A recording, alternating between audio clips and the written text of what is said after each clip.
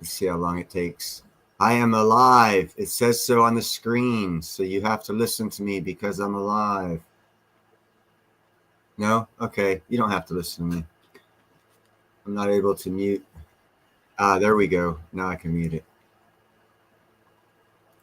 All right, this picture here that we have on the screen is, or that picture. There's going to be several pictures like that, and the other pictures like that. I've been in discussions with the Crystal Osmium Institute via Ian from Arc Silver, because no one does any posters, pictures, or postcards of those images. And I do know that they're digital copies of someone's security code for, that guy Dregs.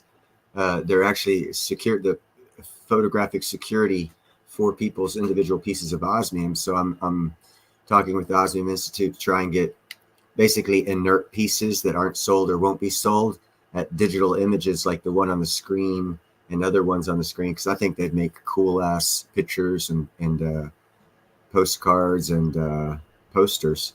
So I'm looking at starting that. But other than that, I don't have nothing new on the osmium front. Hey, what's up, Thomas? Hey guys. And Neil, so I just want clarification on that. You're saying that there might be an issue with showing images like that because of Well, it's a see. the authentication? Crystallized osmium is like a digital currency or cryptocurrency of precious metals. Those images you're seeing right now are actually microscopic pictures of actual pieces of osmium that they use to identify, because each piece of osmium is totally different from the other. So that picture right there you're seeing is a picture of a piece of osmium that's out there, and it's part of a person or the company's digital code to make sure that that piece belongs to that individual who bought it, and it's the traceable code that follows with the crystallized osmium when you buy it. So if I were to present someone's personal code as a picture, I could see a possible security issue. So to avoid all that, I just went straight to the institute via Ian from Arc Silver, and I'm having talks with him. Hey, what's up, Bob? To get me pieces that aren't of anyone's personal, pieces or anything like that I could use for pictures, postcards, and posters. Yeah, and like I'm thinking with the you take the full piece. I'm wondering, like, is the whole thing authenticated? Because my understanding is it's pretty high, pretty strong magnification that they use for that application. Yeah, that right there is probably 1,000 times more than or more magnified than the tip of a regular writing pen. Right. So it's highly magnified when they do the digital pictures. Yep. Again, I just don't want liability because I'm big on not getting sued. So I'd rather get them to just give me, hey, what's up, Attila? I'd rather just have them give me pictures that I could use that would not be a security threat to anyone's pieces that they purchase.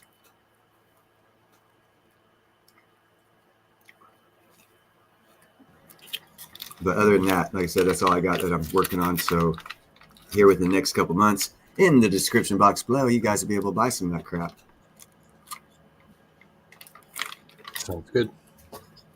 Along with other people, I'll allow other people to sell it as well, however that works. What's up, Constitutional? I'm not an hour early. It's 6 o'clock, motherfucker. We had a time change. Mm-hmm. You're just late.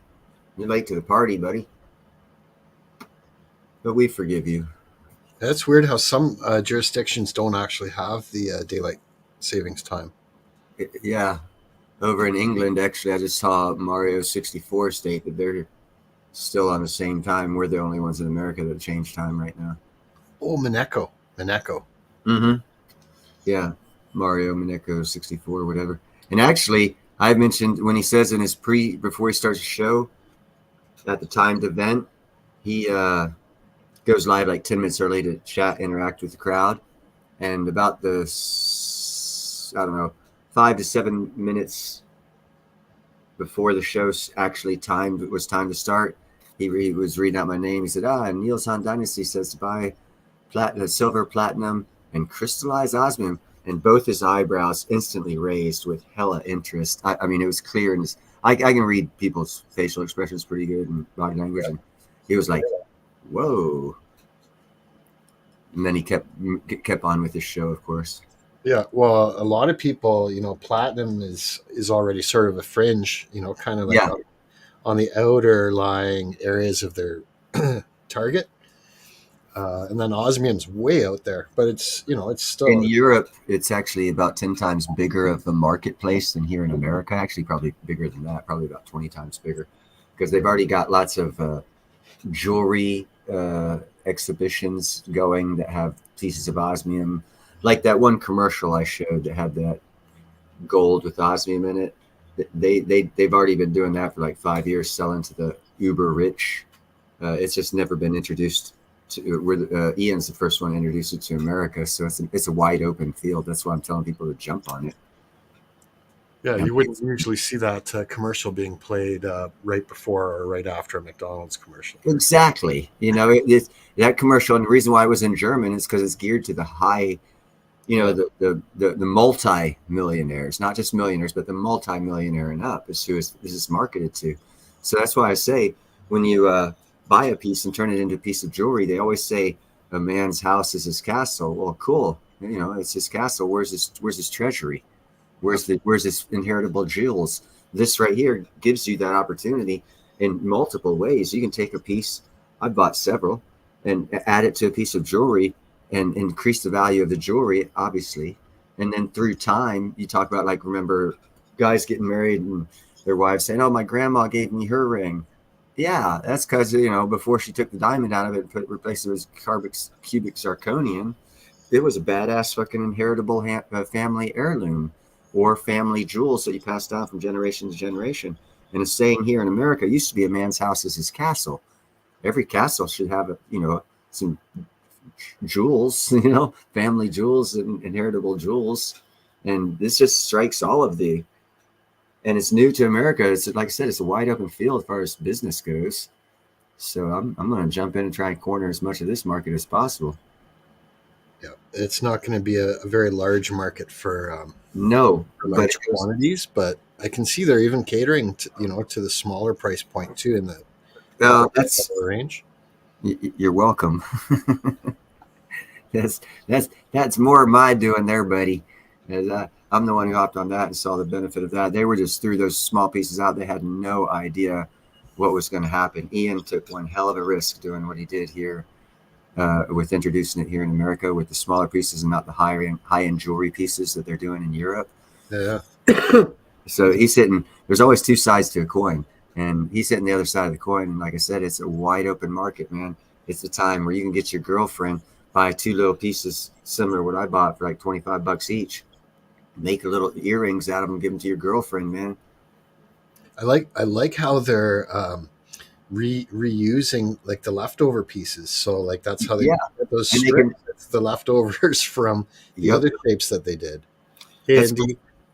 Yeah, indeed. Hi, Mary. I mean, Independent Mini. Bob, Constitutional Stacker, everyone. Yeah, who else wants to come up on panel? I got a whole bunch of room up here. But yeah, that's the opportunity that I see in this crystallized osmium. And, I don't see it as being a scam because no one works 40 years to come up with a system and wait for technology to catch up to make something that's a scam. So I don't see it being that. It's just inherently already monopoly market because it is so small, and one multi-millionaire saw it and jumped on over it and bought all of it.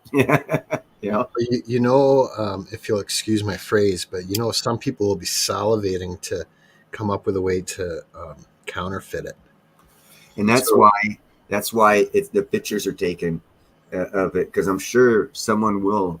I mean, technology is advancing. There will be, and you can't see that type of magnification just from looking at the piece. You gotta, have the codes involved, and then do some other shit to get it, identified after you already get the piece sent to you. If you want to verify that it's the piece, you gotta, have pictures sent back and forth and all this other stuff. It's a process, but I'm sure technology will come around to where someone will be able to make something that looks like that. But as you get more microscopic on it, it'll definitely be told that it's not that, because again, each piece that they've been able to create, they photograph the whole thing. at a microscopic level as to not have that kind of issue in the future. So the guy who bought all this stuff up, that German guy, very very smart man on how he's developed the technology, developed the market, and is now marketing it. He's covered a lot of the bases. I'm sure there's going to be future scamming type things that come up to play that we don't have now that might interfere with that saying that I just said of it being secure. But right now, no, there's nothing out there right now that can duplicate it. And you know what? That actually brings up something on a slightly different topic, but I think it's equally important. And that is what's happening with Chinese banks right now.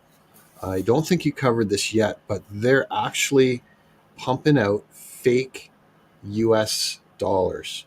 That doesn't surprise me when people talk about how horrible America is and look what we did. We assassinated Saddam Hussein and all this stuff. What people don't realize is he was doing what the Chinese, or he was going to do in a massive scale, what the Chinese are doing now. You're saying they're pumping out fake hundreds, and that's going to sink their economy, not ours, because we know. But the key, though, or the point is it's their banks. So what's happening is when their people go into their bank in China, because they're like, oh, I'm going to the U.S. to visit family or a vacation or whatever it is. They're come over, they want to have some cash.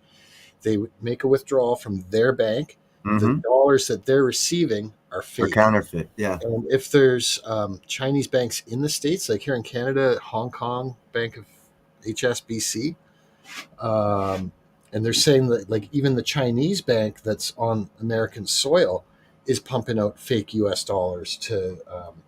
Well, as I've said many times, it's an economic war because what they're doing right now is basically multiple felonies. Yep. And that's not to say that all of them are fake. But many Chinese people have been arrested in the States for passing on fake US dollars, and they are claiming their defense is that they got it directly from their Chinese bank. That's not a good defense because that's not where you get US dollars. Well, I think the thing is make sure you guys know what the security features are on your bank. Make sure you're not getting fakes. Most definitely, especially if you go over in the Indonesia, Asian area, because they're probably doing it in other countries, not just China, but all their allies are probably doing it in a slow. Chinese, they work very slow. They're very slow and manipulative. Back to the Iraqi thing, Saddam Hussein was just going to dump a couple $100 trillion worth of counterfeit hundreds into the world economy to help sink our economy. The Chinese are doing it, doing a long play. They'll probably set out a couple $100 trillion or a couple trillion in fake hundreds over like 10 years or 20 years, where Saddam Hussein was going to do it in 1 year. There's the same process there. There's this economic war, and they're trying to bankrupt America, and there should be consequences. If I'm seeing this, I'm sure the government's seeing this, and I'm not understanding what's going on. Because it's not right. And actually, we went to war with Iraq to stop it. So, again, something's not right. But I'm too old for all that shit, so that's one reason why I don't talk about it, because I don't want to be responsible for getting shit started and then have fucking young kids go off to war. It is not for everybody, that's for damn sure. No, I feel quite grateful that I never had to go on the front lines anywhere. I'm grateful I was young and still thought it was cool. Yeah, there was a time when I was younger. You feel a little bit more. Wouldn't have taken much to twist my arm. I joined at 17, got out at 19, and did a hell of a lot of crazy shit. But that's when I was before I was 20. Yeah. Who has their senses about them? And then when I'm like 22, they call me back for a war. So yeah. I mean, I don't think you should be able to even be allowed to freaking. I don't think you get to really grasp I don't know. That's an in-depth topic, but giving too much responsibility to people who are not uh, experienced, I guess, is a bad word, but a fair evaluation of a word to use, because uninformed people with the right to vote can really screw things up. They should have like more eloquently, more understandably written legislation that's coherent to the average man rather than what they turn out now. Because I know in California, they turn out some shit. Oh, this is what this whatever it is that they're trying to pass, and you start looking at it. It's a lot of acronyms and numbers, and you're like, what the? I don't even understand what the hell they're talking about. And they made it so complicated. So I just if you vote no, it could mean yes by the way they word shit, and they make it real complicated, and it's just getting a lot more complicated than it needs to be. And the only reason you complicate shit is to deceive people. If it can be made easy, it should be made easy, and it used to be easy. So the more you complicate it, it's for deception. So, well, it's an interesting point too. And I was just thinking, if what would be a good baseline? Like, if you're not illiterate, maybe you shouldn't be able to vote. If you can't speak, Well, there used to be this thing, and my mom went through it. And she actually spoke English. Actually, it was Scottish English. English with a hell of a fucking accent. But she had to go through 10 years of courses and shit to become a citizen. And that's how it used to be. When things got fucked up is when that changed. Now, hold on. Everyone says, "Oh, our budget's out of control." Well, I've been bitching for years that if you print out one government document in 24 different languages, it costs 24 times as much. Whatever happened to them learning English and not us printing it in their foreign language at our expense? Oh, well, hey, we've got the budget. We can do it. Shit like that costs fucking money. There's so many cuts that could be made. So many cuts that could be made to this economy, and it would be for the better. Because then everyone would at least know English. I think it's ironic for them to muse that. Yeah, when they have the budget, when the budget's not balanced, and they're simultaneously trying to increase the debt ceiling. Look what Pete wrote. I'm gonna highlight this, but if I could do that, I forgot. Yeah. It's the way they word shit. I've noticed here in California. If it sounds like you'd like it, read it, because if you vote yes on it, it's the exact opposite of what it says. Basically, is as easily as layman terms as I could explain it out, because they make it complicated in the language, and they do that for look at Prop 13 on property taxes. They're trying to take away voters' rights to vote on this little yeah. So you just keep it simple, stupid, and everything's okay. As soon as people try to complicate shit, they're trying to twist you. And the simpler and easier it is, the less chance you have of deception. And it costs less. Well, you can, if you speak with lawyers or judges, you'll find out that they have completely different definition for the same word that your average everyday person uses. You use that word, it means something completely different to them.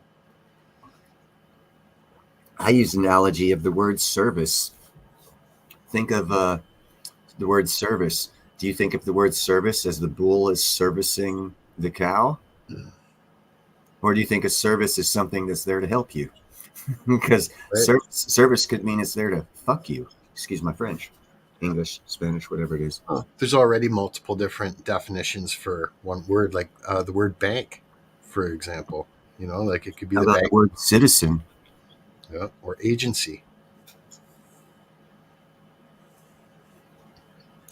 It's too complicated. The whole system's too complicated. No one totally understands it, because all we've ever done is keep adding laws.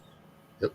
And if you keep adding laws and you don't take them away, then you've got nothing but a mountain of laws that anyone in their right mind could go through and find some precedence for something somewhere that has legal jurisdiction in any court case, depending on what it is they find, that they could bring as a precedence to change the whole fucking meaning of the current issues of the way the law is read. And it's legal. They can legally kick out fucking evidence based on prior cases from fucking decades ago. So yeah, law really hasn't been about law for a while in my understanding of law. They do the same thing with the tax codes. Yeah. Keep adding more pages and more pages. Never simplify it. Never delete stuff. Just keep making amendments to it and adding Yeah. in.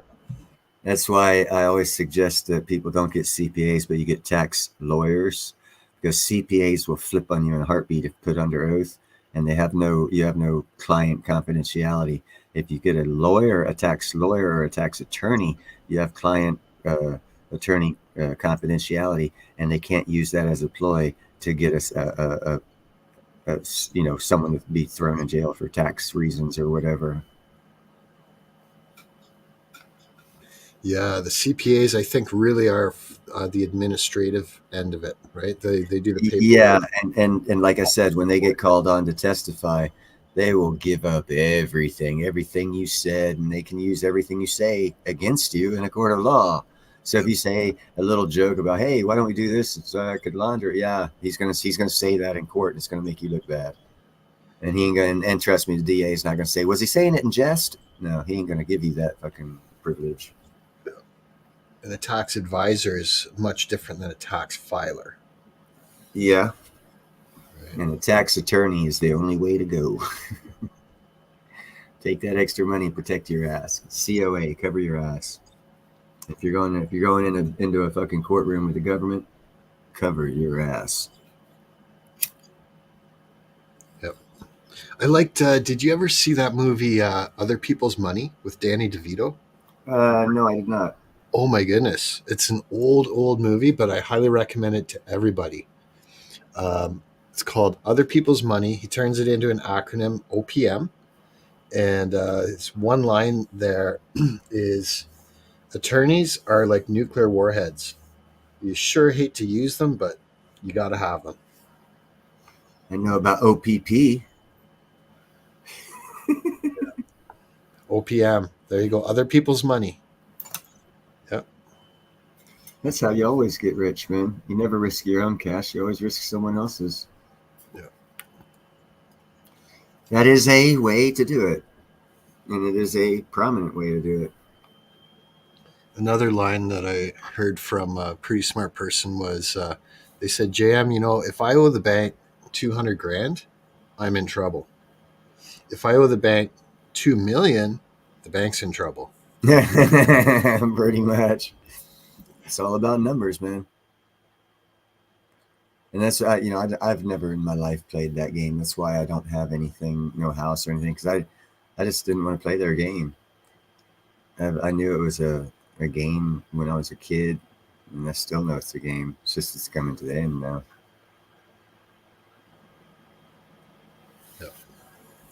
Yeah, it's like trying to play that game Monopoly, except the rule book goes Changes every time around. the size of J.R. Tolkien's The Hobbit. Right? Mm-hmm. It makes it impossible to function. Oh yeah, that's something I want to talk about. Totally off subject, but more to what I'm about is the platinum.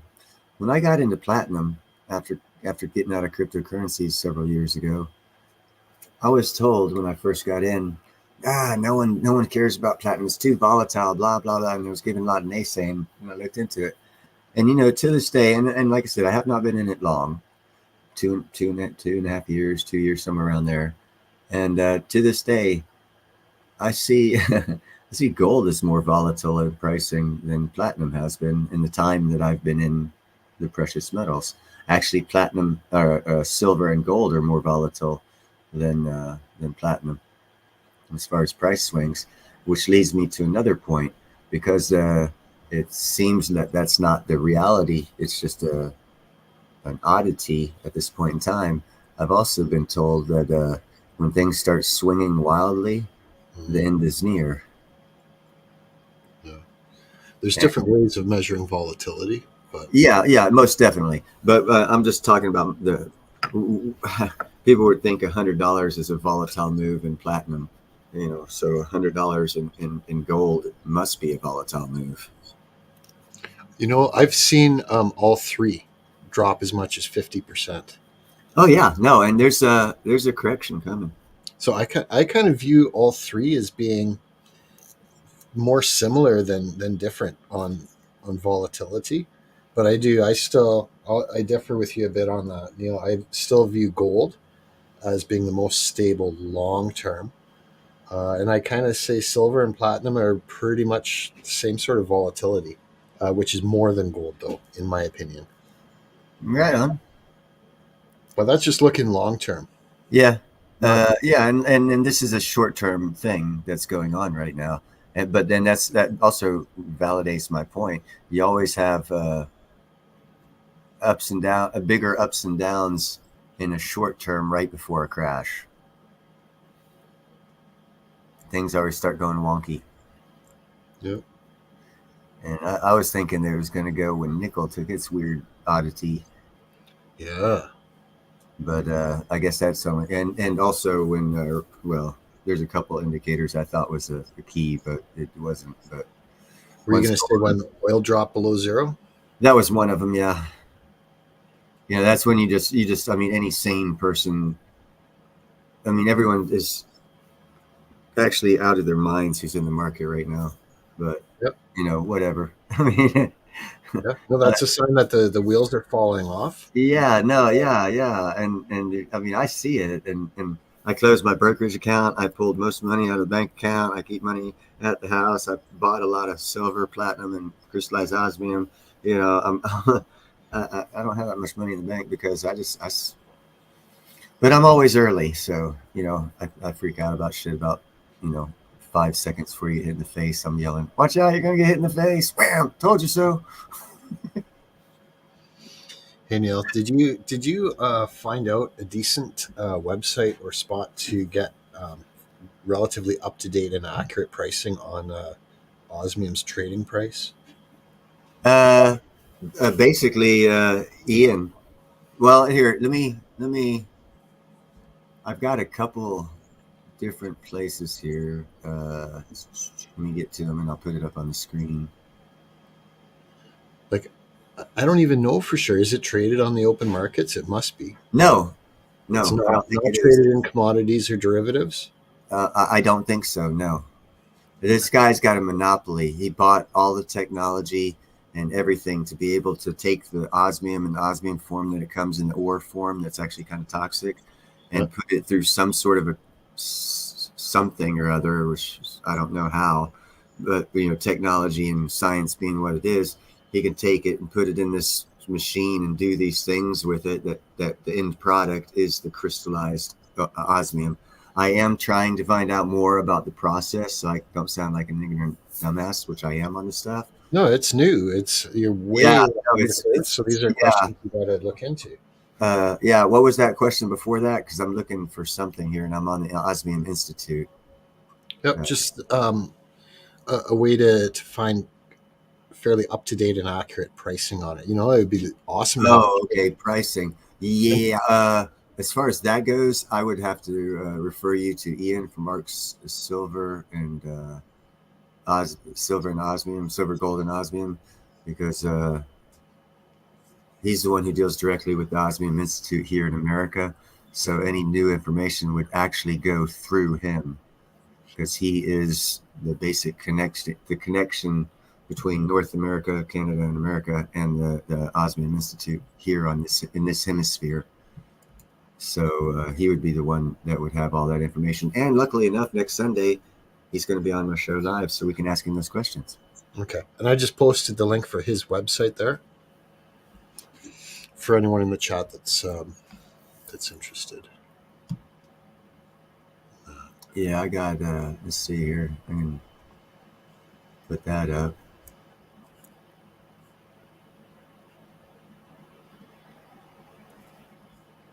That number right there, you can actually call. He'll pick up the phone.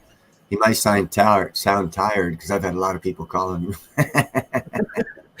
Okay, everybody in the chat, let's not all call him all at once.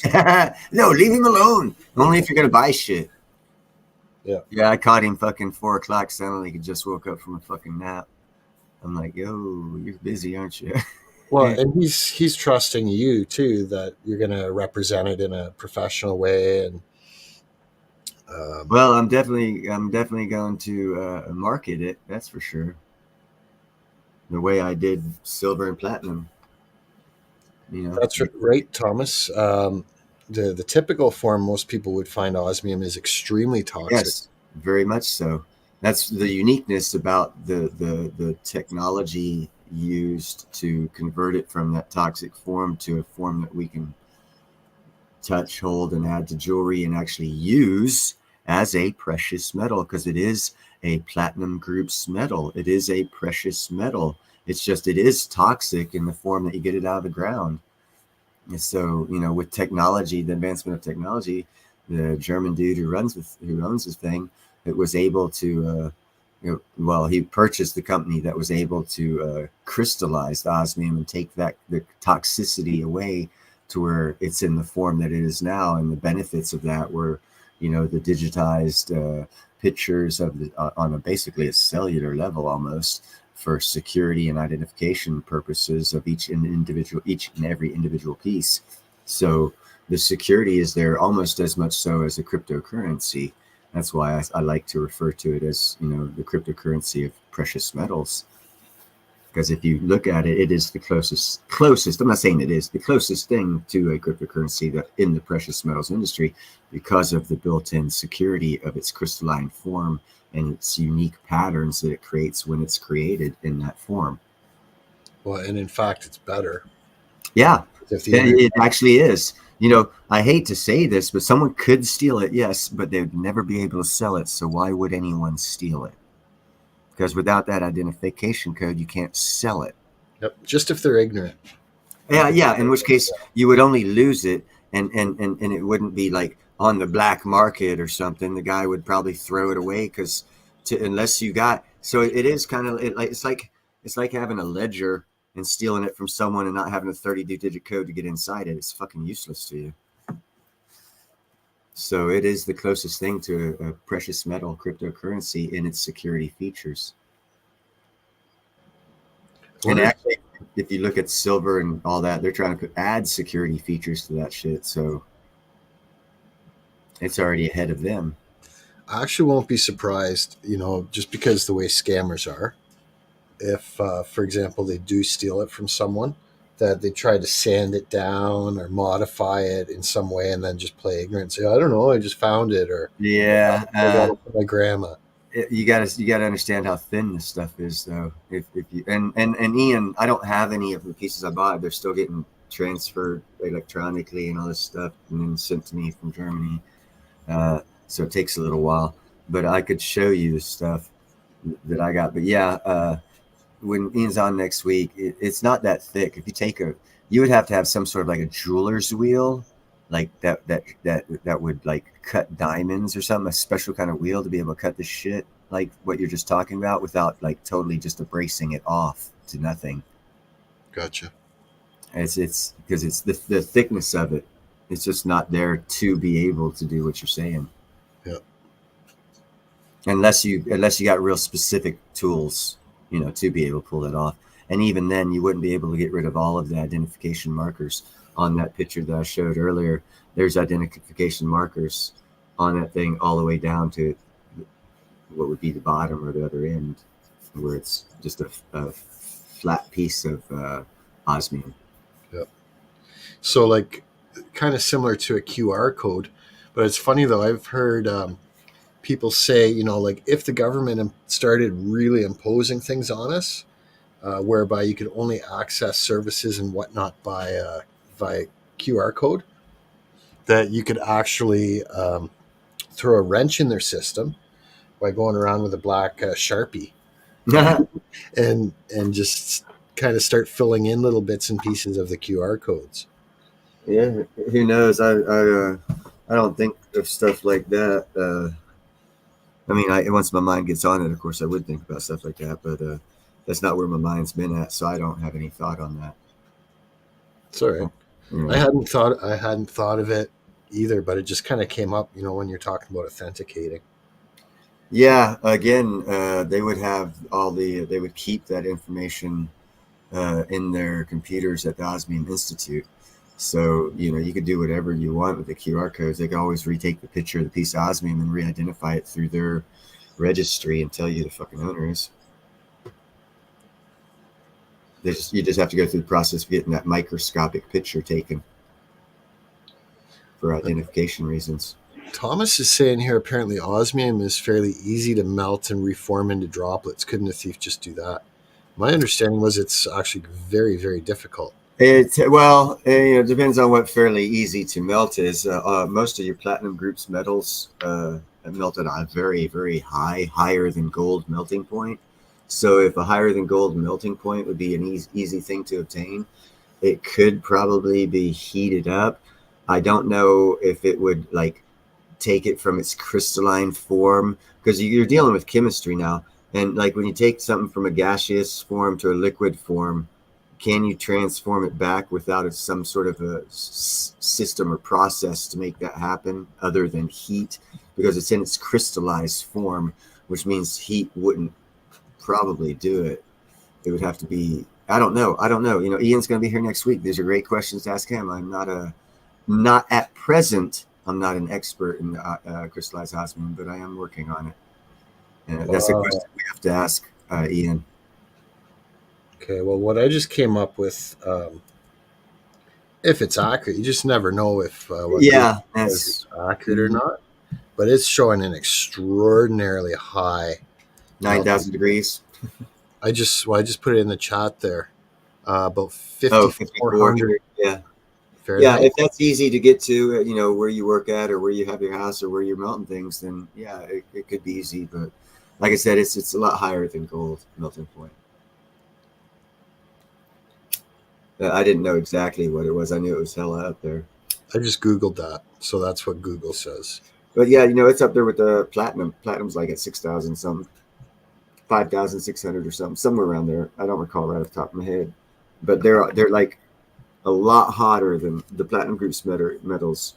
You have to heat a lot hotter than gold and silver to get them into the liquid state, and even hotter to get them to a boiling state to get rid of 99.9% of all impurities.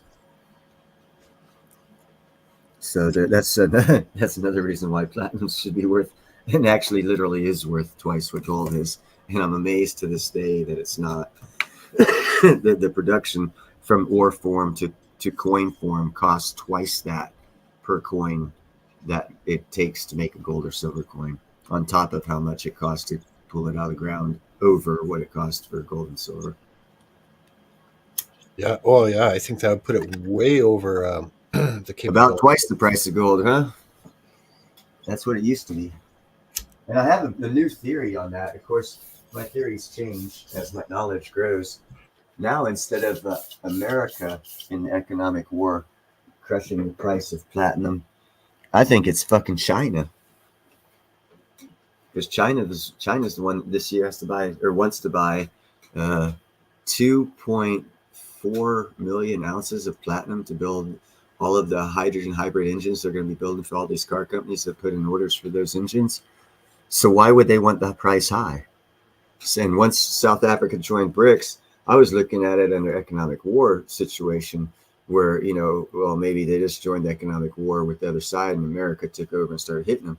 But that's not what happened at all. China used them like China uses everybody and fucking started dropping the fucking price out of platinum. As soon as South Africa joined BRICS, they had total control to be able to do that. Yeah, 32. Thank you, Pete.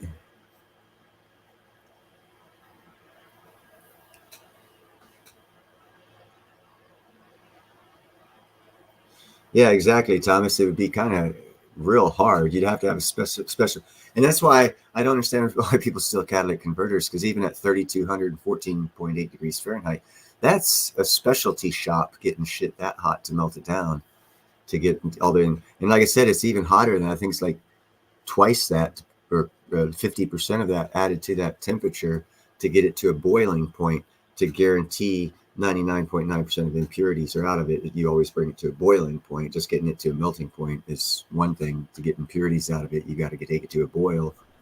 So I think the boiling point's actually a lot higher than that 3,200 degrees. See, and I thought people were cutting the catalytic converters out so that they'd be able to sell it to a shady mechanic, and then the shady Oh, mechanic would resell it as a catalytic converter when someone's redoing their exhaust. that might be some of the cases. The car without melting it. Yeah, you can't discount that as being a use case for sure. No, that probably is being done, but when they do take them to someone to melt them down, they're getting like 100 to 200 of those catalytic converters all at one time to do a big mass fucking smelting of the shit because it's a burden. It's not an easy chore to do. Yeah, and even then, that's going to raise eyebrows anytime someone shows up with 20 pounds of melted platinum. Here, I was hoping I could sell this block. No, you don't get that much. You don't get that much. Inside a catalytic converter, what it is there's these, they're like the old cork pellets you used to fire out of the old wooden guns in the 70s. Yeah, boiling point. That's where I got the 7,000 at. They're about a 1/4 inch round, and they're just have a light coating of platinum on them, and there's several hundred of them in the catalytic converter, and the gases pass through it, and platinum is a catalyst. Gases that pass through it go through a chemical change. So they load up the catalytic converter with these little pellets that are coated in the lightest coating of platinum, and you got to melt down those pellets to get to and get rid of the pellet in the fire to be able to obtain that platinum. So it's just like a thick platinum plating, really. No, it's very, very, very, very thin. It's thinner than a sheet of paint on the car that's on these little pellets. It's very, very thin. They're not generous with the amount they put on them. And it's funny, I was talking with a mechanic the other day that was telling me that the old carburetors were actually more efficient than the fuel injection. They are. Or was that you? No, it wasn't me that you were talking to, but whoever you were talking to is 100% correct. They had carburetors that could get you 77 miles, 78, 80 miles per gallon. They just didn't turn them out. So what's fuel injection do you? 30, 40? Still less than what the carburetor could do. And if you added hydrogen to a gas engine back then, fuck.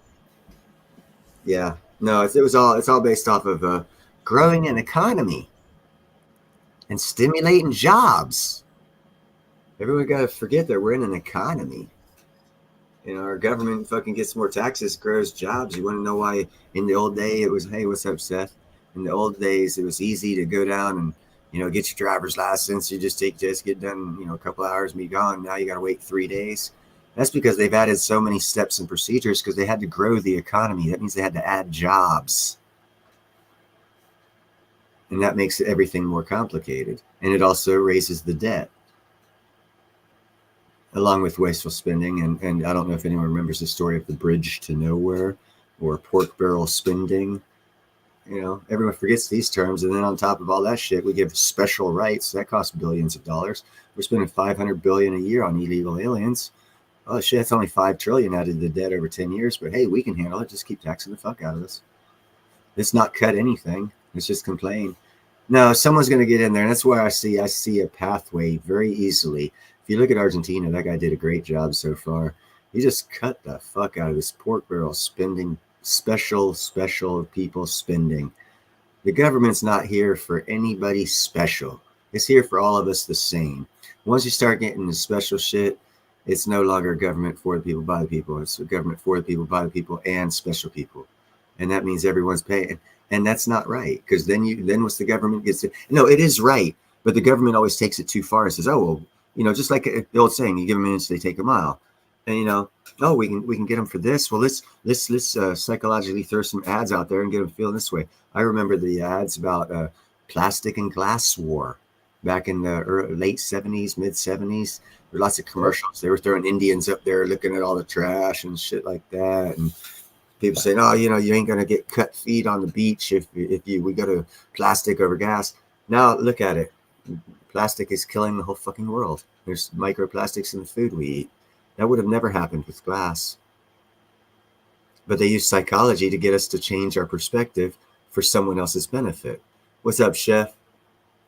So you got to watch out for the long-term psych games that they play on us. It's for capital, for every man is his castle of his own house. Well, some of these motherfuckers got big ass houses, and they controlling all of us. Sorry, I didn't mean to go on a tangent. Yeah, that's all good. I'm listening. I like to learn. That's why I'm here. Well, and that's when I got in a debate with ND, Miss Mary, about there's nothing you can do, and and I stand by that. Right now, there is nothing you can do, but what you can do for later to make changes is start running for local offices. Go outside, like the video I showed. Go outside, start cleaning up your own street and your own front yard. That's a change. That changes the perception of other people, which changes because perception is reality. So if you can change someone's perception just by cleaning up, if it could be that easy, oh my God, why don't we all do it? I don't know. I'm doing it. Seems to be working in my neighborhood. Imagine if every neighborhood did that all throughout America. Imagine the perception we would have of our own country. Reality is perception. It has to be a change in the mind. That's it. Yeah, exactly. And when you got to do things, you're changing your mind from not doing things to doing things. Yeah, like Pete says, be kind, helpful, and grateful, man. If everyone just practiced that for a day, this America would be great again. Shit. But of course, getting politicians to do that would be outrageously foolish to think that could happen. When that happened, I even remember when that happened. What's up, Thomas? Back when they were having the argument about lobbying, and there was all these excuses used, and I was like, lobbying's the worst fucking thing that could fucking happen in the world to our government. Now look at it. You got billion-dollar businesses throwing 1/10 of 1% of their budget at buying Congress and senators because of lobbying. So it's not our government that sucks, it's the changes that have been made to the government through greed and money. Yeah, I'm still confident it's the governments have been infiltrated, and yes, those that were, for the most part, that were on the right side of good, got booted out or shut down or shut up. Yeah, it sure seems that way. What makes you think that, JM? My God, man. Tell you what, come live here for a couple of weeks and you'll know. Fuck that shit, man. You got that white shit around there. Yeah, I thought I saw Hunter Biden rummaging through a snowbank the other day. That's where if it's elk season, you just take a random shot and go, oops, sorry, thought he was an elk. Damn hunting accidents. Don't you hate those things? Kind of looks like one. Yeah, that's why I call them hunting accidents. It happens a lot. Also, fishing accidents. If you want to get rid of someone, you take them on a lake fishing tour up in Alaska. Guaranteed you'll never see the plane or the people again. Like ice fishing. Well, there's been several hundreds of cases of planes carrying people that were needed for, some sort of testimony that disappear. Yeah, they went up to Alaska to go lake fishing, jump in lakes. Never heard from them again. Never found the plane. I'm sure it's just coincidence. Of course, everything is. Makes it easier to sell the lie.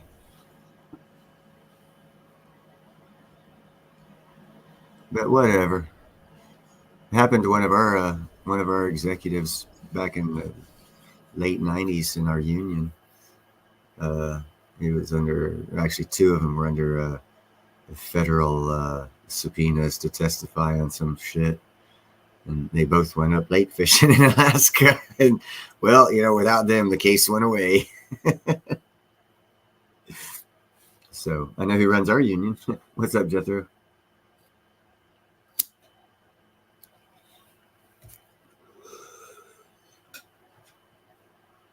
But it is what it is. That's why I say we don't really control and there's really nothing we can do about it. There's so much. The only thing we can do is all of us get rich, because it's going to take a lot of money to fight the people who have money, who are in control.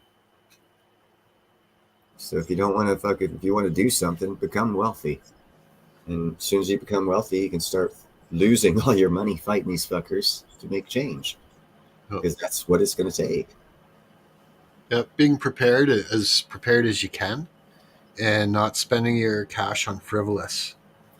Buy assets, not liabilities. Yeah. Best thing you could ever do. And promoting the truth too, right? Encouraging other people to prepare, because the way I look at it is once you feel like you've stacked enough and you've prepared enough, you probably still need to stack and prepare more, because your close friends and family probably haven't. Thank you for stopping by, Pete. I 100% agree, JM. That's why I say, if you have enough silver for yourself, keep stacking for your neighbor. Because if we want to save America, part of it's being kind, helpful, and grateful, man.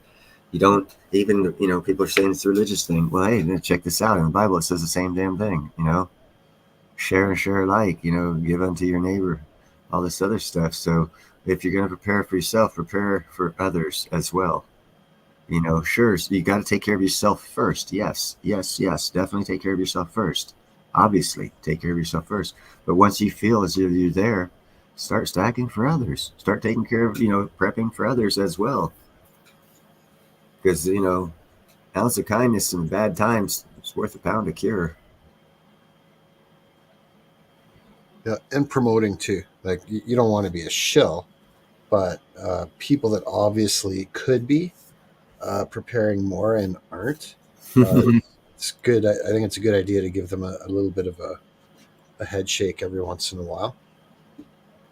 I don't know. I shell platinum's pretty hard. But I see people. I know people that are living high on the hog, and when you find out, they let it slip or whatever, and they're in massive debt. And it's like, That's oh because my they god, live. That's because of the way that's the economy works. It runs off debt. It totally runs off debt. It's fucked up the way it works, man. Savers are losers nowadays. You save money in the bank. That old adage. Yeah. Yeah, a penny saved earned is a penny. A penny saved is a penny earned. That's a lie. Under the circumstances that we're faced with and the way things are working right now, that's not how it works. How it works is you get rewarded for going into debt. Robert Kiyosaki explained it perfectly when he bought, it was like a year and a half ago, he bought a private jet. And people were like, why the fuck, you're in debt? Why'd you do that? He goes, you guys just don't understand. He goes, I take out a loan, I buy the jet, I put the jet on the Warren Buffett fucking flight plan thingy. I get paid for other people flying my plane while I'm not flying it. And I make more money going in debt than I would have had I not gone in debt. And the more you go in debt, if you go in debt for the right things, the more money you make off of that debt. Yeah. But now, if it all gets called in, if your debt gets called in, you're fucked. Yep. But that's the game that's been played. And that's why I haven't played that game my whole adult life, because I knew as soon as they call in the debt, everyone's fucked. And it happened back in the 80s too, where the banks started running into problems. And so where, for example, they had a 5-year loan, they were calling the loans at 2 years. And they said, look, you got to either put up 50% more collateral or you got to pay this off, or else we're taking the existing collateral. So you don't remember the 20-year mortgage?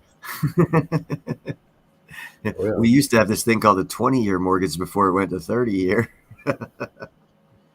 Yeah, that's what happened. It switched from a 20-year to a 30-year. That means you lost 50% of the value of your money, because you could have paid a house off in 20 years on a 20-year loan with their interest rates.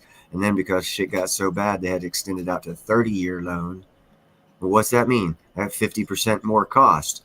That means either it costs more or they just made a switch in your monetary system and your dollar's worth half as much.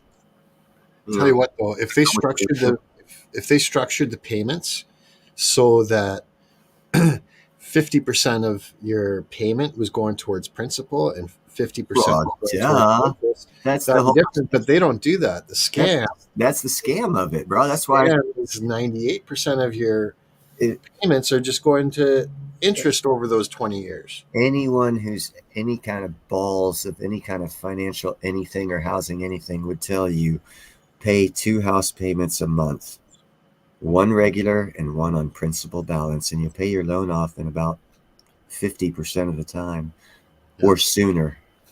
Because every time you pay principal balance, say your loan is $1,000, you pay $1,000 on the loan, you pay $1,000 on the principal. Well, that principal is you're paying that first thousand, only like $20 went to the principal. The rest went to the accumulated interest of a 30-year loan, paying at the back end first, working down to the actual loan.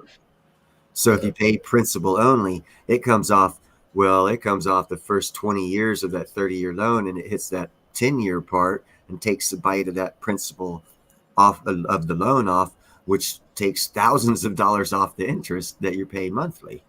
Or not thousands, but tens of hundreds. And people just don't understand economics. They don't understand the system. It's all about convenience and complacency. And payments too. That's where people get mixed up. Is they've got a certain amount of money coming in every month, and so they structure their lifestyle based on how much they can afford on a monthly basis. And as long as they're like, oh, okay, this mortgage will be $150 a month less than this one, they go for the one with the it's for greed and selfishness. Selfishness, totally selfishness. Instead of looking at it going, I need to pay this off within 20 fucking years so I can be free and not a slave in an economic economic system that's going to force me to work 40 hours plus a week for my entire adult life. Who the fuck wants to do that? Yeah. But like Jethro said, 40, 50-year mortgage is incoming. What's that mean? That means that 20-year mortgage that I remember, as soon as we get to a 40-year mortgage, that means the dollar was cut in half of its spending power. Right on, Gerald. And Jeffro. Yeah, everyone in here knows what time it is.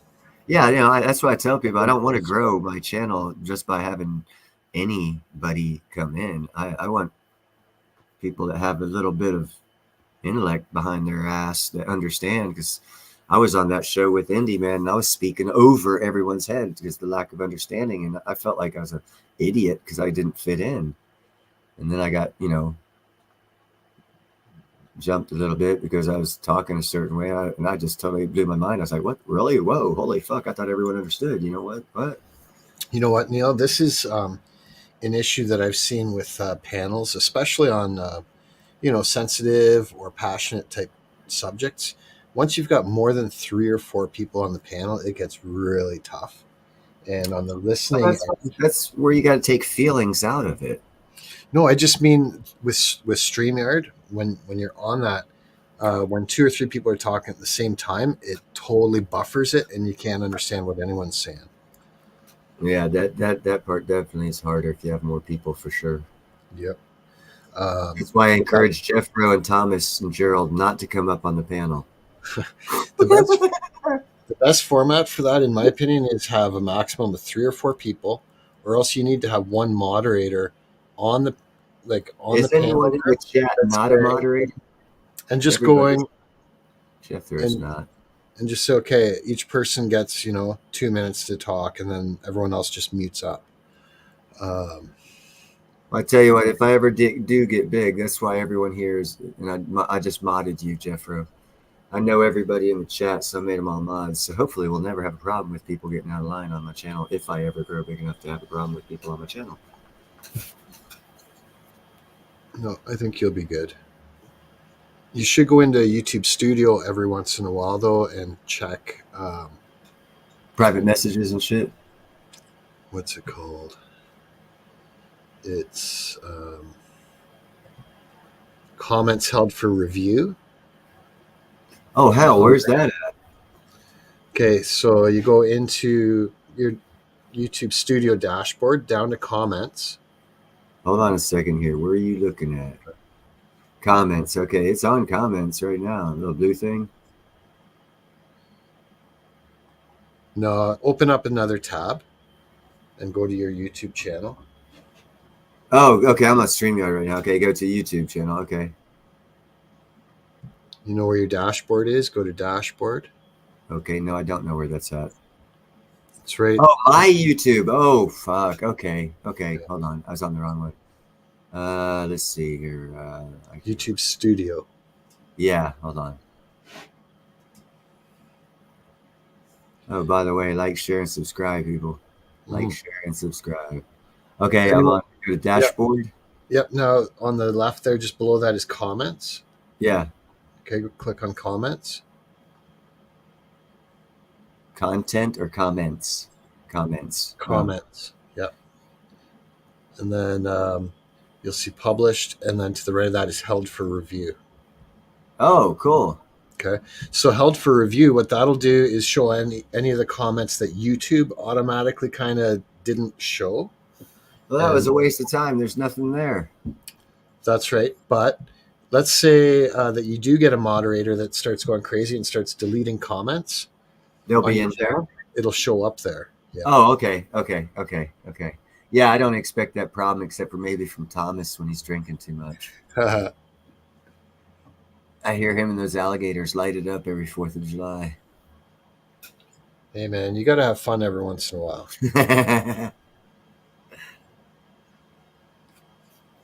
Yeah, I appreciate everyone here. That's why I've modded you guys. Like I said, I think I have an elevated subscriber list than most channels, because most people in the chat are what I would consider the cream at the top of the coffee. Without wanting to insult anybody whatsoever who's not going to be here in the future. I was just going to say, man, like, I got some pretty good subscribers too. Yeah, I just think mine are better than yours, buddy. Yeah. Oh, yeah? Want to race? Yeah. Well, you want to do a word game? Huh? You know I win all the time. That's true. Well, your channel's a lot more focused than mine is. Yeah. For a reason. I want to stay out of future problems that might come up. Yeah. It's tough. You never know. Like, I get a kick out of Salivate Metal. He's got, probably 7 or 8 people that just come in there every once in a while just to razz him. Yeah. Yeah. Those yeah. You are going to get that no matter what you do. Dude. Need I not remind you who I mod for?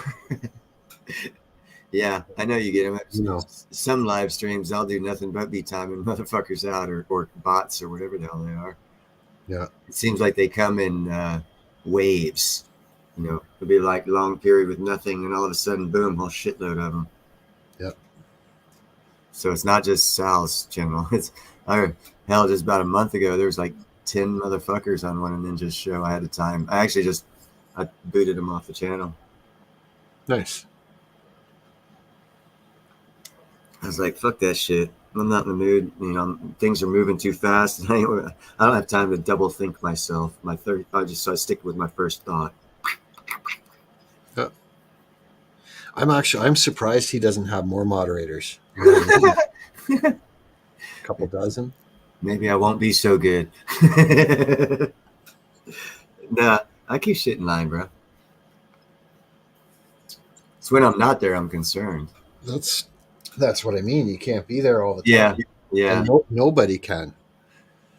No one can. Yeah, no shit. I've missed a few here at least recently.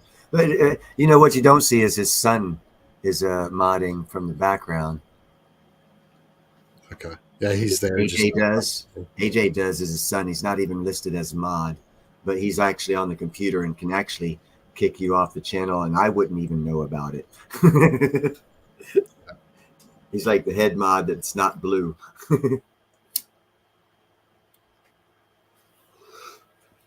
But I take a role, and there's a role to be played when you're a mod in a channel from my perspective, and I took that role with Ninja, and they're working it, and it's all doing good. To where, like, if anything happens, I'm the guy that did it, and everyone knows I don't give a shit what you think. If I do it, I do it. So if he times someone out, takes him off, and someone comes in later blaming me, I don't care. He keeps the heat off his kid. I like his kid. Gerald's saying that you and I got to have a race. My kitty cats against your dogs. Who can climb the tree the fastest? If you had a Basenji, you might have stood a chance of winning that one. Did you know that dog breed, the Basenji? Basenji, no. Yeah, it's an African dog breed. They actually climb trees, vertical trees. I had one go about 20 foot up a pine tree. That's crazy. Yeah, it was getting chased up there by my two Siamese cats, and they could come down, but they scared the shit out of him so much that he'd never come down, and my dad would have to go up and fucking with a ladder, an extension ladder, and get my dog out of the tree. So I just looked it up on Google. It kind of looks like one of those little Australian dogs. Yeah, curly tail with like a little diamond-shaped white thing on the front. Yeah. On the chest. Yeah, I had one. They're beautiful, fucking, very intelligent animals. They can actually climb ladders too, man. That's amazing. I did not know that. I was not familiar with that breed at all. Ah, dog man, I can teach you some shit, bro. not only do I know about kitty cats. I just shared a screen so anyone in the audience. Oh yeah, most definitely. No, Basenji's a beautiful fucking dog, man. Yeah, he's got the white front, curly tail. That's a Basenji. And if you notice their nails, their thumbnail, it's up higher and curled. That's what reason why they can climb trees. Really? Yeah. Like that's their dew claw, and that's considered to be like their thumb. Yeah, and they actually use it like a thumb. I know, like cheetahs have that on their front legs, and they use that for cornering. Mm-hmm. Apparently, with high-speed photography, they were able to actually identify that they actually pick up traction from that when they're leaned way over, running at high speeds, doing a sharp corner. I have to give Thomas props for not making a single cat joke tonight. Right on. No, that's a beautiful dog, man. And what they do is they will choose their owner. When you get one, if you have a family, they will choose who they want to be their alpha. Look at that. Yeah, they're gorgeous dogs, man. Fucking gorgeous. They jump too. They're good jumpers. But I was the youngest of the family, and it chose me as its owner. And I lived on the top bunk. I slept on the top bunk. My brother slept on the bottom bunk. And it would always climb up the ladder and sleep with me at night. Was it one that you rescued? I don't know how my parents got it. I was very young. I was like 4. Okay. So I don't really know. I couldn't tell you honestly. I do not recall. All I know is I fell in love with the fucker. Gorgeous dogs, great dogs. Seth, yeah, I'm a professional dog walker. I do dog walking and dog sitting for a living. So those 4 dogs there are... Those 4 beautiful babies? Yeah, they're customers. I like that big black and white one. Oh, he's awesome. Yeah, it'd be a big snuggle bunny. Yep. Actually, him and the little Jack Russell, those 2 are my best behaved dogs right now. They'd probably be best friends too. You know what? You'd be amazed when I have them off leash in a garage, for example. Uh-huh. That little Jack Russell will walk underneath the Newfie, the black and white guy, which is a sign of trust. Like she'll do that rather than walk around him. She'll just go under him. Yeah. She's like, oh, I got to go over here. And it's tight quarters right now. So if you see how she's kind of sitting underneath him. Uh-huh. No, I can tell they're best of buddies. Yep. Very frequently she'll be like nuzzled right in there. And then when he's drooling on her head and she's smiling. Like she's like, yeah, I'm having a good day. Yeah, animals are great, man. I was looking last night at a list of the top 20 felines that most people aren't supposed to own. I saw a couple that I'd love to own. Yeah. But yeah. there's some more puppers for you, Seth. Those were all customers. Those two are. I like both those. I like big dogs. Yeah. And then the yellow lab and the Jack Russell in that are the same two that were in the first picture. Yeah.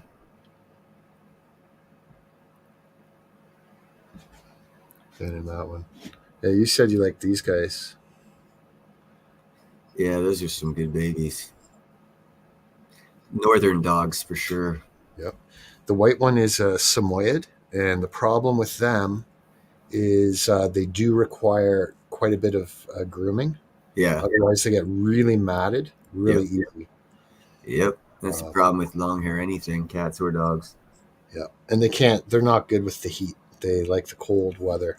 Of course. That's why they got thick fur. They're northern based animals. People have dogs like that in Florida should be shot. Yeah. They can handle the heat for short periods of time, but yeah, like even here in the summer, like it'll get up over 100 degrees, and some people are so stupid they leave their freaking animals in their vehicle with the windows rolled up. Yeah. That's why you break windows, baby. Yep. Every summer there's dogs that die that way up here. Yeah, if I ever walk by one of them that have broken windows, I'll just keep on walking like I didn't do shit. Yeah. Motherfucker needs to pay the price if they're gonna fucking kill an animal. Well, that happens quite a bit too. People will break in and rescue them, and then whoever owns them gets charged. Oh fuck yeah! Oh fuck yeah! Out here in California, it was several years ago. Some dumbass fucking individual left their kid in a car. Oh, I was just going in the store for a second. And cops are out there waiting for it. Child abuse, social service, all kinds of shit. Yeah. So they stupid enough to leave their kids, and animals ain't nothing to them. There's the big guy. There we go. I think he'd probably enjoy hanging out with your lion there. They probably would have a good time. I've seen videos, and I shared one of the videos here on your very channel previously with that, is it Panther, that Black Panther? Uh-huh. And she's got her buddy as a dog. Yeah. And they hang out on the deck. It shows them lounging together. They literally are best friends. The best, if you do ever get an opportunity to get a cat like that, the generations of breeding around humans is what I'm talking about. If you could get beyond the fourth generation and get them as babies and have another animal, dog or cat or whatever, same age, raise them together, and you'll have no fucking problem whatsoever with them. The problem is when you get them too close to, because you got to breed out the instinctual habits that breed has. That's why I say fourth generation of being bred in captivity around humans, not really totally out learning the hunt kind of thing. And they lose it within 4 to 5 generations. And if there's something to replace it, which is, a food bowl twice or 3 times a day and all their needs are met, they become very docile, bred. So, but you got to be very careful. Look at Jeffro's comment. Like, usually you'd think if someone's got their engine running and the dog doesn't look like it's dying of heat stroke. It doesn't matter if they're dying of heat. You still have the right to break the fucking window and make them pay. That's an asshole, but it's a cool asshole. I got to laugh on that one. I'm sorry. Yeah. I find it humorous leaving the car running and the air conditioner on. And they still do that. The window. I've done that if I've got dogs in the car and it's really hot out. In fact, I'll turn the car on first, get the air conditioning running for a couple minutes with the windows rolled down before I put the dogs in. Oh, fuck yeah. Push out all the heat. Yeah. And then roll the windows up, just like an inch from the top with the air conditioner cranked. But yeah, that would suck, Jeffro. I'd be like, what? What are I'd you be doing? pissed. But, Motherfucker, I left the air conditioner on. God damn it.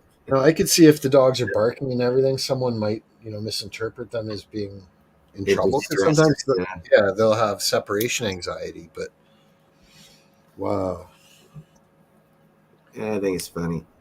Glad it never happens to me because I never had my dogs in cars like that. here. Oh, here's my other pet. I don't think I showed you guys this. There's my other customer there. Oh, sweet. That's actually a good looking squirrel. That's sorry to tell you, that's AI generated image. No wonder it's good. A good looking squirrel because I was looking at its lines. It actually Yeah, has lines on its back that I've never seen on a squirrel yeah, yeah. or Yeah, markings, and also on its nose. And it's actually eyeliner, but that's why I said it was a good looking squirrel. yeah. Once you start looking at it really close, it's like there's no way that's real. Uh, it's still a cool looking squirrel. I've never seen it before. It's a good looking squirrel. The computer generated image did well. But like I said, I've never seen it before. It looks like it would be a special breed or something like that, or computer generated. Yeah, some exotic. Yeah, especially with those lines on its back and its legs and shit. It's kind of like a striping or something, zebra striping or something like that. I like his personality, like I think that would make a perfect pet rather than a squirrel that runs around Oh yeah, yeah. burying nuts and seeds and stuff. It's going after gold. I would own a squirrel that stole gold. Yeah, bringing it home to daddy. Uh huh. Hey, go have some babies so we can be rich. Hmm.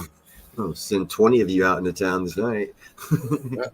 Some people want a golden goose, but I'll take a golden squirrel. Shit. Hell, I'll take a golden raccoon. It comes down to it.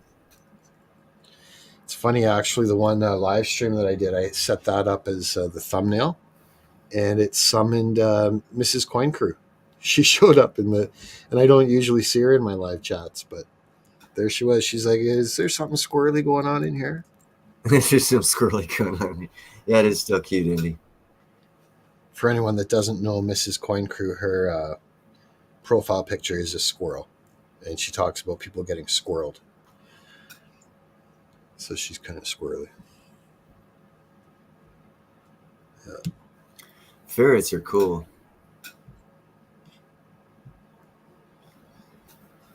Ferrets and weasels, actually. Yeah, you won't want me to show that thumbnail. Yeah, I don't have that many. I haven't gotten the computer generated image stuff. Here's another one. I really like that picture there. See that Hunter had been at that picnic table earlier.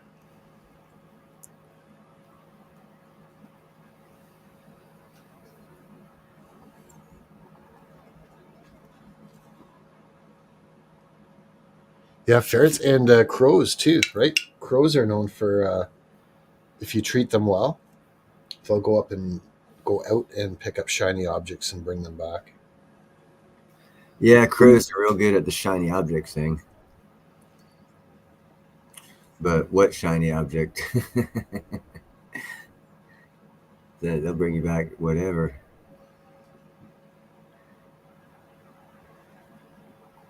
Here we go. Nice.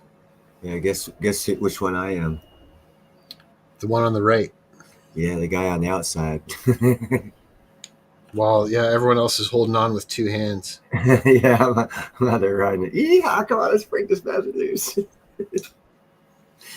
One of my best friends built a lot of communication towers, Uh-huh. and he's got a couple pictures that really remind me of that.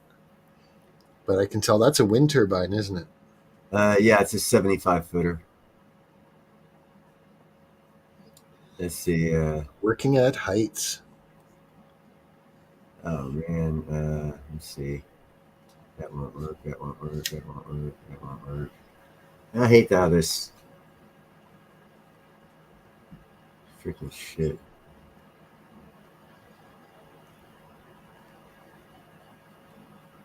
Ah, I got another one with me on the blade of a 150-foot windmill, but I don't seem to be able to get it in here. Oh, you're trying to get it loaded into. Yeah, and it's doing some crazy shit on me. Sometimes, if the image is too high and what do you call it, memory, the file size Yeah. is too large, it won't take it. Yeah, and that's just happening. Yeah. Let's see here. That ticks me off with YouTube thumbnails. I've had so many good thumbnails, and I can't get the Oh, file there size we go. small enough. And it's like, oh no, the file size is too large. Whoa. Is that one in there? Yep. Yeah. It's That's different. I can't really see you, but I can see the center of the propeller. Yeah, that was me on the right-hand side again. That was a 150-foot straight fall to the ground. The other guy didn't really want to get out there, but you have to get around. See where the left leg is? As the blades come up, you still got to unbolt that son of a gun on that side, so someone has to get out there. Yep. Somebody's got to do it, and there's only you and me. Who's going to do it? Go ahead, Dale. I'll take it. All right, you son of a bitch. That's good money, though. Jobs like that. It's good money. There we go. Here. Yeah, ferrets like shiny stuff too, for sure. Anyhow, yeah, we talked about volatility in the markets. Okay, what else? Got an eternity room going on. There we go. We're neighbors. It's a duplex. Cheap landlord. He did both fucking apartments the same fucking layout. That's how buildings work these days. Yeah, no shit. That's funny. Hey, Thomas, have a good week. Yeah, for real, my brother. We're messing around with all the fun features here. I'm learning shit. Thanks for sticking with me as I'm learning shit, guys. Here, I'll put this back. There we go. That's all right. I'm going to change mine here shortly. No worries. Damn, it doesn't even give the whole picture. Oh, well, fuck that. I got a picture of me standing on a beam 12 stories up in Berkeley, but it won't take it. So I'll just be another brick in the wall. Here you go. All in all, I'm just another brick. Not bricks. Not to be mistaken with the financial system. I'm just a brick. I sink in water.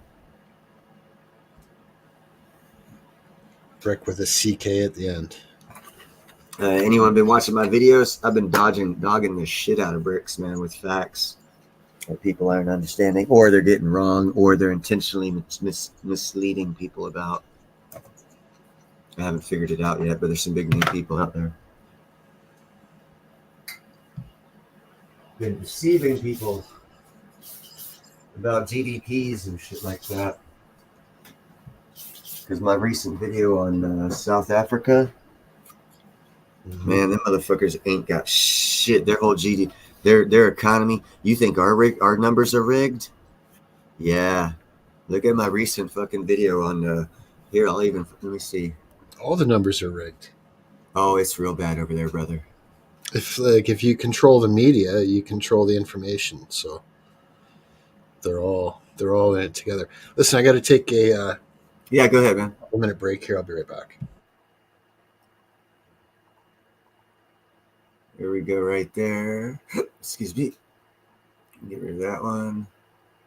Get that one. That one puts me back in here. That's my most recent one on BRICS. In 2013, before they joined BRICS, they had an average of like 13,000 murders a year, which is hella high to begin with. Now their murder average is 27,000 people a year. They have 62 million population. Their police force is only 150,000. And they have 2.5 million private security forces that protect only the top 5%. So all the economic numbers you're getting out of South Africa are from the top 5% who can afford the 2.5 million in private security or 2.5 million human being private security officers a year. The other 95% of Africa is falling apart. So when they say GDP, don't trust the numbers. Go look at the country. That country's a shithole. It's worse than Chicago, brother. They have over 400 robberies daily. I mean, how many murders? What, like 46 murders a day, year round, to get to that 27,000 number. It's like ridiculously, horrifically hell conditions in South Africa. And South Africa has the largest GDP. That, man, I could name you shithole countries in fucking South Africa or than Africa that are better than South Africa. They treat their people better. They have better living conditions and everything.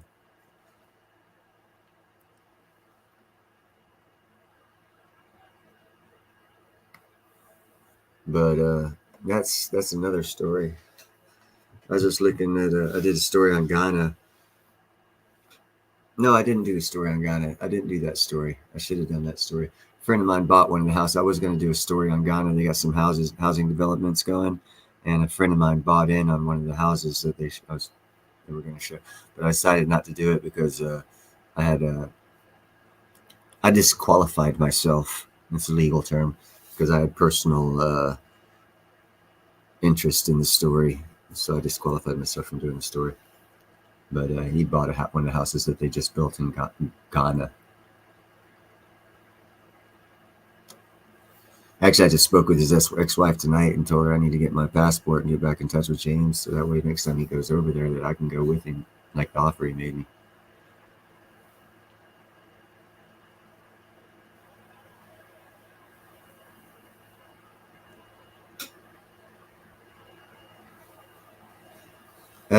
Yeah, there's a dynamic shift coming, Seth.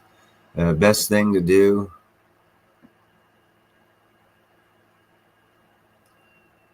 Yeah, I know, Jethro. I know. And I'm going to do it on the housing development. That's why I didn't do the story now, because I'm going to have an opportunity to do it, my own story on the housing development from someone who bought a house, an American who bought a house. Trust me, I have long-term play. I'm like Chinese, bro. My goals, my game is a long-term game.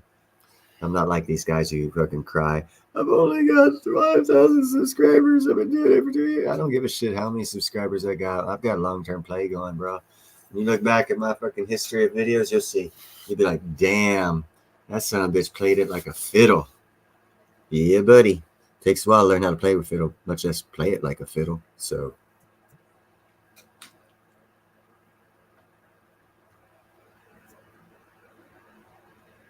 a 1,000-year plan. Yeah, that's right, man. Generational wealth, baby. Generational wealth. They keep working on the plan, keep getting richer. I will have the Han Dynasty one day, and it'll be HAHN, not the traditional HAN from 2,400 years. I think it was 2,400 years ago. The Han Dynasty was around. I might be mistaken. It might be 2,800 because the Shun Dynasty was the first, I think, quote unquote, emperor of China.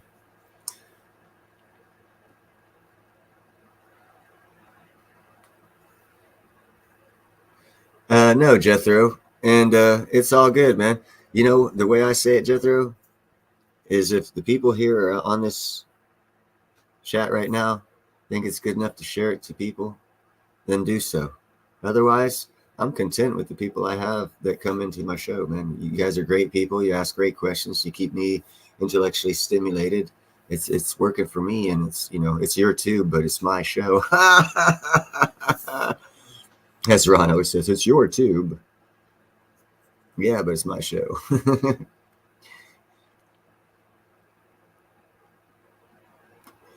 Yeah, I'm actually running off one strike. I got a strike on my Christmas live stream. strike goes away April 1st. I've ran my YouTube show. I have not I have not run without a strike in two years. I've had a strike at least once, sometimes two. Almost get my show deleted. Did they tell you what the strike was for? No, they deleted the whole live stream. I can let me get. Well, it was for medical misinformation. I kind of sort of think I know what it is, so I stay off that topic. Fair enough. Yeah. Some people complain that they're not given a reason at all. Medical disinformation was the reason. Okay. And it was the reason why I've gotten strikes in the past. And the one who complains is the WHO. The World Health Organization talks to YouTube and gets me, or Google, or the algorithm, or whoever, and they're the ones who get me to strike. Yeah. So I watch what I say, or what topics I talk about. I'm stupid, I'm not dumb. A lot of people roll that banner along the bottom saying, this is just for entertainment purposes only. Oh, I'll fucking roll the dice. This is not advice. I'll roll the dice. If they want to give me a strike, they give me a strike. I'll just claim ignorance. It always works, right? Mm-hmm. Oh, I saw this one show. It's totally fucking AI bot, man. It's gonna be the new shit. I can tell already, bro. But I could look at it and tell just the slight nuance differences. I was like, yeah, this is. I could see the eyebrow movements of the guy who was supposedly talking, and where his eyes were looking as he was talking, and it was a repetitive motion. So the AI bot wasn't that good, but that thing was totally AI bot. It was who the fuck was it? They commented on one of my shits. Some coin show, actually. Well, you found one on my channel in the comment section. Yeah. And I've seen that one before. They talk about planting a flower in your garden, which is a thumbs up, but I think it's actually an AI channel. Yeah, that's what that's I think what this. It's a coin. I think it's ancient coins, something or other, but it's a total AI show. They have this one guy sitting at a fucking desk in a library, and he does the same fucking motions through the whole thing. And it looks like, to the untrained eye, it could be just a guy talking. But if you really analyze it the first time, and usually people have to see it like 4 or 5 times before they pick this shit up. But I pick it up, and it was definitely AI generated. It was definitely that, or he's got severe mental problems. The one that you found in the comment section on my channel was CoinTales. That's the one. That's the shit I'm talking about. That coin underscore tails. Yep. And his comment was exciting. This was on my Pink Floyd cover song. Yeah. He says, exciting update. The presence of rose number 5 embodies the spirit of collaboration within our creative garden here at CoinTales. Let's keep cultivating this shared space together. Thank you for being a vital part of it. I was number 9. You were number 5. Yep. Yeah, as soon as I got that, I think I commented on that because I looked at, checked out. I was like, this just doesn't seem right, bro. This does not seem right at all. And you know what? I mean, it's half-assed well done, but if that's a computer, it's got ways to go to trick my ass. Yeah, I think it is. Oh, I know it is. If you go to that show, whatever link it is, click on it, it'll take you to that show. And there is it's an actual show, but it's a totally someone that's generated and made a show for the algorithm to generate passive income, and it's an AI thing. It's like that guy's probably working an 8-hour a day job, and he's got this AI doing this fucking YouTube show for him. I mean, it is the future of passive income, but they need to get better at it. And soon there'll be girls in bikinis doing this shit because they'll catch more of the algorithm views, and it'll all go pornographic, and it'll be a bad thing, which happens with everything. Yeah. That channel's got 13,000 subscribers. Oh my God. Like, that shows you, but whatever, yeah. You can't wake them all up, bro. You can't wake them all up. That's, not everyone's drawn to platinum over gold. It's a frequency.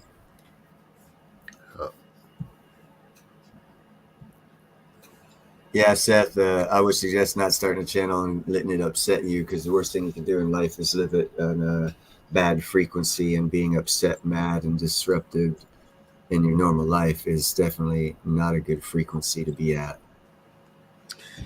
I've seen some pretty large channels saying in the chat, no discussion on politics or religion, and Yeah, they'll time people out yeah, if yeah, they bring up anything yeah, religious or political. uh-huh, yeah. I don't want to discuss anything that I know that's going on that level, because those are the upper echelon, higher subscriber channels. Yep. And if you're a mod of that, at that level, you're there for a reason.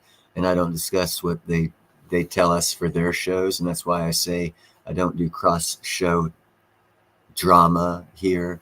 When one thing's going on in some other channel with me or whoever, someone in the chat or something, it's not brought to this channel. Like, I could definitely keep separation for privacy reasons and for other reasons, for other shows, for other people, respect, whatever you want to call it. It's Yeah. just that it doesn't have a place on my show. Yep. I keep it real, man, like Americans should.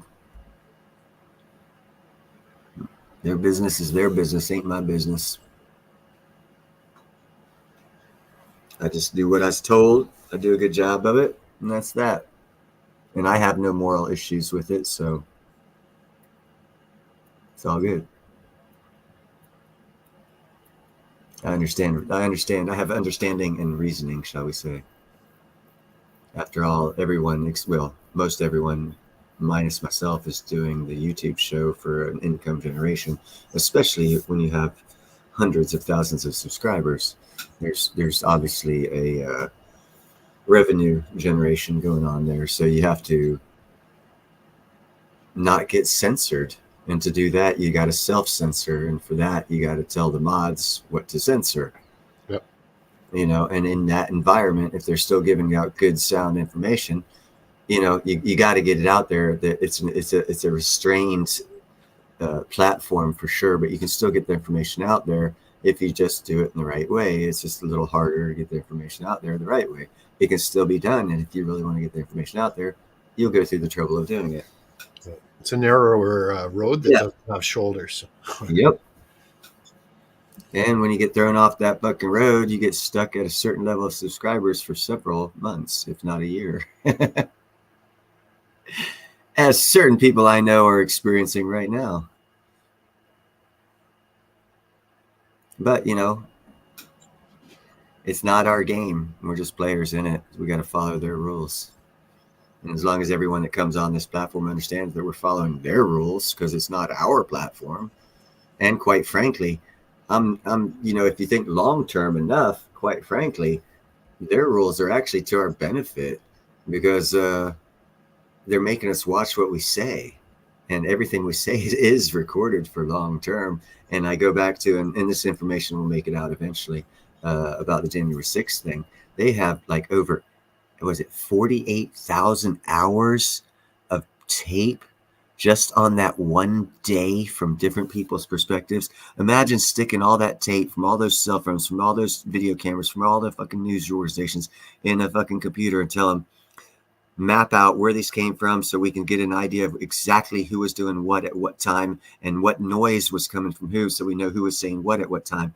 If you have 48,000 videos on one day in one area, trust me, you know who said what, where, when, why, and how. So that being said, everything we say on these virtual wavelengths, it's being recorded. A lot of stuff's been recorded even when you're not on the internet. It's definitely not the 70s and 80s anymore, kids. I'm glad I was a kid back then, because they didn't have none of this shit. I got away with a hell of a lot of shit. I'd be in jail for life if they knew half the shit I did as a kid. But they didn't have cameras then. That was the fun part. Yeah, I remember when the Polaroid cameras were a huge. Oh my God! Yeah. I was a young kid then. The first time I saw a Polaroid was at a wedding. Yeah, it was an amazing feat of technology, wasn't it? Oh, Before that, you had those reel to reels that you had to send off to get fucking. You had to go. What was it, to the local yeah, get pharmacy or developed. something, or the local, Woolworths or something, and wait a couple weeks for them to send them out and get exposed and turned into pictures. And yep, those were the good old days because people didn't want to waste their time taking pictures of little hoodlums. Mhm.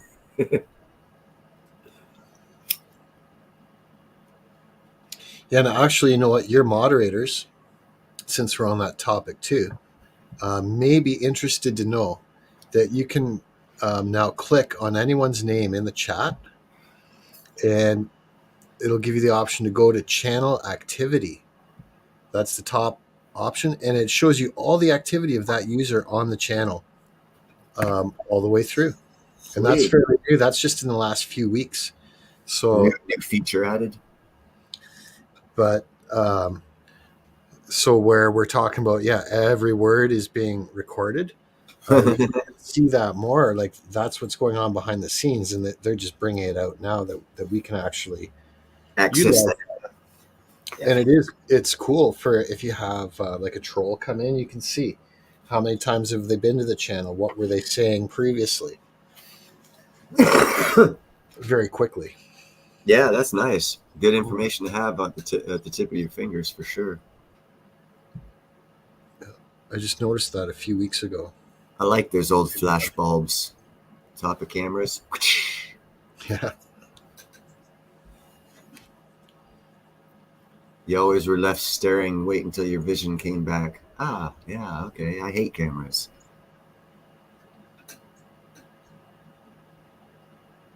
And then when you get the pictures back, you got red eyes. Oh yeah, yeah. That was a big problem. 2/3 of the pictures, everyone's got red eyes. Oh no, Mom, I wasn't stoned. Yeah, it was a good excuse, wasn't Mhm. it? No, it's just red eye from the camera. See, nowadays it sucks being a kid, man. You can't get away with any of that lies or bullshit. I feel bad for the kids today. I really do. So do I, man. That's why I say you need to move out into the fucking country. Let the kids Yep. fucking go out in the woods and be kids. Have the imagination. Who cares if they're getting filmed or not? We lived. I mean, fuck. Just look at some of your younger videos that your parents took when the camcorders first came out, and all the shit that we used to do, jumping our bikes without helmets or elbow pads. Come on. Yep. Fucking I'm worried, three-wheelers down the hill. worried for them. You know, like any kid that grows up in a metropolitan city and never really gets out to the country. Dude, they've lost life. Swinging on that rope and dropping off into the river at 25 foot and doing 3 flips before you do a belly flop. You know. Totally different perception of reality. Uh-huh. Hell yeah. Yeah, barefoot, yeah, for real. The one you'll never see. And that's actually the healthiest thing for you, right? That helps you Yes. draw Yes. energy, the good energy from the planet. Yeah, it helps you connect with shit, man. Even when in my studies of kung fu, the more serious studies, uh, it was good to train barefoot. Yep.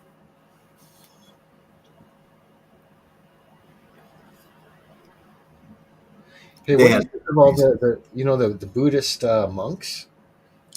I don't think people are talking about those other religions and what's going on, but I don't want to get a strike, so I'm not going to talk about them. But what do you want to say? What do we want to talk about? We'll have nothing that won't get me a strike. Sorry, I didn't mean to bring up a religion. No. We can talk about it. They're martial arts. Like I see some Ooh. fantastic. What is it, like qigong and stuff like that? You know, that is one that I've never delved into. I really don't know. I was always drawn to the Japanese and the Chinese, Okinawan, Filipino. That one never went to the Indian or the, well, if you're going into Buddhism, Hinduism, it could have been Afghan, Turkey, Yeah. what time period. Yeah. But yeah, no, I never did any studies on those, dude. I do know that Indian Sikhs are some badass motherfuckers, and they are a religious sector of the Hindu religion of India, and they have their own training. and they're fierce fighters. But still, I've never really been drawn to their. I don't. That's bizarre. Now I think about it. Wow. Maybe because they're not that badass. I don't know. Who knows? Yeah, no, I've never been drawn to understand or want to understand or learn or even thought that they. I'd never even thought of the concept of them having a martial arts. Actually, to be honest with you. Well, That's, you recognize kung fu though. oh, most definitely. Yeah. And I think qigong is kind of an offshoot of that. Did she? Oh, yeah. Okay. Okay. Okay. Yeah. Yeah. Once you have that, it really doesn't matter what style. That's why Bruce Lee was such a badass. He had the chi, man. He could pull on it and do anything. So anything he did was he was badass at. So when he came up with his own style, of course it was badass because he had chi. He tapped into the power. Hong Kong Fui. Yeah, like that's what I was thinking. Some of the stuff you see looks like it's unbelievable. Some of Well, the if you study enough shit, it's not that unreasonable that in from their history up until the Bach Wars, and the Bach Wars happened, I think it was like 1880 something. It's when America, England, and France basically took Hong Kong for the 100-year lease. Yep. Uh, we brought modern weapons to their style of warfare, and they brought their greatest masters of kung fu and other things. And if you look at and you apply like the meditation of the Indian monks to the practice of kung fu as a lifestyle, and their dedication to their lifestyles of choice, it's very possible that the the fables they have of their kung fu masters, they could probably do similar stuff to what their fables say. But during the Bach Wars, we killed most of them. And how do I know that? Because after the Bach Wars, they came up with a name for white people. It's called Kwai Lo.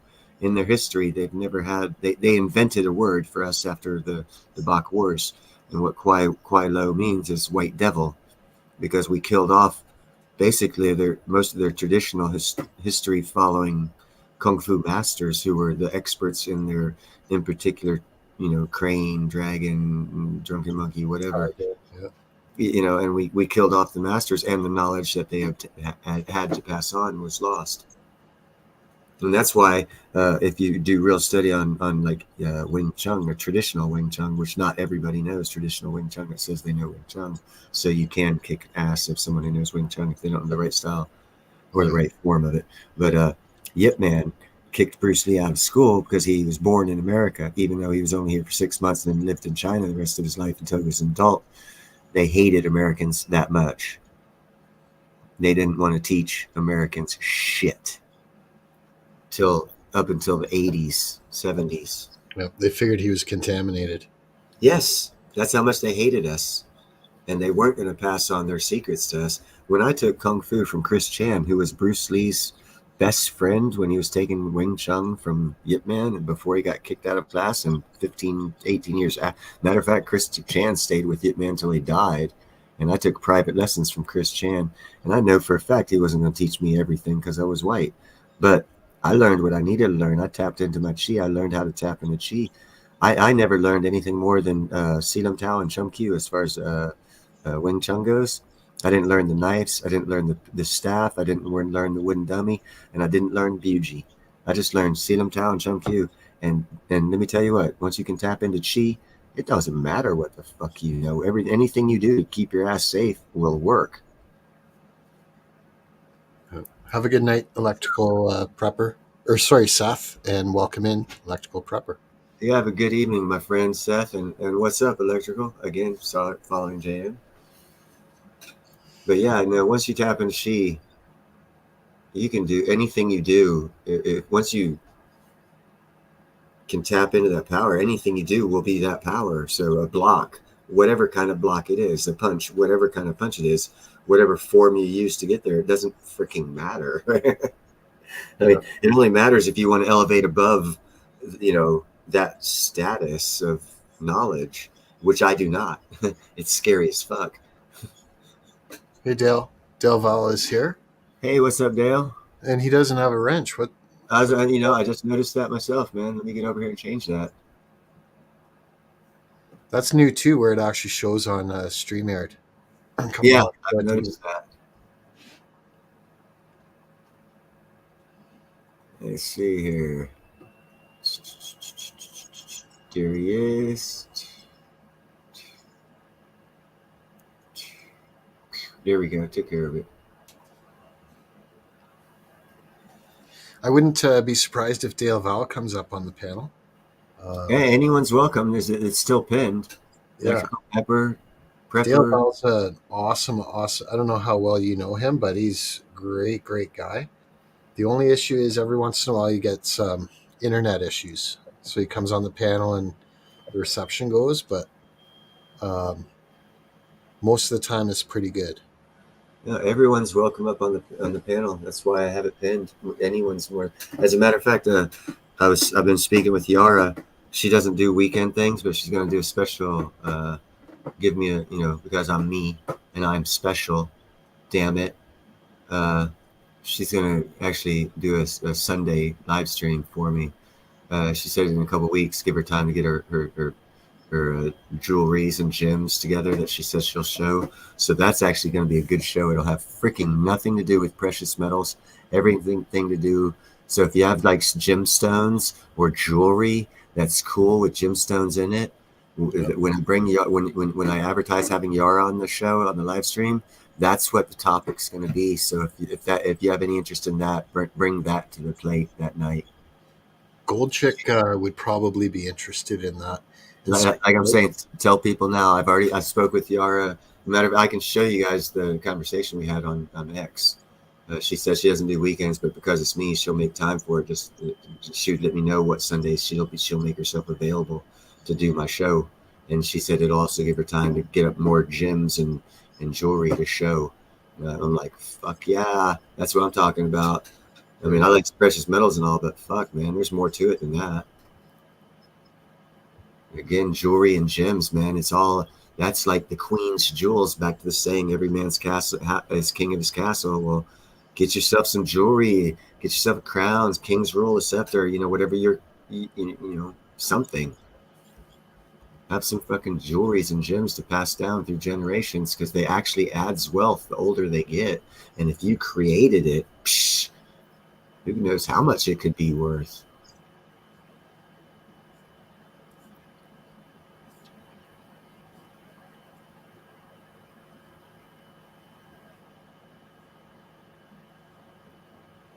Yeah, it's just girl. I don't know exactly what you mean, but thanks. I'm a special like a Jerry's kid who needs fucking a teacher. Keep him in line. Be like the Catholic nuns when I was in school in England and Scotland. Oh God, man, I'm glad I forget about those ladies often. Oh, there you go. Special is another word that's got several different. Of course it does. Yeah, you could be giving someone a compliment or actually insulting them. It depends on what you mean by special. It's like, I like the word dude.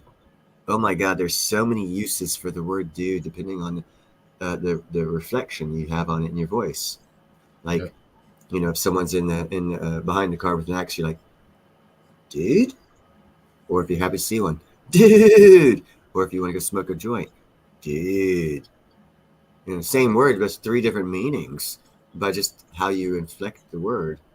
I love the English language. Dude. Yeah. It's like, what do you mean, bro? Fuck, dude. It's just a general word. Another one like that is thing. I've heard people, when you don't know what word you need or it just escapes you, they just throw in the word thing.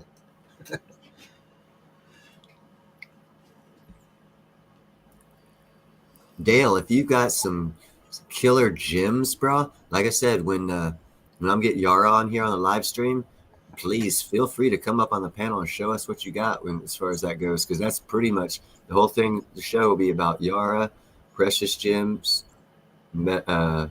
jewelry, what we've created individually for artwork.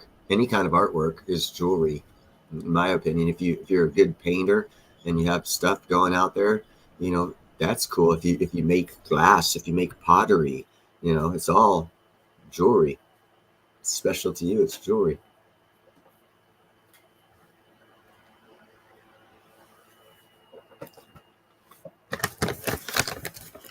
I know Yara collects a lot of specialty gems and gemstones and does jewelry with it, makes her own jewelry. And that's what got me interested in wanting to talk to her, because she makes her own jewelry. For the osmium. Yeah, it's pretty much put to, come on. Deduction. 1 + 1 = what? 11, of course. Come on, man. Common Core math.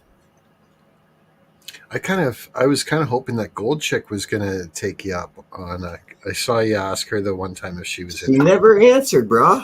Yeah, I saw that. She never fucking commented, and when she did comment, it was like I wasn't there. It was like she didn't see the comment. She does that quite a bit, though.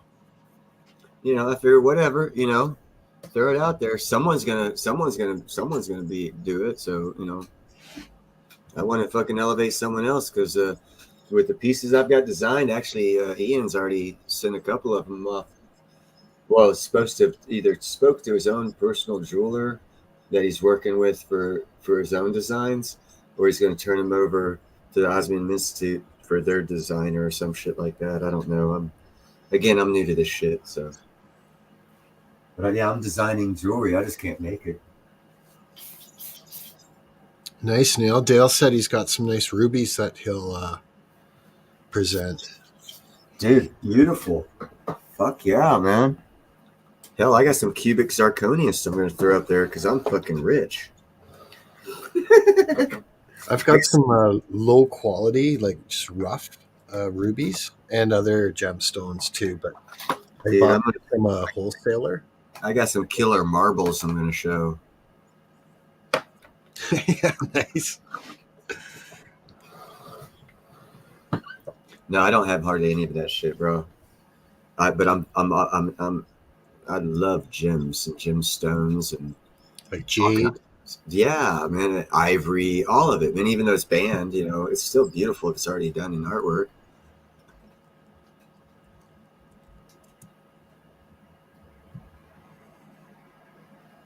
Oh, opals are awesome. I love them. And there's so many types of opal too, and there's so many formats it's put out and presented in.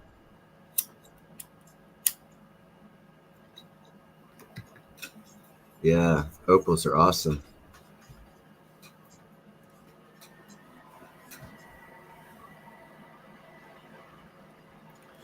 Lightning Ridge opal. I like, what are those? Not nuggets. No, it is nugget opal. That and fossil opal. The nuggets, oh God, it's on the tip of my tongue. Pearls. No. Damn. I was just watching a show on it today. It's a special type of opal. It's found in round rocks, and when you cut them in half, you find out if there's opal or not in it, because it's that one type of special rock. Every 1 in 100 contains opal in it, and you get lucky. It's a boulder opal. Boulder opal. That's what it is. Hey, Salt Monkey, and everyone else I missed. Salty Monkey. Ninja ever get in touch with you? Anything going on with that?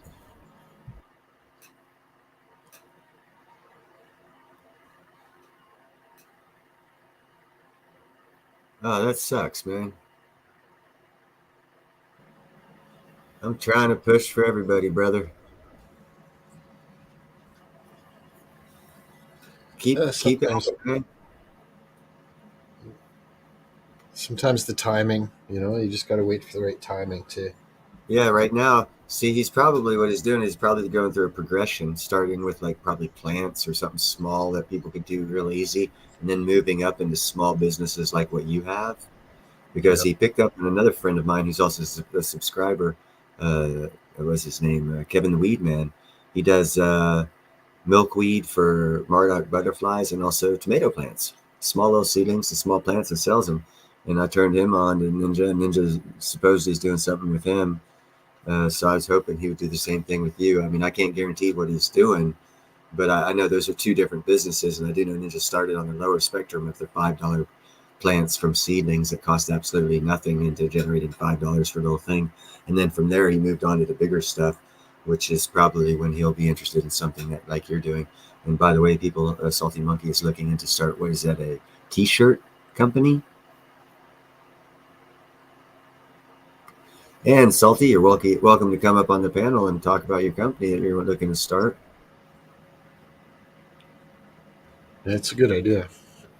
Everyone needs t-shirts. Dude, we're leaving a state of, our global economy is leaving a state of internationalism and going back to nationalism. When I was a kid, by having clothing, cars, and anything made in America was a lot better. Okay, right on, Salty. I'll shut the fuck up until you're ready, but then I'll promote the hell out of you. Things were made in America were a hell of a lot better than made anywhere else, and that's changed over the years, and it's going to change back. And the first people in on that are going to be the moneymakers. I agree. So if you can start a company, even though the expenses of whatever, charge whatever you need to cover those expenses. The title and brand of made in America, and it being a smaller mom and pops thing, as soon as these larger companies start going out of business, is going to be a thing. I remember a small, what was it? Hardware store, Warrington Hardware Store is what it was called. And I used to challenge these guys. A bunch of old men ran it, and I thought they were just crazy as hell back then, but they were smart as fuck actually. And they had anything you wanted to repair, anything you had.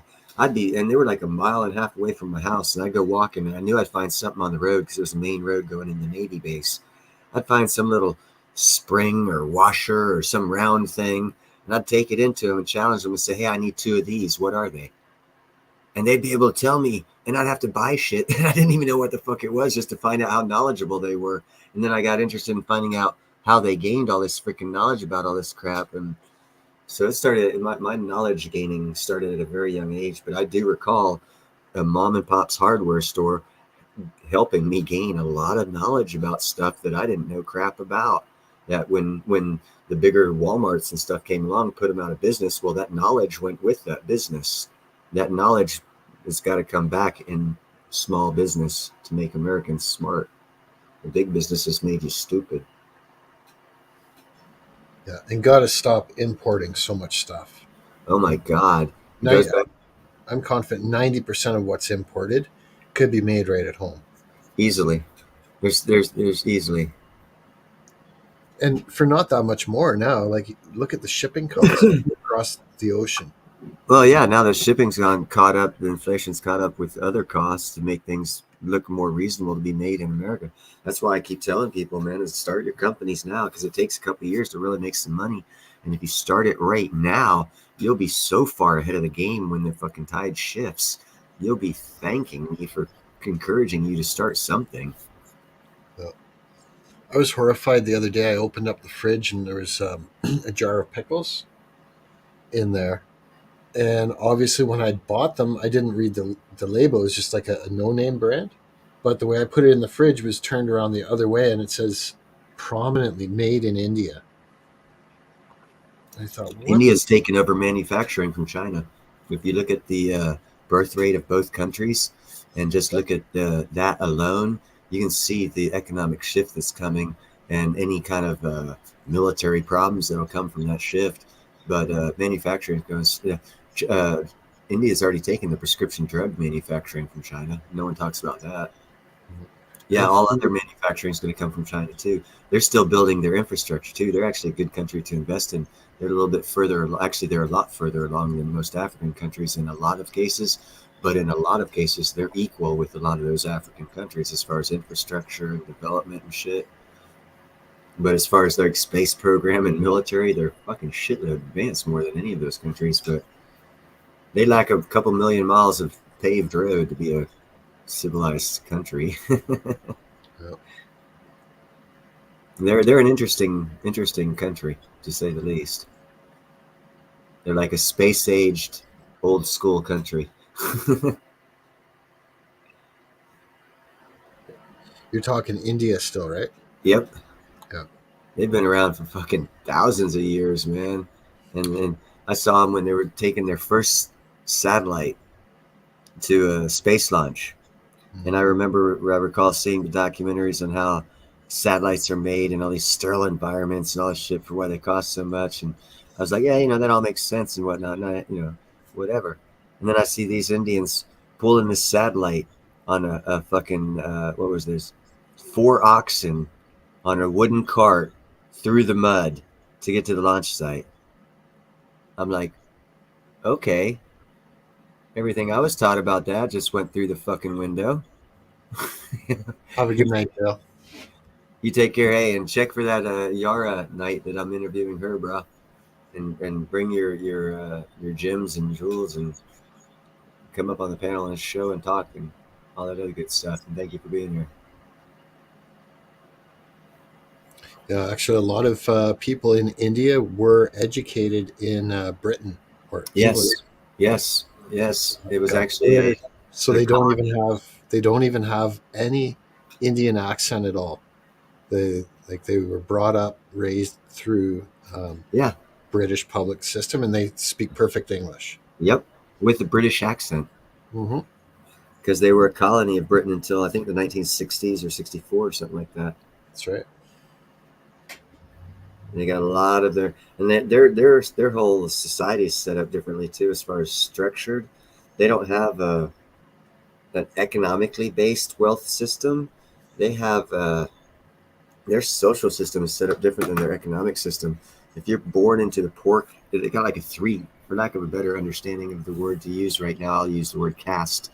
They have like a 3 caste system: upper class, middle class, and lower class. And if you're born in the lower class, socially, you'll always be treated like a peasant, no matter how much money you have, because you came from the peasant class. So their social structuring is different than ours. And I'm looking to see how that's going to interact in the future with the rest of the world. I feel like it will evolve, but I know what you mean. It was like it depends on the family that you were brought up in. You're low, middle, or upper class. It was like you bore the sins of your family because they were poor. You're going to be poor, and even if you aren't poor right now, you're still going to be treated poor because they were poor. I mean, what the fuck? That's your lot in life. Yeah, there's it's like there's no American dream for them. You're in subscription from birth.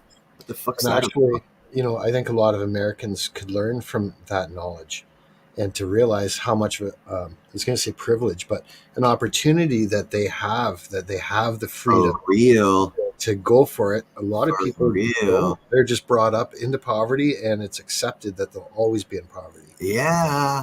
And there's no dream to get out of it. You want to know why people look at America as the land of the free? That's right. Yeah, go live in Europe. Go live in fucking Asia. Travel. And don't stay in the tourist areas. See what it's really like. I remember Rome when, oh fuck. Dude, the Colosseum was it was a trash bin. It had pigs in it. We used to go play in that motherfucker. All areas that's off limits now. Hell, we were playing and avoiding the fucking pigs while racing around, chasing them, and them chasing us around trash bins and shit. And that was in the middle of Rome at the Colosseum. I'm sorry I didn't state the Colosseum. Yeah. My memory went straight into talking about having the good times at the Colosseum. Yeah, and then after we left Italy, they made it an archaeological site and tried to use it for touristy shit, and they started redoing all of the rebuilding of all of their old Romanesque style shit that they had there. And then they started tying wires to the fucking Leaning Tower until they got it squared away. It's like they didn't give a shit about that until the 70s, late 70s, man. Before that, it was first come, first serve. If you wanted an artifact, go take it. They didn't give a fuck. So our society's changed in the past 50 years is what I'm saying. Our appreciation of history wasn't there 50, 60 years ago. Italy was still a fucking Axis power that we kind of disliked.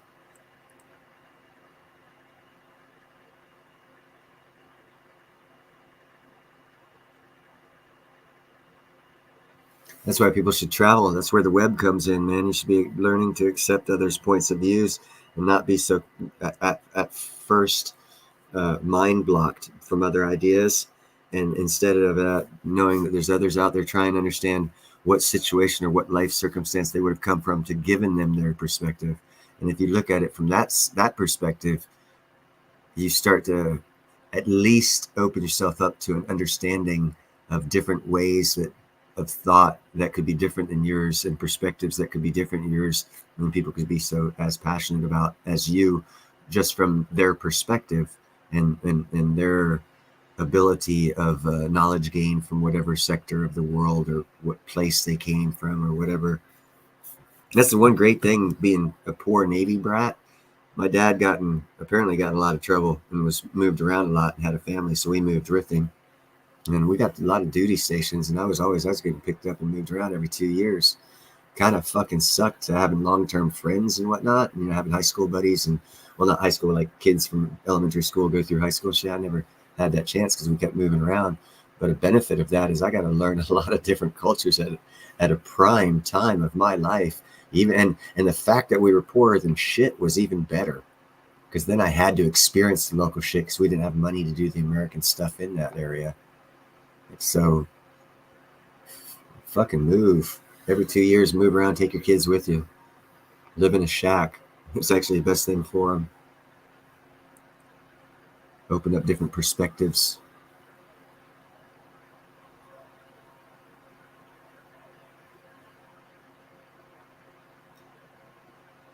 Yeah, to see a lot of the world and live in a lot of the world, even though there was, hell, the town.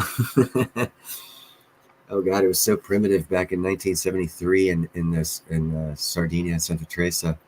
It was like the first year the Navy base opened up in that area of the Mediterranean. What's up, Nickel?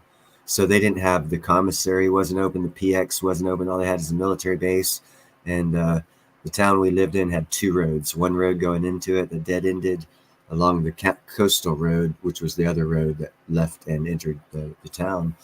The baker came in every Friday night and baked bread for the whole week for the town. And he left Saturday after he sold out. It was like primitive as fuck. What's up, Tully? Yeah, I mean, it was hella fun. My mom was fucking tripping. Oh, the kid ain't getting the life that they should. We should buy him this, buy him that. I was like, yeah, we're going to go out. There's like this whole fucking island out there and there's no cameras. I'm going to go have a good time. See you later. And we had balls of the walls fun for fucking those 2 years. Hi, Nickel and Thule. It was a great time. Nowadays, that we found a Roman fort near Santa Teresa. We used to play hide and seek in that motherfucker. I've told this story to a couple people. We used to play hide and seek in that fort for like a whole summer. We used to go down by the shores and catch fucking lobster and sea urchins and shit like that, and have all kinds of good times. And now they got a whole area listed as an archaeological site and no one can enter it. It's like, you took away the fun from the locals, man. Hey, Neil, I got a question for you. I got an answer. What is it? Okay. It's kind of two-part, but it was just we were talking about India and the Sikhs and martial arts, and I know previously we talked about what they do, and I just thought if you wanted a break or a video break, I pulled Yeah, up show something. Let's do it. I pulled up a video. It's Sikh martial arts. Yeah, I don't see it to add it to the screen. No, I didn't do that yet because I just wanted to ask you before I do. Oh no, you know, anything you bring up, man, it's more than welcome. I don't know if anyone in the panel, as long as it's not like off limits morality wise, and we're talking about it. Yeah, fuck yeah, I'm all for gaining knowledge, brother. I think it's okay. Let me see. Okay, I'm gonna lose chat if I do this, but there we go. You mean you're gonna lose viewers? No, my chat. I can't see it. I expanded the screen to where I can't see the chat. I hope it's as big for you guys as it is for me. You should still be able to see the chat. No, this thing is taking the whole screen up now for me. What if I do that? Oh, that brings it back to what I had it the other way. I was hoping to get it. I can't see the chat, but yeah, it's a smaller size. I was hoping for the viewers to get a bigger video. Can you guys not see a bigger video when I do that? Yep, it should be good. There's actually a little square on the top right of that screen that says JM Unleashed with the Gatka. Full screen layout? Yeah. There you Okay, go. there we go. Okay. Okay, so I'll play this. This is just so you guys know, this is cultural. We were talking about they have 3 different levels, like low income, medium income, and upper income. But this is what they do is family events. So I'm just going to let it play till you tell me to stop. It's like a 7 Right on. minute. Yeah. And this was in Canada. This was recorded in Canada.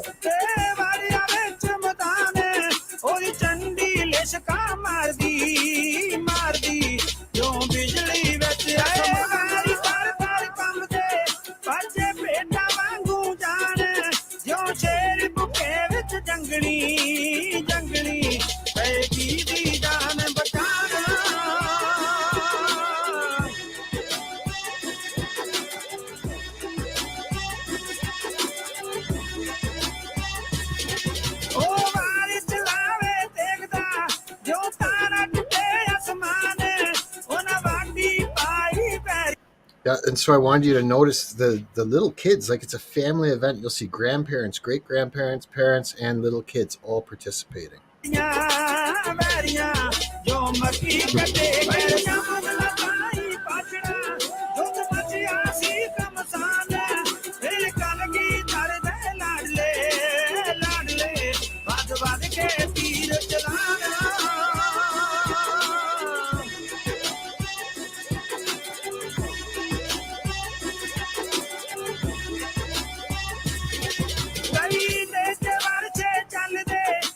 Now that weapon right there, I've seen test scan on. The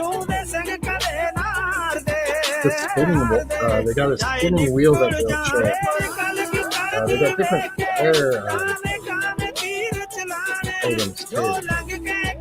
Flying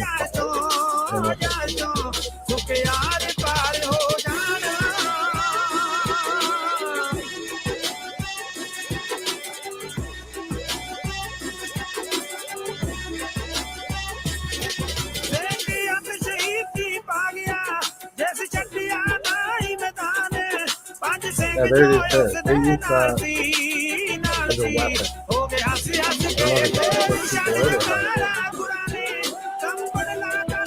That one would tie you up.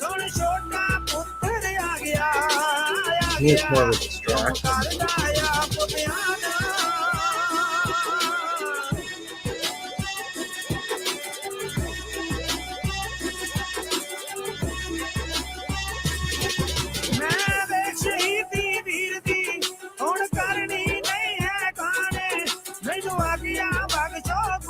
There's definitely high energy.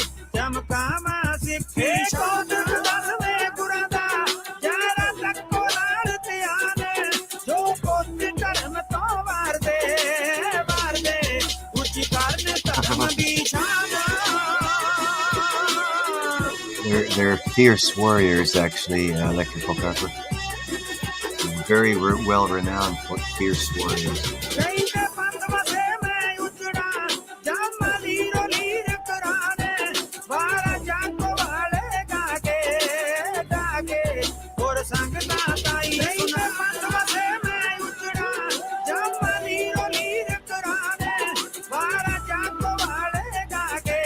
Really awkward looking moves. It seems that they dance. It's like a martial arts dance, and it's very, very awkward. Really unique.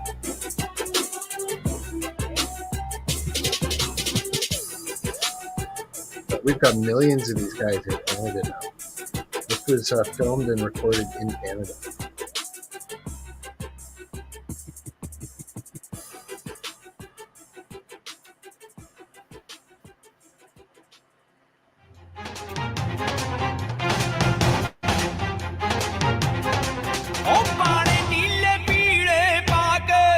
You get everything here, Gerald.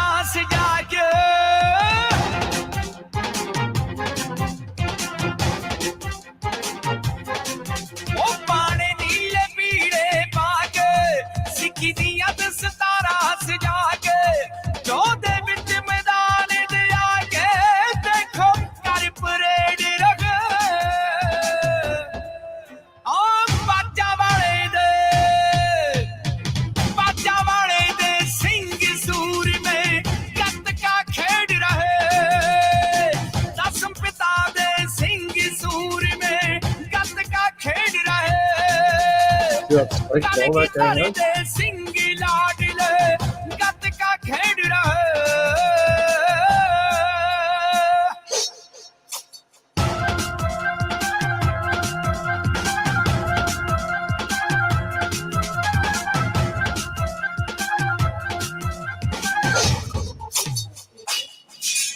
And this is part of the reason they took that tennis when they also hand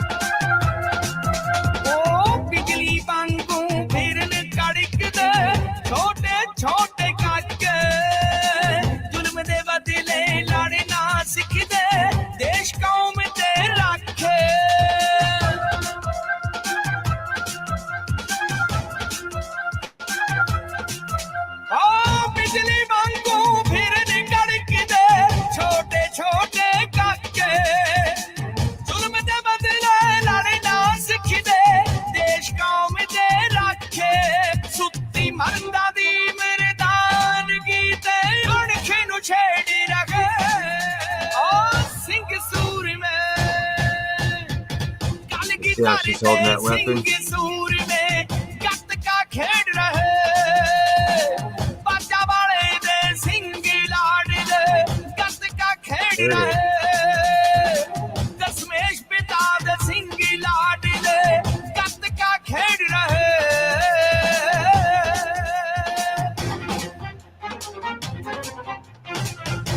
Those tables are all full of weapons. This is like them. This is a, you know, going up to the action.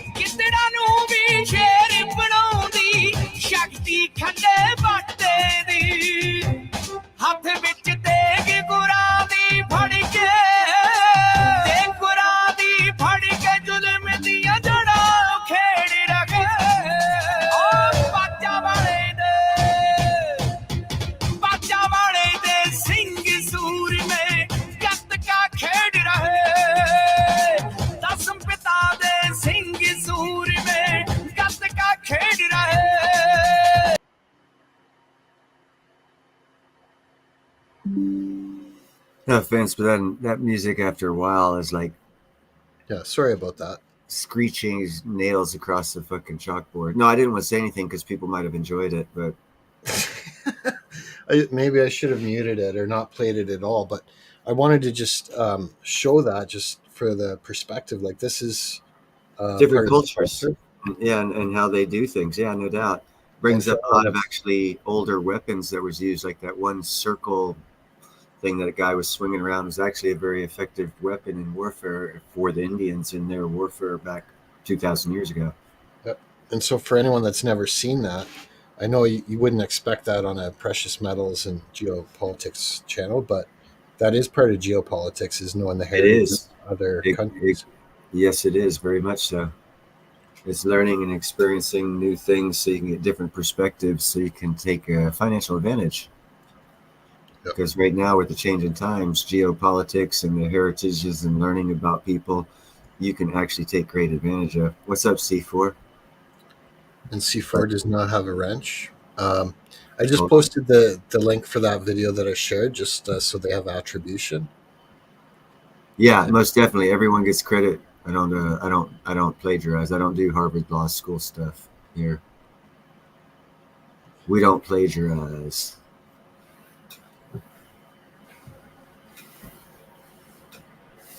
Okay, I'm going to take a quick break and I'll be back. Right on. Anyone who wants to come up on the panel, there's always a link at the top for anyone else who wants to join. Otherwise, you got to listen to what the hell I want to talk about. Let's just say something in chat about what you want to talk about. That's the way it works over here. And actually, this whole time, not one kitty cat has bothered me, uniquely enough. They're all asleep, being good cats one time. Yeah, Tully, you're welcome to come up. We like seeing hands in gloves. It reminds me of O.J. Simpson. No pun intended.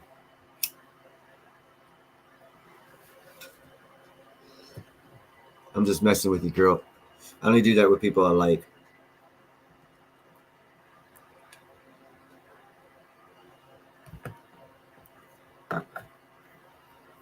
If I don't like you, I agree with you and don't talk to you. Yeah, sure, whatever. Bye.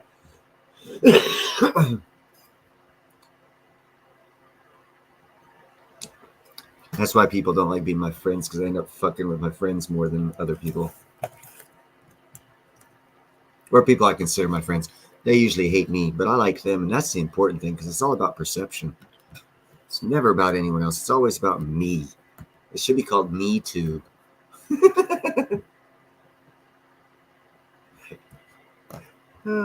See, I cracked myself up.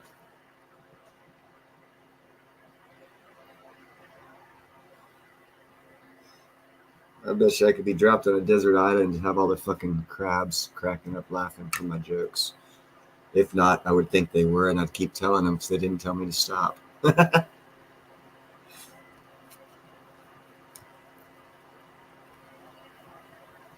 It's right. And the more people who have the same perception of you, the more you can change reality. That's an interesting scientific thought, huh? Actually, it's more psychological thought. What if everyone woke up one day and decided they would see the sky as purple? And everyone in the world, all 7 billion people, conceived that the sky was purple. Would it be purple? Huh. Uh-oh. Conundrum. I shouldn't have gone there. Sorry, guys.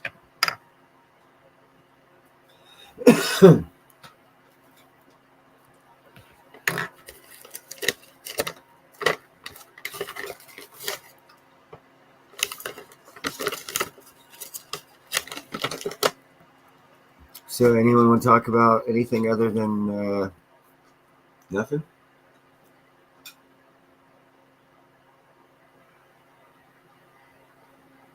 What kind of crisis do you perceive?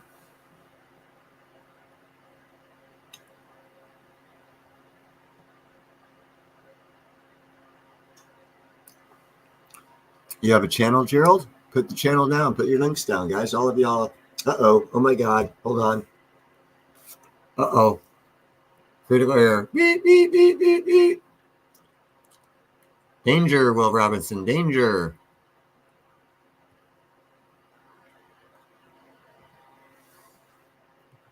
Crisis averted. I caught it before any complaints were lodged against the captain of the flight.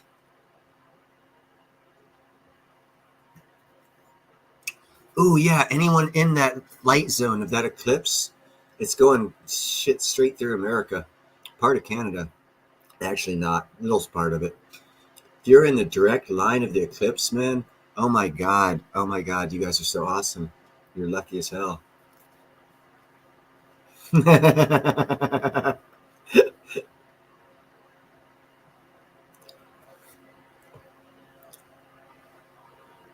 All I had to do was see that you weren't there.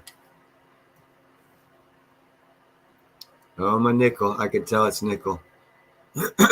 It says, I love Alabama basketball. Yep. Everyone loves Alabama basketball. Roll Tide. Roll Tide. Yeah, they made both. Their women's team made it and their men's team made it. Oh, they're never the best, but they're up there. IU, if they win the first two, which they get to play at Bloomington, so that's good. Then they got to play South Carolina, and it's over. It is over. There's no way they're going to beat them. You are the expert, so I'll leave that one up to you, my friend. I do enjoy playing hoops every now and then, and that's about the extent of my knowledge, other than I know that Larry Bird was one of the best players ever. Better than Michael Jordan. Of course he is. He's from Indiana. No, Michael Jordan, he's overrated. Oh, big time compared to Larry Bird. I mean, I remember seeing that 3-point competition. Larry Bird was hurt, older, and not in his prime by any means. And he actually threw a majority of that competition and let it get down to the last shot.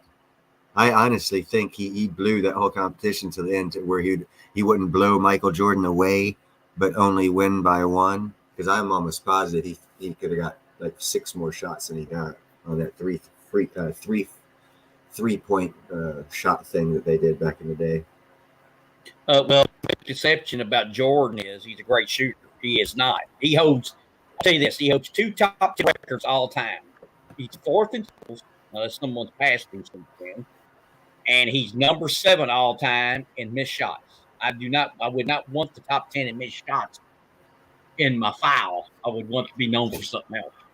So, yeah, Bird's a lot better shooter than Jordan. Well, you also got to add in the consideration that Larry Bird was already in the NBA when the 3-pointer was introduced. So he didn't have 4 years of college and 4 years of high school to work on it to get good. He had to get good while he was a pro and match up with people over the years that had time to work on it in high school and in college before they got their records started of, oh, he's a good three-pointer. Yeah, that guy had 6 years, 8 years of practice. Larry Bird didn't. He was already in the league. He was already in the league. Jordan, I mean, he was not a superb passer. He shot right at 50% for his career. So, I mean, that's. I'm sorry. I don't care what the numbers say. If you can walk up to someone and tell them what you're going to do and then do it every fucking time, you're a badass. But only one that could do that was Larry Bird. I still watch videos a day. Who was it? It wasn't Atlanta. I think it was New York. I'm not sure. Where he walked up to the bench and he told him, he goes, y'all don't want to do that because I'm going to come over here. I'm going to fucking get in that corner. I'm going to get the ball, shoot a 3-pointer. I'm going to kick your ass. And then damn sure enough, it happened. No, it was Atlanta because like 3 guys on the fucking bench for their team got fined because they were laughing so hard because Larry Bird was calling every fucking shot he made the whole night. I have never heard of a player being that strategically minded and good enough to know not only his opponent but his own skills, to be able to see where he would be and what he could do, call it, and then make it happen through the whole fucking game. That's just excellence right there. I don't care what your numbers are, to be able to do that part of it. No one's been able to do that part of it, in my opinion. Well, they talk trash, yeah, but there's a difference between talking trash and telling people, hey, I'm going to get the ball, I'm going to do 3 dribbles, I'm going to spin right, I'm going to shoot left in your face. Yeah. And then do exactly that. It's like, I told you I was going to do it and you couldn't stop me? Seriously? Yeah, that's trash talking. Bird's in that category of athlete. There's only a few of them. Muhammad Ali's one of them, where he could fight, have a guy that could put him in the hospital for weeks, and he would talk to the crowd during the fight. And he was one of those that's just amazing. He would tell you what he's going to do, when he was going to do it, and do it. And Bird could do that. Yeah, there's very few athletes that are that confident, cocky, whatever you want to call it. But if they do it, they're damn good. Like it, love it, or leave it. Let's see, who's the other one I'm thinking of? Well, we don't know if Babe Ruth called that shot. Some say he did, some say he didn't. But there's other guys like, they'll tell you pretty much what they're going to do and they'll go do it. Just there's a very few in sports that's been able to do that. Gerald's quoting some of Muhammad Ali's statements. I'll tell you what, when he went up against Foreman, man, I'm telling you, everybody thought Foreman was going to kill him because he was like undefeated. He was young. He could hit hard. And I mean, Muhammad Ali played him like a drum. He set him up and put him away, and he just outthought him. It's strategy. It's like Bird. Bird strategically knew the board he was on and worked it. Muhammad Ali had a board. It was a different board, but he knew it. He knew how to work it, and he worked it.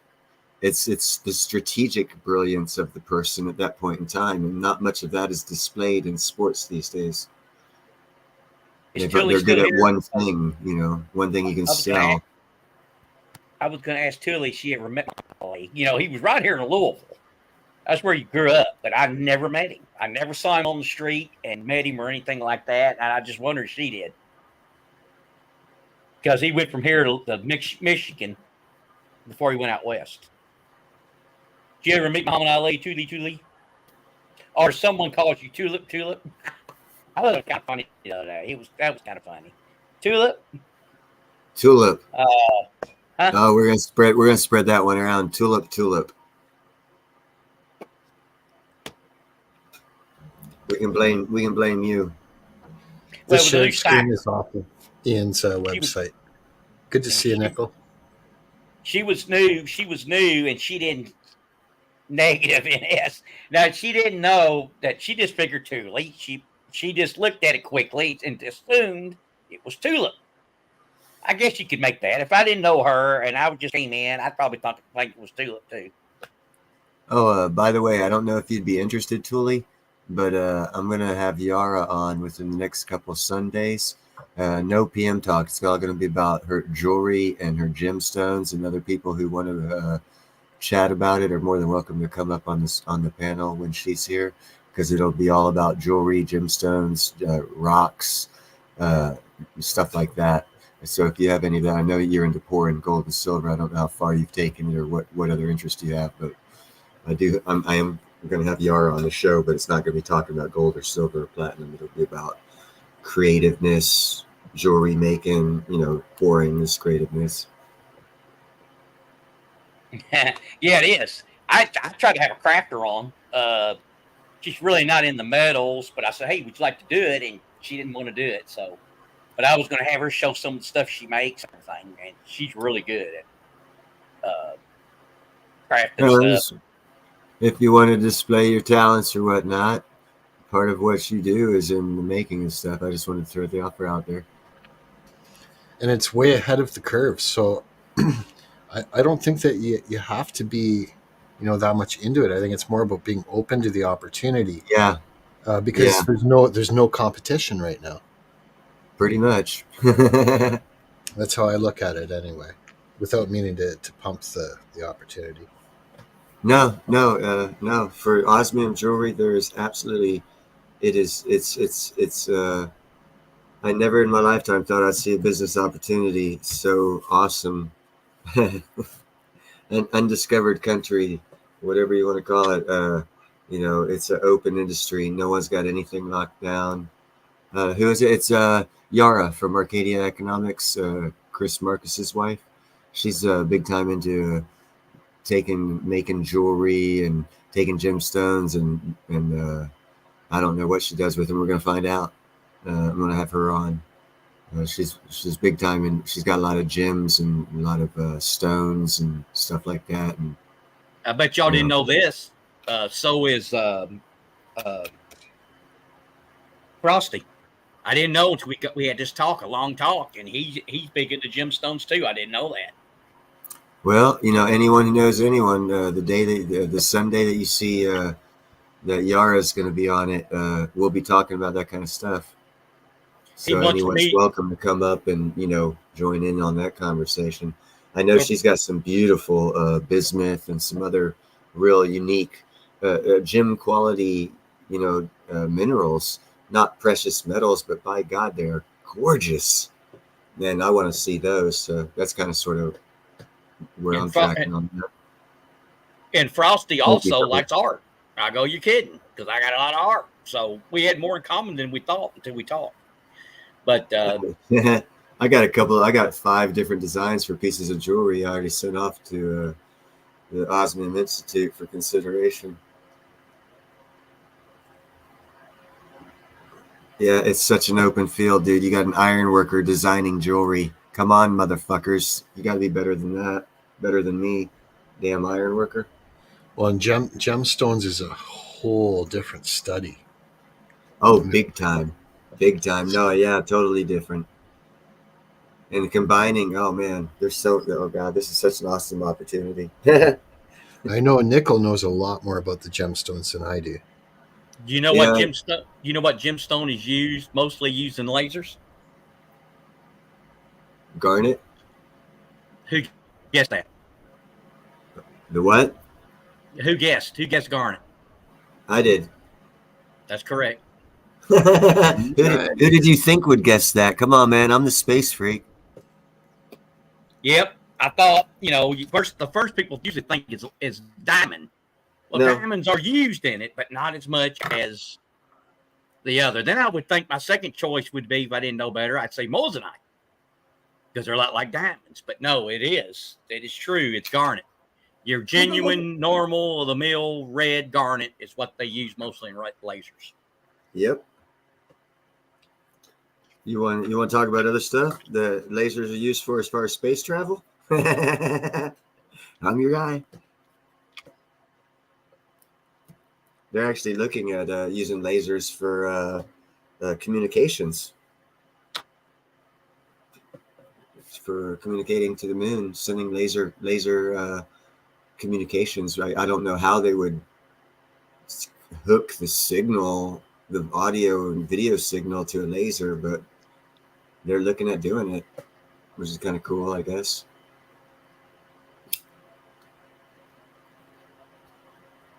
Be like laser satellite. Everyone at the house would send a laser up, hit a satellite, and you get fucking internet through the laser. But the future of guns will be a laser. It burns right through you. Who the hell knows? I know right now it's going towards robotics, big time. And that's one thing people don't see coming when it comes to the economy, because everyone's like, oh, the military spends $1 trillion a year. Yeah, well, what if they get cut in half? What happens to our military, Will Thule have a laser gun when they come out? I'll talk to Congress to ban it. I don't think Thule could be held responsible to have a laser gun. She might go crazy, start shooting people, like those guys from the Invaders from Mars. That comedy. Mm-hmm. We'll know when they come out with laser guns, Thule. You will never know. Yeah, you will. Thule will tell me. She will. She'll say, I gotta tell you, I got a laser gun. James, and I'll go, that's cool, Thule. Or TT. That is cool. Actually, Dan Hurd will tell you exactly where you can find millions of them motherfuckers. Along a river in... oh, shit. What is that province? I don't recall right now, but he did a show. He was like, he had a pan filled with 1 million of them in that form right there. That's red garnet there. Yeah. She will tell CS if she's got her a laser gun, because he'll have to get one next if she gets it first. I can tell you that. There's actually a whole small beach somewhere in Canada where instead of sand, it's red garnets. Oh. Yeah. Uncut, like what you were just showing. Yeah, just little tiny small ones, not really gym quality. Yeah. There's rhodolite garnet. There's Salvarite garnet, which is my favorite. It's green. I've got a nice one. I got a nice one of those. I plan to get it in a ring, and I'm going to make the ring platinum. Right on. You know what it'll be worth? The stone's nice enough, and then you add the platinum. It'd probably be a $10,000 ring. Well, anytime you turn anything into jewelry, you 300% up the value because it went in jewelry form. So if you're going to create it, it's going to be worth 3 times what the gem and the jewelry, the metal is worth. Another reason, at least. Platinum rings and platinum jewelry is a lot of people can mistake it for silver. So it's not Don't so much. You love it if you collect platinum? Not so much of a heat score as far as theft. Like you can wear platinum and it is platinum, but people can very easily think it's silver. Oh, very easily. One of the guys I cut for, and he's dead now, but he was a war hero. Well, not a war hero per se, but he fought under Patton. He had and his fingers were big, so he had almost an ounce of platinum in a ring, and he had an old-time cut diamond, which is like European. They did it like in Europe. Unbelievable. I thought it was moissanite. I said, "Is that moissanite?" He goes, "What's that?" I go, "Well, that answers my question. That's a diamond then." It was a 3.5 carat, and I'm telling you, flawless 3.5 carat old time diamond, and he had it in platinum setting. And I tell you right now, I said, when's the last time you got that appraised? He said, I think he said 1946. I said, man, I said, you can probably figure 15% a year increase in that price he gave you since then. And of course, that would have made it about 100,000. I said, what you have there is what something like a movie star would probably want. And I mean, he was wearing a bank on his finger, and the daughters kept telling him, they will kill you for that, you know. But, you know, it was such a good diamond that people will just probably think it was fake. And, of course, platinum was mistaken for silver. So they probably figure it's a silver ring and it's a fake diamond because it looked too good to be real. And so they never bothered him. Is moissanite like cubic zirconia, nickel? No. Moissanite is a real gemstone that they seed. It comes like really fine and small, and they seed it and they grow it. And you can grow it to about any size that you want to grow it at. What we call is realistic. And when we say realistic, that means no bigger than 2. That's the most popular size because it looks like a flawless diamond, tests like a flawless diamond. Not quite as hard as a diamond, but it's close. And that's what you want. So you want between a 1/2 carat and 2 carat, because if you get the bigger ones, they look like a huge, expensive diamond, but they're unbelievable. It's not believable if you get that big a size. So is it man-made? If you get a 1 carat, it's awesome. I mean, they're awesome looking. So is it man-made? It is seeded. So what it is, it's a real gemstone that they just make bigger, different sizes. It's like reminds me of cubic zirconia. Well, no, cubic it's man-made or man-produced, but it's not grown. So it's just like an item you make, like a button. Sounds like a pearl. Like a button for a shirt. That's CZ. It's pretty much worthless. If you got a nice one, a new one, mostly for them it's what's new because it messed up pretty quick. If you get a new one, you could probably get 1 carat, probably run you $10. Loose gemstone for CZ. I've got a bunch of them. I have a bunch. I just I'll never use them. I'll just have them in case somebody wants it. And another good thing they're good for is a substitute to a diamond. So if you have a real good, nice diamond ring and you want to make a dummy, so therefore, just like the original, they might use CZ to do that, but it's not worth anything. CZ are not really worth anything. Yeah. It's like a crystal. Well, actually, I would say every gemstone out there that's a natural gemstone, it's worth more than CZ. CZ would be last on the list. Yeah. This one here is supposed to be moissanite. Yeah, those are nice. Moissanite, they actually have more fire than a real diamond. And so people love them. Women love them. They're not so big with men, but women love them. They used to be super expensive too. Used to be almost like one source you can get them from, and now you can get them different places. So the prices really dropped off on those. Like diamonds, prices have dropped because now one business doesn't have as much control. So diamonds have dropped off some. So smart girl, Tully. Diamonds are fixing to drop in value big time in the next couple of years. I like diamonds. I do like them. They're like gold, and a lot of they're overrated, like gold, but like gold in the middles. So big time overrated. But they're cool, and colored diamonds now they're still valuable. And of course, you can make any color diamond, and a natural red, really a red, natural red diamond, you've got money there. They're so rare, they just are. So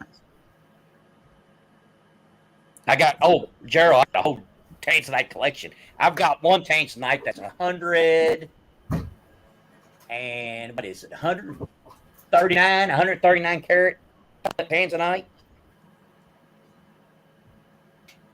Not the biggest in the United States, though, but it's one of them.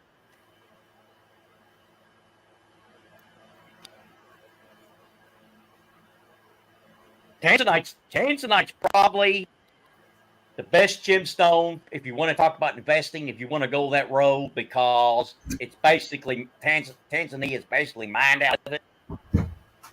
And they're also very strict in keeping the Tanzanites they mine back in Tanzania. So Tanzanite has extreme potential to be actually a investment worthy gemstone. That's one thing I don't know too much about is the gemstones. Yeah, it's a whole different world. Boy, howdy. So many of them too. There's lots of gemstones. But one thing I have known is there's a lot of things that look like a lot of other things that aren't the things that are valuable. If you can catch that. No, they grade them kind of like people do coins. You know, you could look at two coins and look at the grade and go, why is this coin worth more than that when this coin is graded less, looks better? Same way with gemstones. Somebody can look at it and say, this thing is flawless, or you can look at another one and by the naked eye, you say, I see a difference there. But the dudes that know what they're doing do. And then, but it's the same thing. If you get your gemstones graded, they're worth more after they're graded, the same as a coin can be worth more after it's graded. So it's kind of the same deal there. Yeah. It doesn't really qualify as being fungible, though, because it's so subjective to the ratings, right? You know, it's not like having a 1 ounce and a 5 ounce and a 10 ounce bar or a 1 ounce coin. With the gemstones, it's a lot more subjective. I don't know. All I know is a lot of the people try to steal diamonds. You know, it's one of the most stolen things that you can get. I mean, they do try to steal them. That's because all you need to do is make one cut to it, and it changes what the diamond is as far as trackability. And that's why you need to buy osmium over diamonds, because you can't do that. The reason why they steal diamonds is all you got to do is put it on a cutting wheel for a second or two, and you just change the cut, and the person can't prove that that's their diamond anymore. And that's why they steal them the most, because they're the easiestly converted. And you take your famous paintings, one-of-kind originals. They get stolen all the time, and I go, why? What good does it do you to do that? A, it's very risky. B, if you get it, you can't really sell it in the open market. You only can sell to a rich dude that's got some closet somewhere where he's going to hang and enjoy it. You know what I'm saying? I mean, you know, I just don't see. It's all in the thought process. You're thinking a person who's buying it's going to turn around and sell it. When they buy it, they're going to keep it for 50 years, 80 years, and people will forget. You know how many paintings are out there that were actually stolen several 80, 100 years ago that people have hanging on their walls they didn't know was stolen? I mean, there's not a lot, obviously, but over the past decade, I've heard like 3 stories of famous artworks that had to be returned to the owner because it was found to be a stolen art piece that was sold at a gallery by a certified, auctioneer, and it was a stolen piece from a country that they didn't know it was stolen from because the paperwork wasn't there or some shit. Germans, the Nazis, stole a lot of art. And that's a lot of the people are finding the paperwork showing ownership before that, and they're going after it. And the cases in the past 10 years or so have come around. Most of them are, 2 of the 3 of them anyhow. Well, they controlled Europe. Most of the valuable art is in Europe, so they had. Nah, it's in the fucking Vatican. The Germans didn't have shit. Damn Vatican stole it all.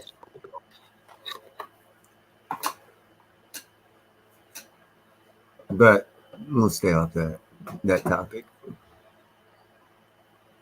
Those are sweepers. Nah, I would want mine back if my family owned something like that and those morons took it. That's how treasure changes hand and over the history is conquerors come in, take over. That's how the Romans did it, how the Greeks did it, the Phoenicians, the Egyptians, the Americans, the Japanese, the Chinese, the Filipinos. That's how everyone's done it throughout history. Even the Indians did it. Yeah. So in some ways, you can look at almost everything as stolen. Everything is. If it's old enough, it's been stolen. If it's older than 100, if it's in a museum, it was stolen. Someone stole it. Dang thieves. Well, history's written by the victors, so if you hit the other side of the story, they're thieves. Now, where's reality? Interesting concept, because we're living on the winner's side of history. Take a look at the loser side of history. There's always a flip side of the coin. Just because we're living on the side that's on top now doesn't mean that it's the right side. It's just the side that's on top now. I mean, I think Yep, we're y'all right. That's my personal thoughts. Y'all can look at my search for my videos and just put gemstones in there. I showed a bunch of them. I didn't show all of them, but I showed quite a bit of my head. But I like Do you my want me to tank share one? Huh? Why don't we share one? For real. Okay. That's why Since you're Okay. here. about gemstones. You mean can do on that. here, me show it? Yeah. Or I Like can. right now, live time. Right. I can. No, Yep. like 2 seconds ago. You're late. Oh, Yeah, I that's don't good. know. I'd have to go find them. I'd have to go see where I put them. Oh, so you're Oh, talking about my. shit you ain't even got it ready? Come on, man. I'll find it. I thought you were Wait a minute. together like that. Oh, are you talking about my video on here? I don't know. What are we talking about? I'm just talking You shit. said go back on my channel and you'll see videos that I've done on gemstones. Yeah, I got some. I probably did 3. Wait a minute. Let me go see if I can find some. I punched gemstones in the. I just talk shit. I'm just good at talking shit. I have no clue what we're talking about, though, so don't ask me any specifics. No, Nichols said go on my channel and you'll see videos of gemstones. So I said, Oh, do you okay. want me to share one right now? That's kind of sort of. I need to do some videos on gemstones. There's actually a lot of minerals in Africa, and I've been concentrating on Africa, so I could do some African fucking shit.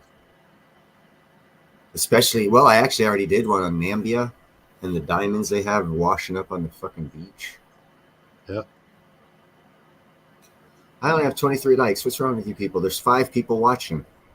Only 23 likes. Hit that like again. We need to get up to 30 with 5 people. Sometimes people are just watching and they're not signed in, and so they can't actually hit the thumbs up. Yeah, it's all good. I don't give a shit. As long as Tully finally stopped by one of my lives, I can die happy now. Thank you, by the way, for stopping by, Tully. I do appreciate it. You still here, Nickel? He fell asleep, man. See, Nichols got a gemstones and diamonds No, he playlist. went to go get his shit. He's going to show it on screen. Okay. At least that's where he left. I don't know if that's actually, he might have had to use the bathroom. I don't know. I don't know. It's been a long time, man. It's all in perception now.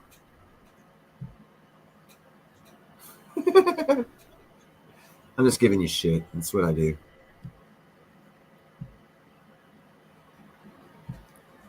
Here, while we wait for him, I've got this pulled up. Oh, there you go.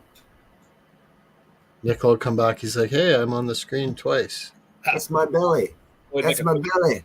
I'm going to show you. Eat in my belly. I'm hungry and I'm going to eat you. Oh, well, you can see them. Are those? Kind of light on. They Look look at pretty this. good. This is a blue diamond. I don't know if you can see the reflection of the light in there or not. That's awesome.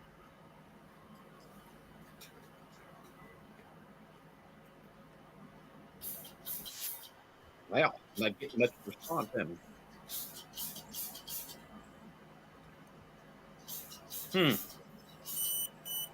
And my battery's getting weak.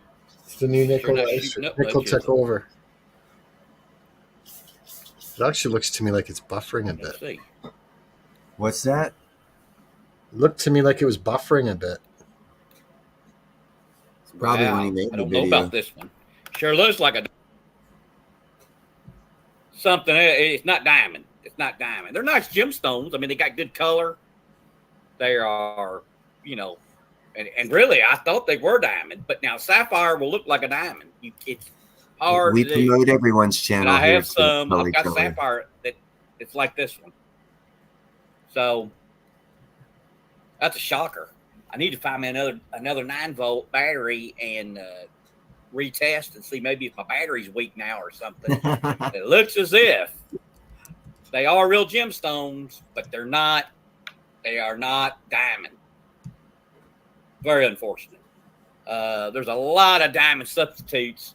Usually, when you get one yellow, it's either a sapphire or I cannot think of that other stone. There's another stone that looks like it's a diamond substitute. They put it in sometimes. It usually go about one yellow on it on the hardness. But this if it's diamonds, these should be harder. The nickel They knows should his have gone stuff. on there. So, wow.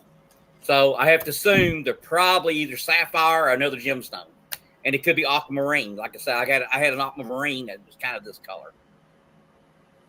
So, still have value, still investment grade, but aquamarine like this, the blue diamond would be worth far more than the aquamarine. So, and there's some aquamarine that goes for big bucks, but I think this is sapphire. I'm really That's why leaning I'm towards that now being in this because he sapphire. can't cut off the This chap. one- I'm just trying to think if I've seen a blue. You don't usually see this color blue in a sapphire, so this is probably aquamarine. So still good stones.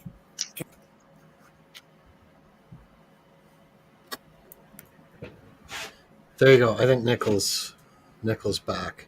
I put the link for that video in for anyone that wants to check that out. And if you want, I can keep playing it too. I just Yeah, did you get my? Did you show anything? say again. A view of Striker. Did I show you the Tanzanite? I don't know. I don't think so. It was just showing the two. But like I see, you've got tons of videos. Let's see if Tanzanite's-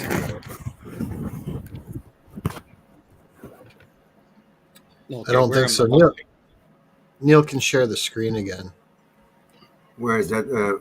Oh no, it's okay. Nickel's got it right there. So just make Nickel big now. Make Nickel big. Hold on a second, Nickel. Click on Nickel. Hold on a There second, you Nickel. go. You got it. Better than you can do with Viagra. Sorry, I had to. I believe that's a yellow sapphire. This one is like a clear sapphire. That looks like a cubic zirconius. What are you talking about? Oh, it looks like a diamond to me. That's why I said cubic like zirconius. sapphire looks like diamond. I forget what these are.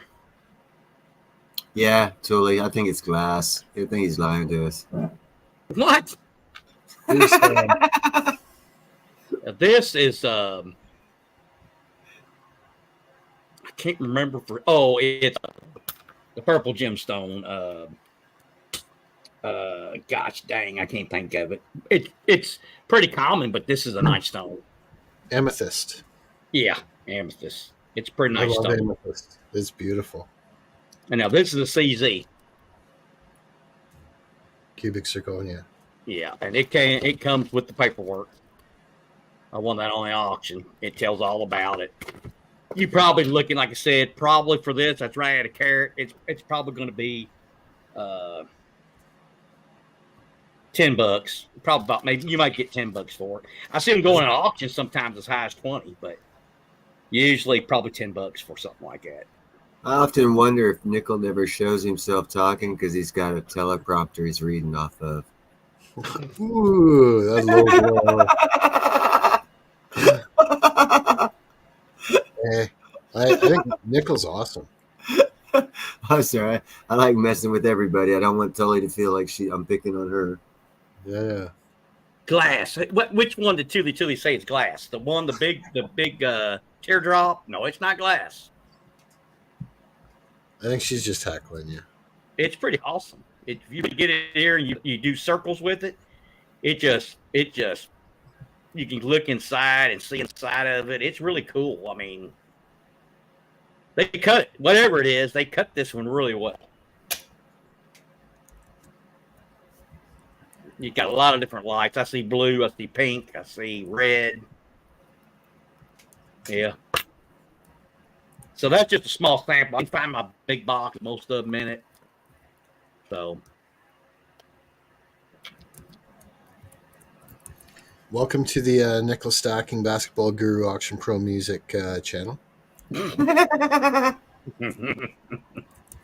or as Thule says, NS. I really like just nickel stacking, but I realize like that doesn't really fully cover the whole Right. So spectrum. if someone sees it, they go, "Oh, basketball! I like that. Go check it out." Or music. I love music. I'm gonna go check him out. So I just wanted to kind of broaden how many Yeah. people look at my stuff. So Yeah, throw the net out a little bit further. and I couldn't get anything else on it. I tried to. I wanted to do music and movies, but I could get movies. I've gone as far as it'll let me go. It won't let me have any more. So you've stretched it as long as it'll go, huh? Yeah, home of Andrew Dice Clay, indeed. I'm not sure if you know this, Neil. Sometimes you do it on purpose, but you still got nickel full screen. Oh, I do? Yeah. Why are you still full screen, Nickel? How do I get him off full screen? Because you're the DJ. If you click on I remove him from stage. the exact same button. There you go. There you go. End stream. That's. Oh, hold on. Let me end stream. Oh, no, don't hit that one. Not yet. I had something I wanted to say. So, Neil's going to be the representative. Wait a minute. I'm thinking about getting Osmium made of this. So I'll let him, since he may be the guy I have to deal through. I want that, except an Osmium. Was it 3/8? Yep, 888. You know what that means? 24? It's infinity. No, it means prosper, Oh, okay. prosperity.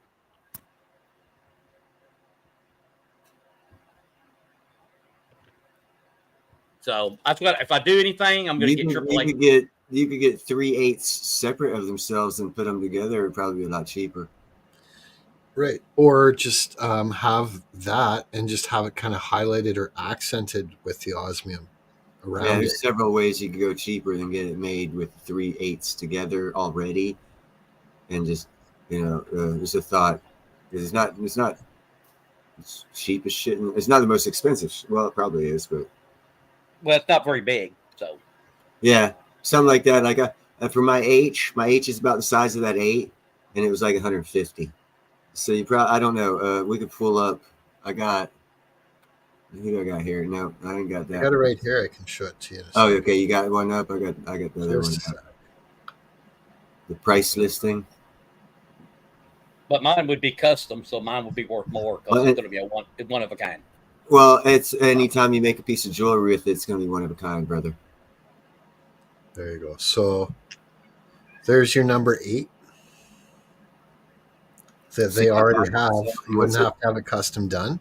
$250 for a nice big one, thick one. The largest would be $359, and that's 0.1 gram. So you're looking at about $1,000 for 3 of them separate, or probably $3,000 for them put together and created it together. Yeah, and for the smallest one, with this osmium stuff, if you add it to a piece of jewelry, it's a one of a kind piece. Okay, how big is that 8? I'm going to put the link in there. So the smallest one is There's 0.038 grams, and the largest one is 0.1 grams. I'll put the about a link half in the inch. chat.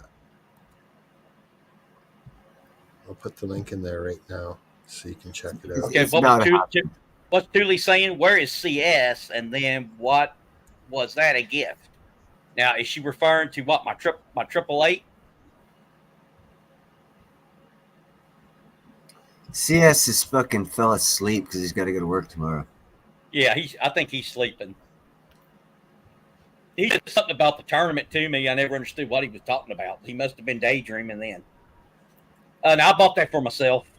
Thule. That was my number in the flea markets. Matter of fact, if you come in here, if you go to Louisville, you probably can get 888. But if you're over on this side of the river, if you go and say, "Hey, I want to get in your flea market and I want my number to be 888," they will say no because I already had it, and they don't give out they won't really give out that number after it's already been to somebody.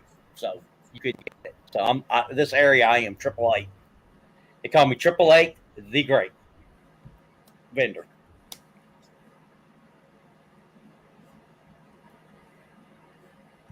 So I got that because of my number. And the reason I picked, I'll ask you all, what do you think I picked 3/8 for? For good luck. Because it comes up to 24. No. If you look at it from the side, top, bottom, what do you get? It's always 3/8. So when the girls put in there, when you made a sale with your number on there, they can never get it wrong because they're all 8s. And if you look at it upside down, side to side, up this way or that way, it's always 3/8. And so I knew there wouldn't be as many mistakes. Gotcha. That's smart. Oh shit! Why didn't you go with 666 or 999? Yeah, Steve, you got 666. They might give credit to 999. 777 would be LLL. And if they have 999, they might give credit to 666. So that's why I didn't do numbers like that. I got up on stage there. That stuff, the osmium crystallized form in the microscopic pictures, and then of course that form right there. And that picture right there, I'm going to have made something like that into pictures and posters and postcards. And that one too. Something similar here shortly. Self-promotion. Louis Nickel. I love me some. Is that ham? Ham and the Derby. Okay. You got me lost there, Gerald. I mean, you're talking about the Kentucky Derby here in Louisville. Louis in Louisville. Kentucky Derby being Louisville. Oh, yeah. Oh, yeah, they have an auction every year for the ham, and it goes like for 45, 50,000 or something for charity. That's what the rich dudes around here do. I can't bet on it. I don't have the money to bet on that. Thule will have to come and bid for me, win me, and give me a slice of ham. I heard she's rich. Man, she's Thule Trump. That's what we call her. Thule Trump. Thule Trump.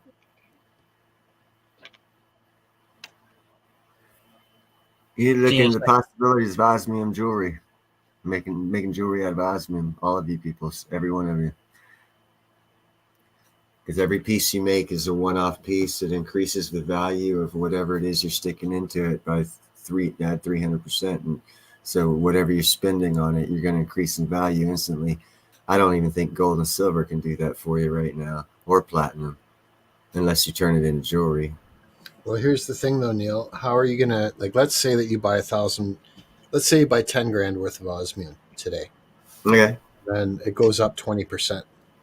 How are you going to sell it and who are you going to sell it to? Well, it's still a real new market. Right now, there are jewelers that will buy it, but once you make it into jewelry, it's a one-off. It's a unique piece. Right. So it's not going to be a wanted by everyone. But that also is what gives it value at the same time. So it's a give and take, so if you're getting into it to and that's why I'm selling it off as, generational, like Queen's jewelry and, the ring she wore, her great grandmother had made, really long time. But yet that same jewel and ring, if made today, would be 1/10 the price because it's new and not that old. So, and you can still take loans off on that ring, which I'm sure she did. So there's a generational, and everyone says they're into it for well, not everyone, but a lot of people say they're into generational wealth stacking, that is. So if you're true to your words and you say you're into it for generational wealth, you should actually see the benefit of buying something and making something that no one else in the world has with this new form of the 8th precious metal, and you be the first one to do it and keep it in your family. I don't see anything financially bad whatsoever about the scenario that'll play out on that one. only good things will come of it, as long as you don't like, sell it and let someone else take advantage of the opportunity. But, basically be your own bank, take your own loan out against stuff that you create. There's a great, if you guys think about it, there's a great fucking market there for it. But you And gotta plus he said that they would help you resell it. Yeah. But, and everyone's thinking, you can find a buyer for you. and that's actually the wrong way to look at it, in my perspective. Because if you want to gain wealth, you don't want to like sell your assets, and now it's kind of getting into houses where you can take a loan off on yourself off your house instead of, if you own your own house, you don't have to go to a bank. You somehow take a loan out against your own house yourself. That's starting to come into play. Well, that's the same thing with jewelry. The older jewelry gets, first off, Osman's year over year for the past 5 years gained 15%. Gold, silver, platinum, none of them have touched that rate of return. But that's only if you sell it. And stackers are saying, don't sell, save generational wealth. So everyone's throwing out these things, but they're not all matching what other things these people are saying. If it's for generational wealth, there is no greater opportunity than to buy a piece of osmium and add it into a piece of jewelry and make your own piece of jewelry with a precious metal. And the value increase just in that of itself is worth it financially. But you wouldn't want to sell it because the longer it exists in that form, that's why Hellenistic period jewelry is worth more than something a jeweler created today, because of the antiquity of it, the age of it. It's not that it's more beautiful, it's that it's been around for longer. It's generational wealth that you're creating. And you can take a loan off of yourself. Like in 100 years, if your great-great-grandson needs some money and he's got a ring that you created in 2024, 2025, it'll be worth a couple $100,000, $1 million, whatever. He can take a loan against that asset, keeping the asset and only have a loan against it, and therefore not losing that asset, and keep it in the family and still keep going and gain value from that asset if they work it properly. That's a possibility that I see. And that's, I guess, only people that'll pass on generational wealth will actually see that opportunity. And there are families out there that do see that opportunity, though. That's why they have generational wealth. The Rothschilds and all these others, generational wealth people. Well, yeah. You just got to change your mindset. Thule's not on that train, she says. Oh, by the way, Thule, you want to guess Well, what I did? Thule, we're calling 911 to get you some help because you just fell off the train tracks, girl. Thule, you can try to guess what I ate today. Last time we was kidding around. He said, "What do you think I fixed for dinner?" I said, "Meatloaf." She said, "How could you possibly know that?" So I'm going to give her a chance to guess what I cooked today for myself, and see if she's got ESP and that she can do it. I'll let y'all guess too. Y'all can have bacon a guess. and eggs. Who's baking an egg? Neil. Mr. Platinum. Yeah, Mr. Platinum. Yeah. Wrong. Okay. Yeah. I'd have done bacon and eggs. Okay, I'll say a bacon double cheeseburger. Wrong. Come And on, Thule's man. wrong. Beef stew, but that's a good guess. I do have to sometimes fix that. It better Thule not had be good- I don't something eat crazy hamburgers like a much, broccoli except- stew. Huh? It better not be something crazy like a broccoli stew. No, lasagna. Oh, I okay. was gonna say it better not be a salad. I went Italian. I love lasagna. A good I do lasagna. too. I think it's Love 4 it. or 5 cheeses. It's really good. Yep. I don't really like meat on it. If I get meat, it's got to be sausage. That's the only thing I'll eat with lasagna. But I do like the cheeses, the different cheeses.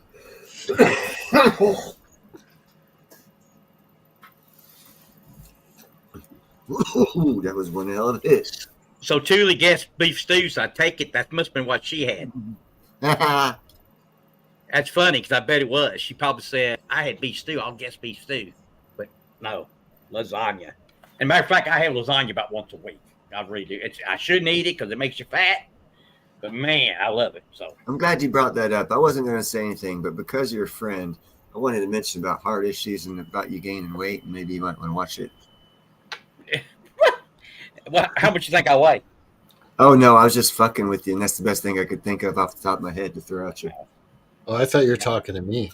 Oh, both of you, if it applies, JM. That's a heart attack right there. I mean, I'll fuck with you too equally. Hey, I don't care. I was going to say, What, hey, what what he's about showing, me? what William is If, showing, that's if a you're heart throwing attack right yourself there. in I the guarantee. fucking water, I'll throw a life jacket at you, sure. Oh, what I've got there is it's a part of my nutritious breakfast. Dude, that's a nice looking breakfast. That's all I can say. It's got every nutritional need you need. It's got more than enough vegetable, almost enough beef, kind of sort of enough bacon, and barely enough bread. Perfect. Yeah, A little bit of cheese. Yeah, sure. And whatever that sauce is, I'm sure it's good for you. She wants to know how tall I am. Well, there's kind of two answers to that. I was in my prime, I'd say 5'11", 5'11 and a half. But now that your curve starts to spot, starts to bend as you get older, I would guess I'm probably 5'9" and a half, 5'10". Gerald, I used to manage a technically it was an Italian restaurant, but it only served the family, and they allowed me to cook for them, even though I'm not Italian, because I knew how to. When I was in Italy, I actually learned how to make like ravioli and stuff the traditional way, where you actually make the dough, you make the meat and everything, and then you put it together and shit like that. And they liked my cooking, and they gave me access to this fucking professional. Oh God, it was a beautiful fucking kitchen setup, but it wasn't made for the few people that I had to serve. Never took total advantage of it, but I actually know a little bit about Italian home cooking, and it is 180% off of what Americans think Italian cooking is. I'll tell you that right now. If you go to Italy, or at least back in the 70s, if you went to Italy and ordered a pizza, you did not get a pizza like you get in America at all. There was no meat on it, just vegetables, very little sauce, no cheese. It was fucking weird. But, it was traditional. Learning how to cook like that actually made me a lot of good friends, believe it or not. So there's actually a lost art and profession is being a cook. Yep. Big time. There's a lot to be said that no matter guy, girl, whatever, become a cook, bro. That shit, you can make a lot of friends if you know how to cook. And everybody has to eat. It's hell yeah, universal. Dude, I'm not even Italian, and these boys voted me into their fucking Italian American club because I cook such Italian food so good. They're like, Neil, are you sure you don't have no Italian? I'm like, man, I'm Scottish and German. Sorry, bro. They're like, well, the family voted you in. Your nickname's the Germ. I'm like, all right. You just stay in the kitchen, keep cooking. I was like, okay, because of course I always eat what I cook anyhow, so I was eating good back then. Well, Chef, I'll tell you, I know he's good. Yes, and yes, Chef's got it going on for sure, totally. He's making mega bucks. I'm telling you right now. Oh my God, I'd actually, I admire what that guy's got going on and how he's crushing it. He actually, well, Ninja has no use for him because he's already got it going on. Ninja can't help that kid. he's already crushing it. But I know he's good, but he's too fancy of a cook for me. I mean, I don't think I would like most of what he made because it's just too fancy type of stuff. Well, not only the cooking, the stuff he does. Have you seen any of his videos? How he melts that shit down and stuff? And he's just very inventive on how his mindset is on getting shit done. I like everything about that kid. And a good chef is going to have fuck yeah, almost zero food waste. Almost zero. Right? Whereas people that really don't know how to cook are going to have a lot of food waste. You know how not to have a lot of food waste? A way not to have a lot of food waste is cook good food and have Neil as a dishwasher. Because if I'm in that kitchen and there's anything left and it's good, I'm going to eat it. I do what's called a leftover pizza. When stuff is it's almost to the point where you got to throw it out. I make a pizza and just freaking load her up with the leftovers and then top it with cheese, throw it in the oven. Call it leftover pizza. I think he didn't want you to think he was a womanizer, Tully.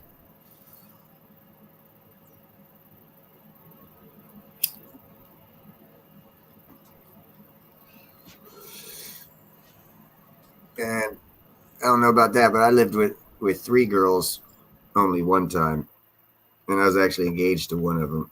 That was actually the best and the worst experience of my life. I'm still not tracking Neil. Yeah, I don't think she understands the comment Gerald made.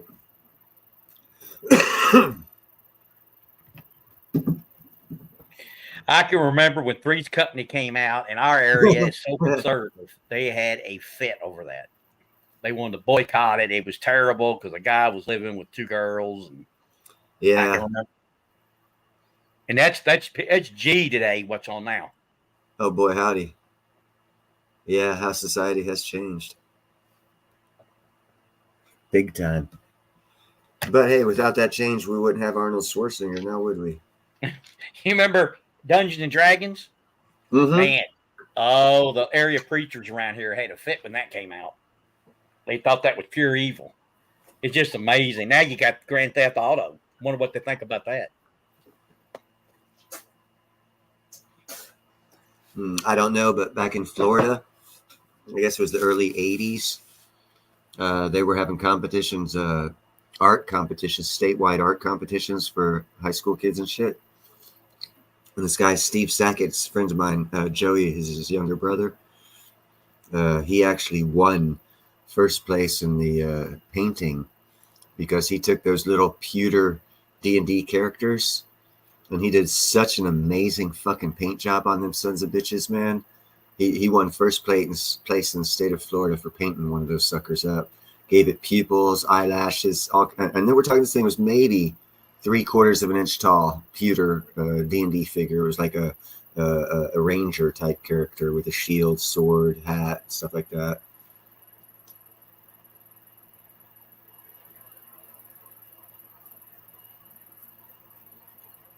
So I don't know. Hey, anti-Atchak in the house. Needs more snakes, less rakes. What do you mean? I don't know. I don't get that one. Yeah, neither do I. Oh, it'll Ryan. have a hidden meaning. What was that, JM? It'll have a hidden meaning. Oh, I'm sure of that. I'm just not sure of that. Anti's a super, super smart dude, and sometimes he speaks in riddles and rhymes. Yeah, like I said, that's why I answered your question in a riddle and a rhyme. I'm sure of that. And yeah, I'm sure of that. No Like the telling. English language, 2 meanings for one thing. Right?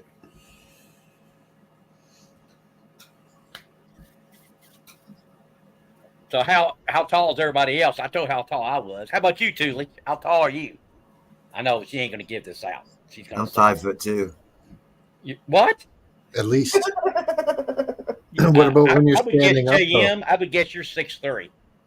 Who, me? JM. Oh. JM, hold on. Don't say yet. Let's everyone guess. Everyone in chat. Let's get everyone involved here before anyone gives an answer. Okay, I'll say JM, Neil's I'd say 5'11" for JM. Okay, I haven't seen Nickel totally, so I can't. I'll estimate probably 5'9", 5'8", and I can't guess on anyone in chat because I haven't seen you. Although what I will do is I'll take a wild random guess on this one from Tuli's hands. I would say she's probably 5'5.5". All right, now everyone else throw in the guess. Well, Neil, I was going to say if you're 5'2", I wonder. No, I'm lying. I'm lying. I was going to say, how tall are you when you're standing up, though? Oh, there you go. Yeah. No, we got to guess. We got to guess. Everyone's got to guess. I put my guesses out there. Everyone else has to guess. I'm going to say Neil's 6 foot. I'll say 6'1". Anyone else? Thule ain't going to Are we play gonna- this game. Thule are we ain't going to gonna- play because she don't want to give her hideout, so she ain't. Of course not. That's why I threw her in the mix. Are we going to guess each other's weight? And No. As far as that goes, I'm 5'11.5". So yeah, 6 foot. Anti 7'3". refusing to give in to meters and centimeters.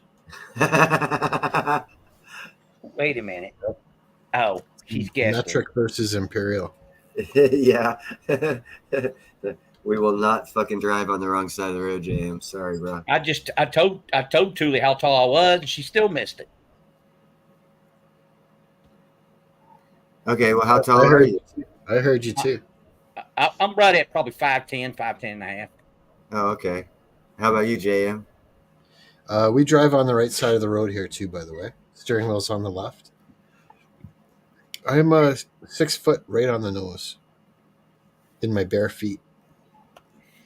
And if I stand up really straight and kind of stretch myself up, I'm about 6'1". How much? And if I'm slouched, I'm 5'11". Oh, okay. Okay.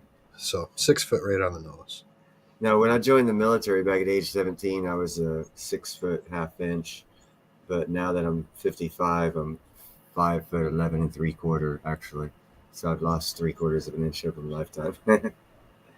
So I've been an iron worker for 30 years, so that might explain it.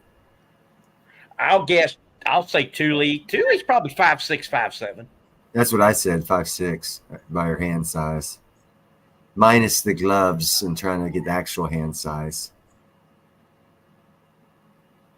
You're not the oldest, Gerald. How old are you? Oh, he's saying he's the oldest of four kids, I think. Oh, okay. Okay. The oldest Okay. and the shortest. I think. See, I misread things wrong sometimes. No, I misread that one. I think you actually read it. That's why we need everyone up on everyone right now. Click on that StreamYard link at the top. Let's all join the Yeah, there's panel only a few of us in here. Shit. together. Come on, Tilly. You can stick a napkin in front of the camera. Yeah. That's what I got. I got a fake picture. I'm not actually a piece of platinum talking to you, unless you're on LSD. And If see, you're on Thule, LSD. she don't believe you all when y'all say what your all's height is. See, I do not believe you. She You don't said. believe me? Well, you know, Tully's just showing that not only is she hard to get, she's hard to please. Oh, walked into that one, girl. Okay, you are older than I am. Oh, she directed it to me. Now, why would I tell a story about how tall I was? If I was going to lie about how tall I was, I'd probably say I was 6'1", 6'2". I wouldn't be saying in the 5 range. I'd be saying, hey, I'm 6'2". You know, taller is better, I guess, or it's perceived to be better. You're perceived more powerful. So whatever you're best comfortable with is the best. Whatever. Yeah, Anta, I'm not reading things as well as I was earlier in the day. I've got some performance enhancing inhalation. JM, we are going to take what I call a union break right now. And because you can't see it on the camera, I'm going to try and give as best audio as possible.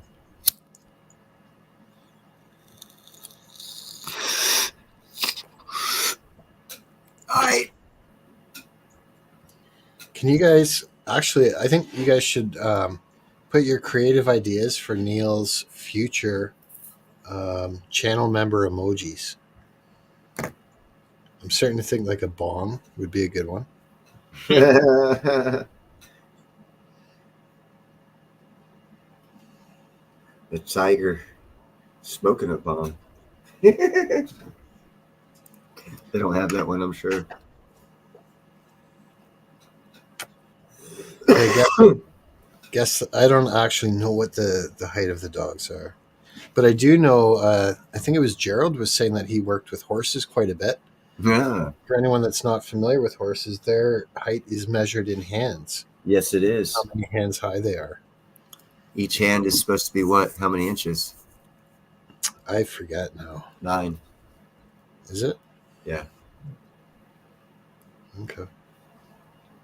A lot of horses in this area with across the river with the Derby. Buddy of mine, Lord's coming in. Buddy of mine is fixing to get screwed because he fucked up. Owns a jousting company, and he's got a large war horse style. They're like Parisian or some shit like that. I don't recall the name. He's told me several times. I just, for some reason, I don't recall the name of them, but they're, he had this one called Dragon. It was 16 and a half hand at the shoulder. That means it was over 6 foot tall at the shoulder. Yep. That was a big fucking horse. When I rode him one time. His name was Dragon, Black Stallion, beautiful beast. I didn't even fuck, man. I didn't even want to mess with that saddle. It was too big, and I'm a little guy. I was like, I'd rather ride him bareback than fucking try and fucking hook all that shit up on him. I'll be wore out putting that shit on him. And I jumped on that son of a bitch, man. He was about 3 foot fucking wide. I hurt so bad, fucking stretching out riding on that motherfucker. I mean, it was a gorgeous horse, huge, the largest horse I've ever been around in my life. And that's why I had to ride him, because he was the biggest horse I'd ever been around. Gorgeous creature, man. Loved apples. Fucking really loved apples, actually. Went too crazy for him. Kind of psycho on occasion. He'd like stomp his feet at you if you didn't give him, or when you quit giving him apples, he'd like throw a temper tantrum. So that was the dangerous. I walked in behind a pony and it kicked me in the head once, knocked me down. I was wondering, Jay. Now that is an enlightening story. Now a lot of things make sense. And they do. Yeah, you don't go up behind one because you'll think I am not from San Francisco. And you get kicked right in the head. In the back of the head by a horse. I like that one. Anti's got a good idea here for channel membership emoji for you, Neil. Platinum platform shoes. Yeah, like the pimp style. Platinum members. Platinumers.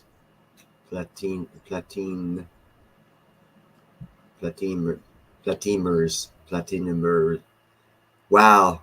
Man, that's like fucking dyslexia kicking in big time word. Oh, Platinum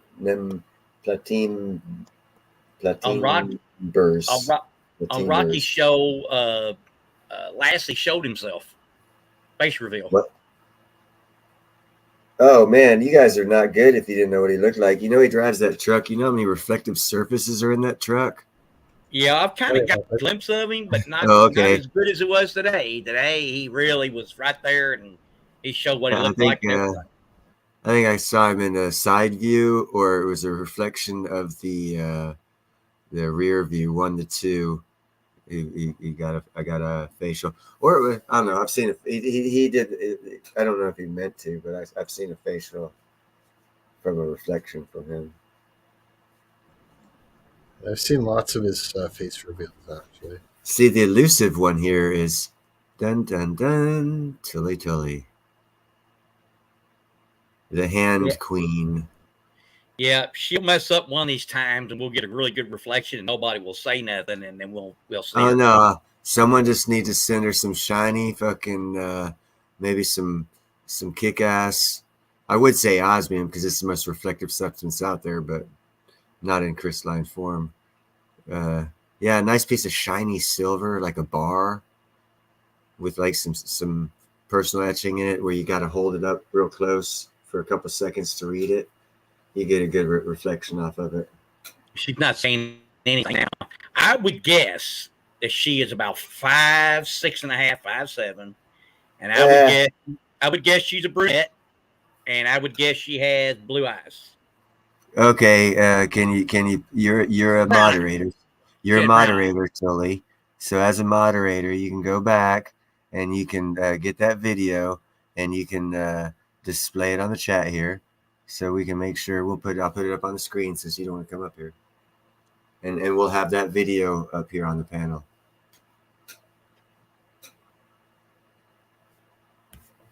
Trying to shame her, guys. Come on, help me out. Offer her some osmium and get her on the osmium train, and if she will come up for 0.2, 0.4 seconds, show her face on here. And then that'll be it. And she'll never have to do it again. How about that? No, it could be a build-up. It could be a whole series. Since she needs watch hours, we'd start off with like a from behind shot with just the hair. No ears, no earrings, no neck, no nothing, no shoulders, just hair. And every week, build it up for like a 20-week series. So that way we get some good watch hours for her. And on the 21st week, she does the full facial reveal. She should have about 5,000 or 6,000 viewers by then. I'll tell you what I'll do. If she will show herself for a couple seconds, I'll do a face reveal a couple seconds. I tell you what, I'll do a facial reveal if you do a facial reveal. Now does that not hold water because I already have? That's not a good trade. It's got to be her. Yeah, I know. I've already showed my face. It's got holes in the bottom of that bucket. You don't need them that bad. I'm just throwing ideas at you, Tully.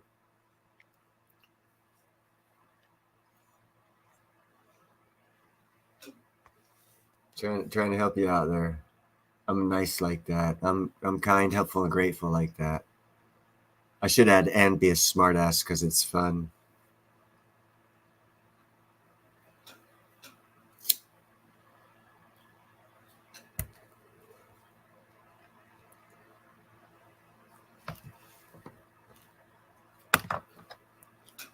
So have you got your comic relief in there, JM?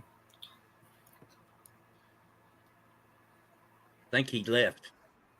Yeah, no, he's getting normal. I think he went to get something to drink. No, I think he went to go be normal.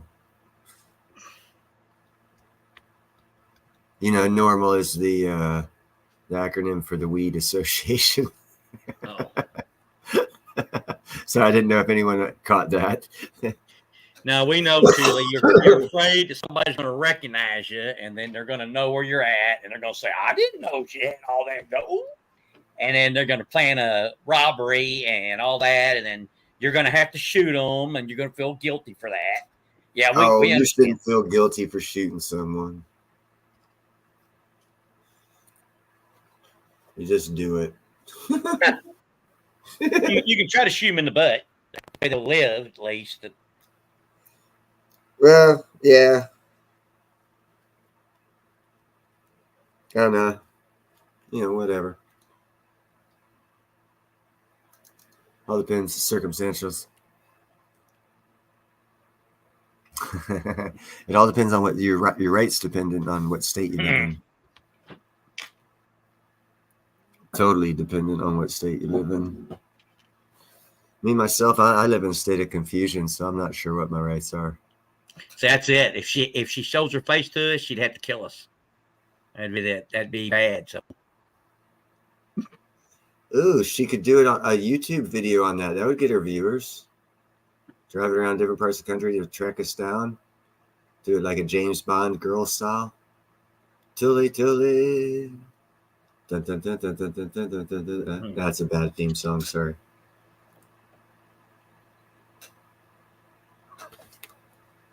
But you'd have to watch out. I'm training killer cats.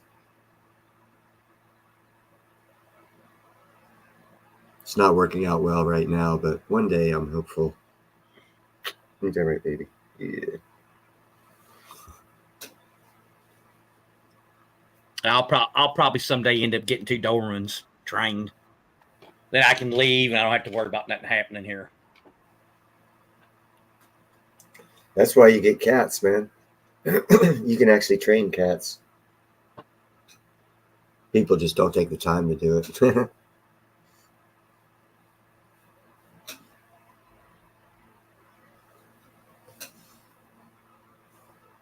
What should I name my Dobermans? Zeus and Apollo, like the ones on Oh, Magnum? that's such a cliche. Zeus and Apollo, or let me think. Hansel and Gretel. They are German dogs, right? Well, yeah, I guess. Let me see. What would I name? Go German with the name. Hansel and Gretel.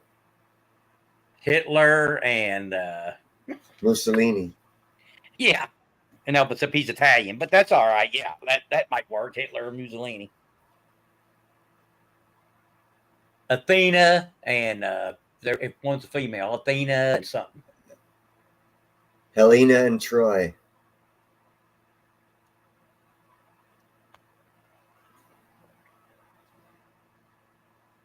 Go. What is that? Trojan history.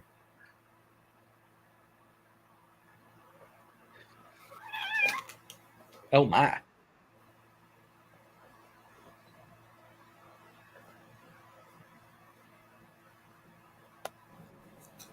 Okay, I'm back. Anti, I see your comment there. I actually had to measure how my beer fridge was looking. Was it a little bit too full? It was. I understand. Yeah, it wasn't too bad. Hey, but you handle it. That's a good thing. I've actually got Scottish beer in there. I should have maybe grabbed one. Crisis averted.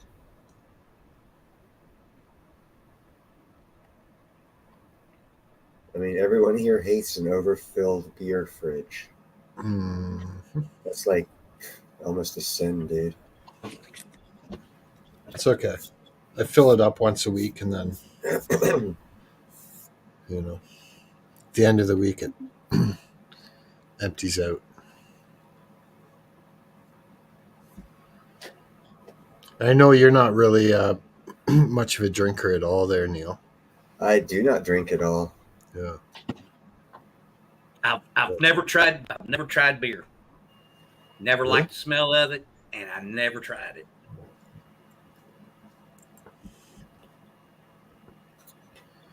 What about harder liquor, Nickel? Like, I know Neil doesn't drink at all.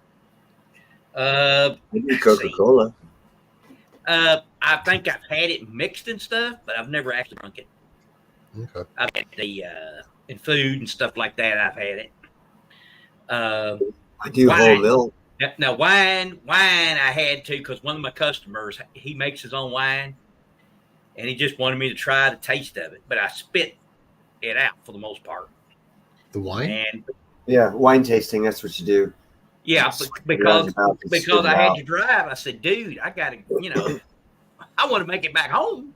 And so I had to. I for the vast majority, some maybe got down my throat, but most of it I spit out after I tried it. It was okay, I guess. I told him, I said, I think grape juice, it tastes better and it gives you all the stuff that this does. So I said, I don't know why you would choose that over the other. Plus, you don't have to worry about hangovers or wrecking your car. Here's a little trivial information. America has two native grapes or grapevines that are native to America to compete with the French variety. It's a Scopanone and Muscadine. They're both separate vine varieties down in the southeast. They're a sweeter wine, not bitter and oaky-ish and musky and dry and disgusting, which is what I think of the French wines. And I never tried pot. Sorry, I just never. I knew there was something weird about you. No, never did. I mean, I smelled that too and didn't like the smell of it. And Hey, just because you're stuck in the room for 4 hours when people are hotboxing doesn't mean you get stoned. And then the people at umpire school, they were using it, and I thought it stunk. Myself, I think it smells like a skunk or something. It does, the good shit. Yeah, I don't like smelling skunks. So around here, bro, I'll be outside with some people. We'll smell. It'll be like it's a 50-50 if it's a real skunk or if someone's smoking some good shit. You're like, do I need to go see who's smoking some good shit, or is that skunk that travels the neighborhood at night? But that's just around here. And I don't like needles, so I don't eject anything because I do not like needles. And so really, only stuff I ever take that if you can say drugs, it'd be something that a doctor prescribes. And usually they have to make me promise I will take all of them because they know I don't like to even use anything they even give me. So I believe in healing over time. Sleep and healing over time is my theory. What about caffeine? Do you drink coffee? I do not drink coffee. I do drink tea. Nice. So you're probably both, you and Neil are probably both very, very healthy. Well, I They've do. gone I into it. used to smoke cigars for a while. I still smoke cigarettes, but I do a lot of athletic shit for my age. I when I work, I work. I put in physical work. It's like going to the gym after 8 hours, 40 hours a week. Yeah. But I do smoke. But I also climb. I do Stairmaster with 20, 30 pounds on my waist.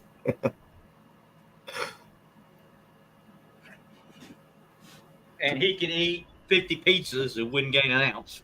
Oh yeah, no, that's actually tonight I finished off half a cake as we were talking. So you're probably one of your weaknesses is sugar, from what I gather, anyway.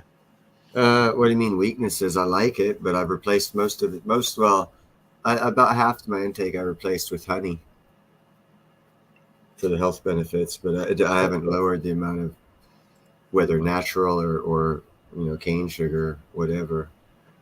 I do quite a bit of sugar. And Carrot cake's awesome. I love carrot cake. Oh, by dude, weaknesses, I waiting to meant admire. one of the things you indulge in. And Julie has Meyer where she's at. We have Meyer here, and I'm waiting for them to mark their carrot cakes down. I will not pay 10 plus for a carrot cake that size. They're going to have to go at least down to 7. And if they will mark it down to 7, I will get it because I do like carrot cake.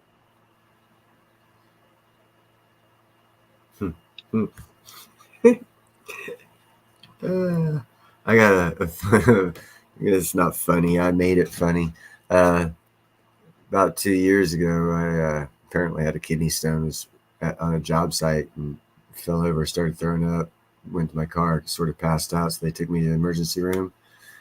And before they took me in, I was like half dazed and shit. And this quote unquote what are the blood suckers called? There's a word for them. Leech. No, there's a medical word for Parasite. employment.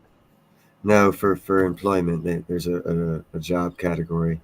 But anyhow, someone came in, and I was like half dazed. Had the business agent, business manager was there, and I felt him poke my arm. I looked, and I saw some blood squirt up. I was like, all right, I ain't gonna say nothing. And then I saw it again, and I saw someone else come in and try it, and I saw it the third time. And I looked down. It shows what kind of asshole I am. I like straight at these two motherfuckers. I said, what the fuck are you doing? Isn't it your job to find the fucking vein? So a doctor was walking by at the same time I said that. He came in and shoot him off, and he got straight in the vein the first time. This motherfucker spilt most of my blood by missing. If I wasn't so fucked up, I would have hit him. Lucky for them, I was too fucked up. Who makes a cake? She's got something. Will bake a cake or something? Is that what Julie's saying? Does she makes her own carrot cake?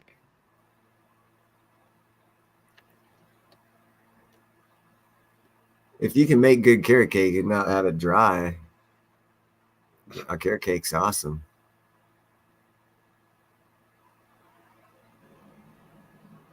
What about cheesecake?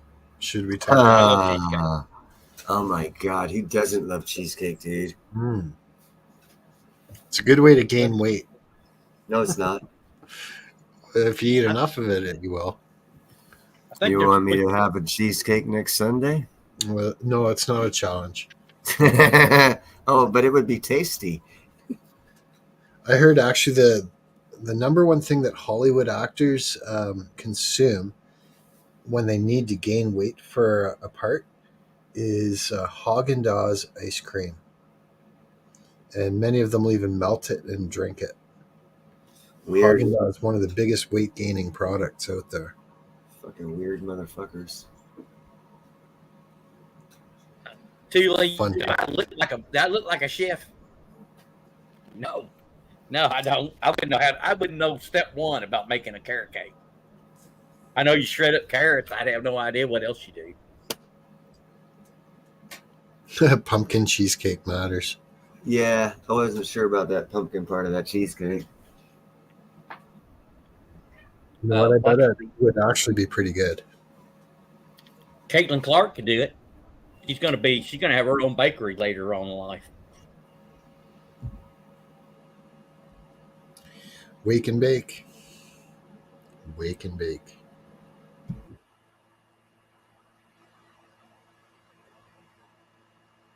Yeah, I like cheesecake. I like upside down cake, chocolate cake. See, what's the other one I usually get? Probably pumpkin pie. I do like pumpkin pie and sweet potato pie. I like sweet potato pie better than pumpkin pie. Apple pie. Apple pie's okay, but I probably prefer blueberry. I like blueberry a lot. Blueberries are awesome. I even throw them in pancakes or flapjacks, whatever you want to call them.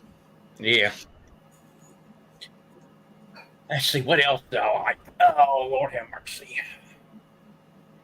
Yeah, Peach I like pie. just about I like just about Peach any pie type of cake. rocks. I like donuts too. Yeah, I won't hardly ever pass up on a donut or pies are okay.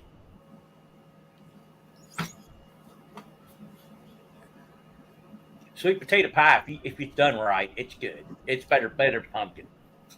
No, it's not. It is because some people No, put it's too much not. spices. Some people put too much spices on their pumpkin. Yeah, no. Pumpkin pie with whipped cream ain't nothing like it. I don't I like can't. sweet potato pie. Pumpkin pie. I don't think I've ever actually had a good sweet potato pie. No. Farther south you go, here you will. Yeah, feel yeah. Down south, they're popular. Southeast. Would it be desecrating it to put raisins in it? Like I know some people say butter tarts. If you put raisins in it, you wrecked it.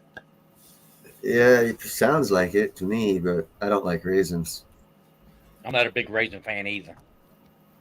Although I do have a life saving reason to have raisins if you're out in the water, out on salt water on a boat.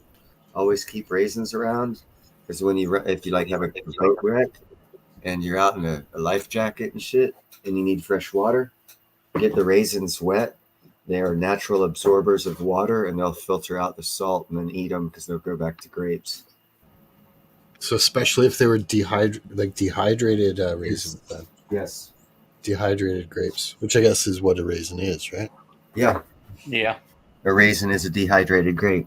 So, and they'll naturally, the skin of the raisin will keep the salt out, but it'll absorb the water. So it's a natural water filter for salt water.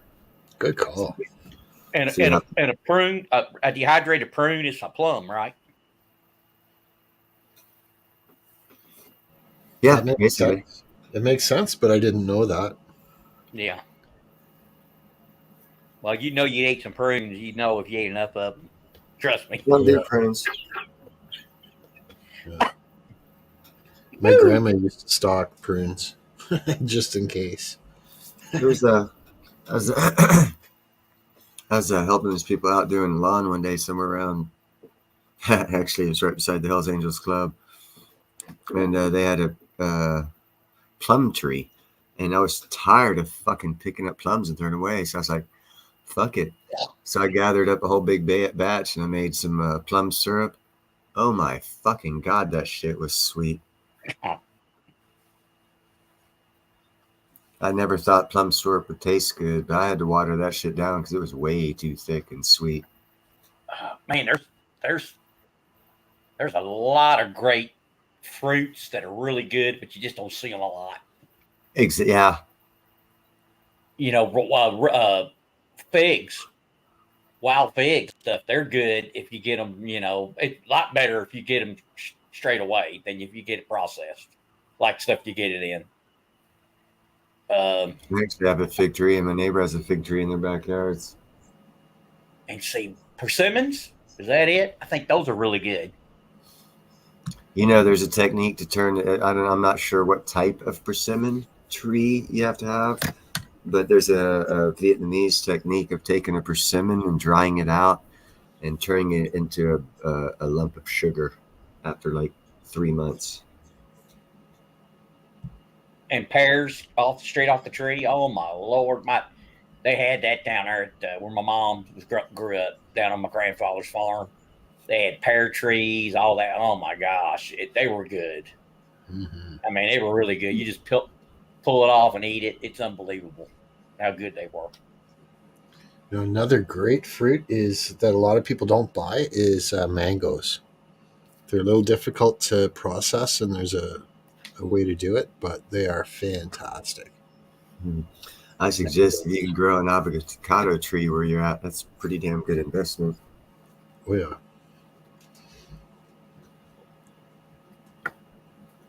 And I like walnuts.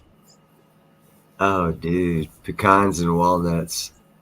Cashews here. I was gonna say cashews, but Mhm. I'm talking about the kind of like you get out in the country walnut. They got the black what is that? husk over it, and you got to get that off. You got to get through the other, and it stains your hands, your fingers. But man, once you get to the nut, it's delicious. What is it? Macaroon grows in the Mediterranean area. I think we had a macaroon tree in our yard in Italy. All I know is hard to get out. I didn't like it. Tasted good as shit and supposedly was a nice nut, but it was hard to get out of the shell. But those walnuts you get at Christmas time at the grocery store, they're useless. I don't even like those.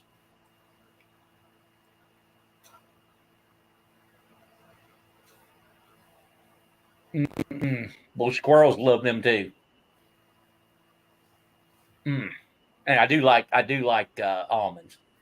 I mean, Oh yeah. not almonds. Great. And pecans. Neil mentioned Yeah, pecans. pecans. I like those. I used to like walnuts making, this is fucked up, making little sailboats out of the fucking shells. If you crack them open properly and don't crack the shell, take a toothpick and a little piece of, a paper and make a triangle shape out of it, glue it together, and let it run down the fucking gutter in the rain. I have little sailboat races that way when we were kids. It was fun as shit. I think we lost Thule. I think she fell asleep. Yeah, probably. I'm just glad she decided to show up. Talk about all that food. She's asleep. Or she's making a carrot cake. Ooh. That would be badass. Send us virtual pictures of something we can't eat, but we all love. Thank you. Well, don't let us keep you up. If you have to work, drive, or do anything like that, stay safe. Good night, Tilly. Good night, Thule. Yep, she's signing off. She's going to make me a carrot cake and send it here. I appreciate that.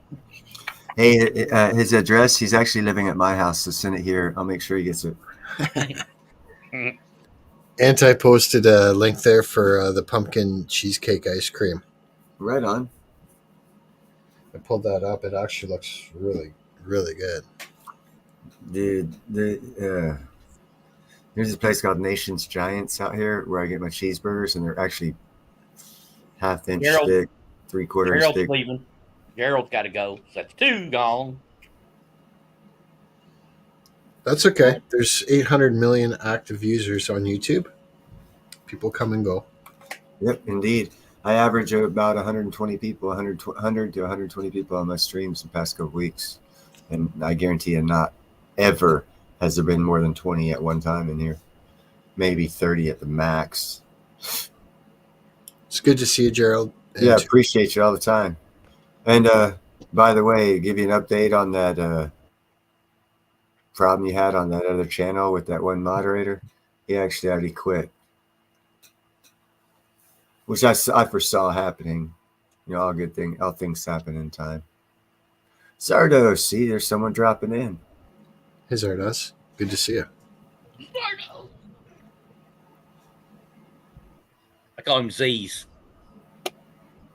Nice. Well, we've already covered at least 20 subjects in And topic. it's all good. If there's more needs to be covered, we'll cover them.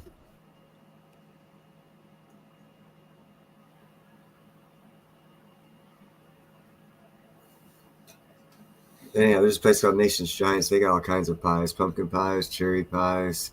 What was that? Shrimp pie.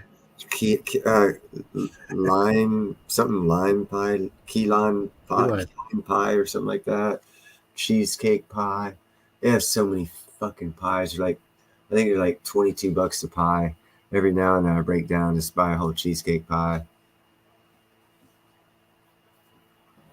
Then you get the jellies. You got jam, jelly. Oh, that's a Preserve. great thing, man. My neighbor next door on the other side of me, who's not a musician and whose wife isn't what do you call him? Person who makes commercials and movies and shit, director, producer shit. The guys on the other side of me got the lemon trees. They make all kinds of like lemon zest this, and I actually have lemon jam they made fresh last year, still in the refrigerator. Love all that kind of shit. My favorite is blackberry jam. That's my favorite. And you know that shit like grows fucking damn near everywhere. Yeah, I see that here when I'm walking dogs. Yeah, I mean Nice even up in the cold. wildberries. Mhm.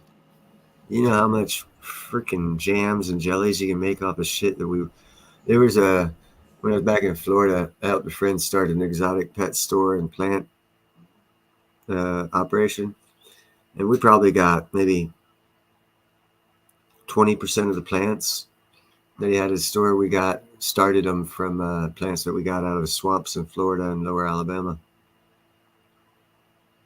and out of nature, basically. About 1 out of 5 of them got for free. What about dandelions? Do you guys eat any dandelion products? Or Nope. You can make dandelion wine. and jellies and jams. In fact, salads. Like I've even seen people making salads with the leaves from them. Oh yeah. And apparently, like it's not medical advice, but apparently it's relatively healthy if you do it right. There's a book out there that says everything on this planet that we need is here for us on this planet. Yep. There's probably a cure for cancer. Oh, there is. Some plant or something that's there and we don't know it. And it's out there somewhere. Well, actually, Apricot. it's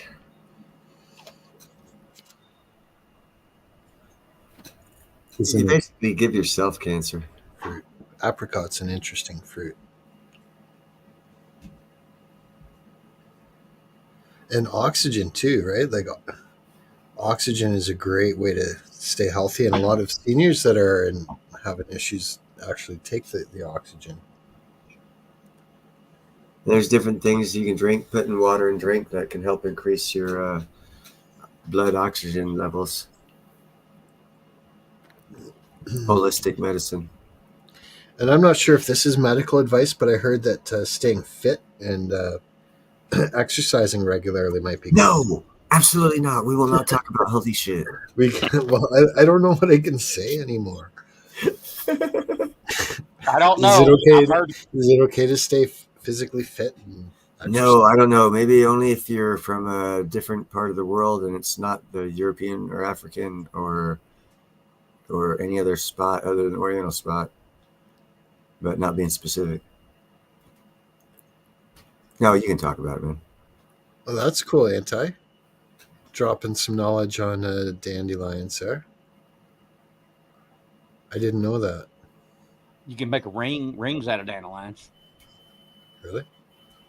Yeah, if you like Come on. cheap rings. It's That's kids. As kids, we used to You know do what?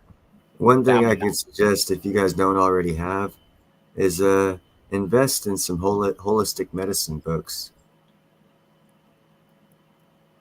There's milkweed.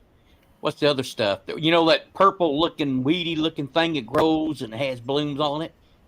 Roots of them. And actually, they're not that bad. My grandmother during the Depression, she used to eat those. They eat that as part of their food, like a vegetable. Shit. Yeah, you know what pine cones are? You've heard of pine cones, right? On pine trees? Oh, yeah. Yeah.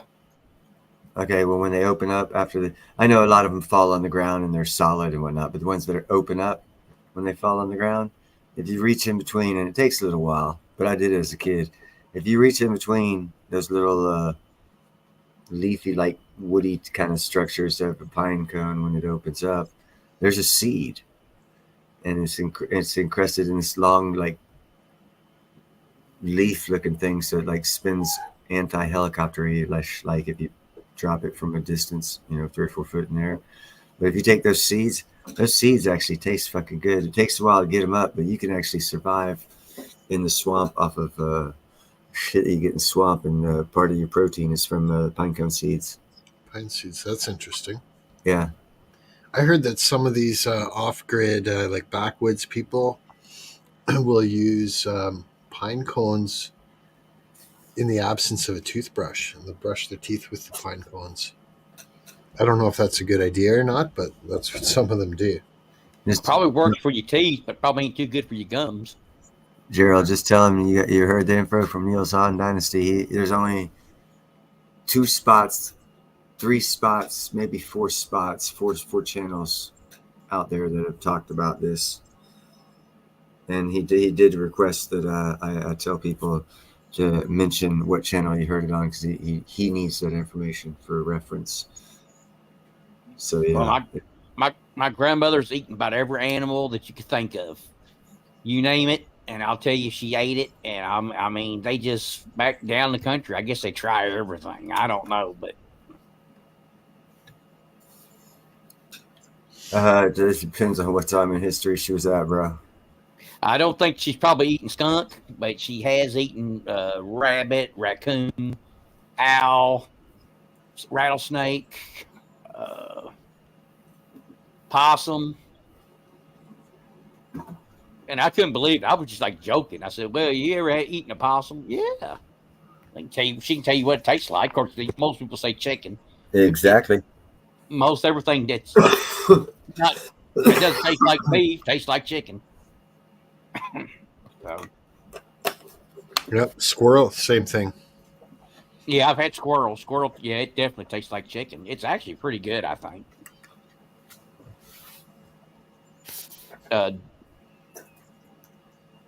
Deer's my favorite wild game. I love yeah, it all depends on how it's cooked. loin, butterfly steaks. Just hit the thumbs up, and I'll forgive you for not being here for the full 3 hours or 4 hours. I'm playing with you, Space Miner. Thank you for stopping by. Venison jerky is excellent. So, yeah, my mom ruined some venison one time. Like, didn't cook it right, or what do you mean? It was when you bit into it, instantly your whole mouth got greased over, and it took you a while to get that off of your inside of your mouth to where you could taste shit again. And they say it was like she didn't like marinate it right or something to get the gamey taste or whatever oils or whatever out of it. I don't know. It almost sounds like it wasn't butchered right or trimmed properly. I don't know what it was, but she got the blame for it, and it was horrible. It's a very lean, very, very lean meat. But yeah, I used to, there was a deer farm near a cottage that we had. Space Man. I used to go there for the deer jerky, and I got steaks and a deer burger too. I hear if you hit the thumbs down button, it helps just as much. So if your thumbs up button's broken, just hit the thumbs down button. yeah, I mix it. I mix it with hamburger. You know, just a little bit, just enough for the to shape it. That's a good way to eat those meats. Is mix the meats with like hamburger or something, pork, depending on which one it's most symbiotic with. I like mixed meat shit, like rabbit and beef, or bison and beef. Do you not need to worry about cross contamination though? No, if you cook What it you up. mean with the beef and the deer? No, I mean I've never had that trouble. I never got sick, so I don't guess. If you cook it properly, you never will. It's for these people. You just follow all the rules that you were meant to follow, the health guidelines and the religious guidelines for eating meat, and you'll be fine. Frog legs, I absolutely love those. I'd rather have like that. crawdads. I like crawdads better than shrimp. Yeah, I like seafood for sure. I'm all over lobster, crab, and King crab legs, Alaskan king crab Scallops. legs. scallops. Awesome. Give me some Clams. big crab scallops. Clams are good if it's done right. I like oysters and clams. I never figured out the whole shucking the oysters and just swallowing them without eating them. No, you mean the slimy ones? Ain't no way in the world I'd do that. Yeah. Mm. I mean, I don't know if it's a southern thing or not, but I think gizzards are pretty good if they're fried up. Gizzards, yeah. You never had gizzards? I've had chicken hearts. Like my mom used to make chicken heart soup with chicken hearts in it. Chicken gizzards is what it is, and oh my god, they're delicious if they're cooked right. I like calf liver. Crawdad etouffee. What did you say, Nickel? Calf liver. Calf liver. Yeah, it's expensive because if they're going to end that potential cow's life for the liver, it's expensive to eat, but it's good. Kind of like veal.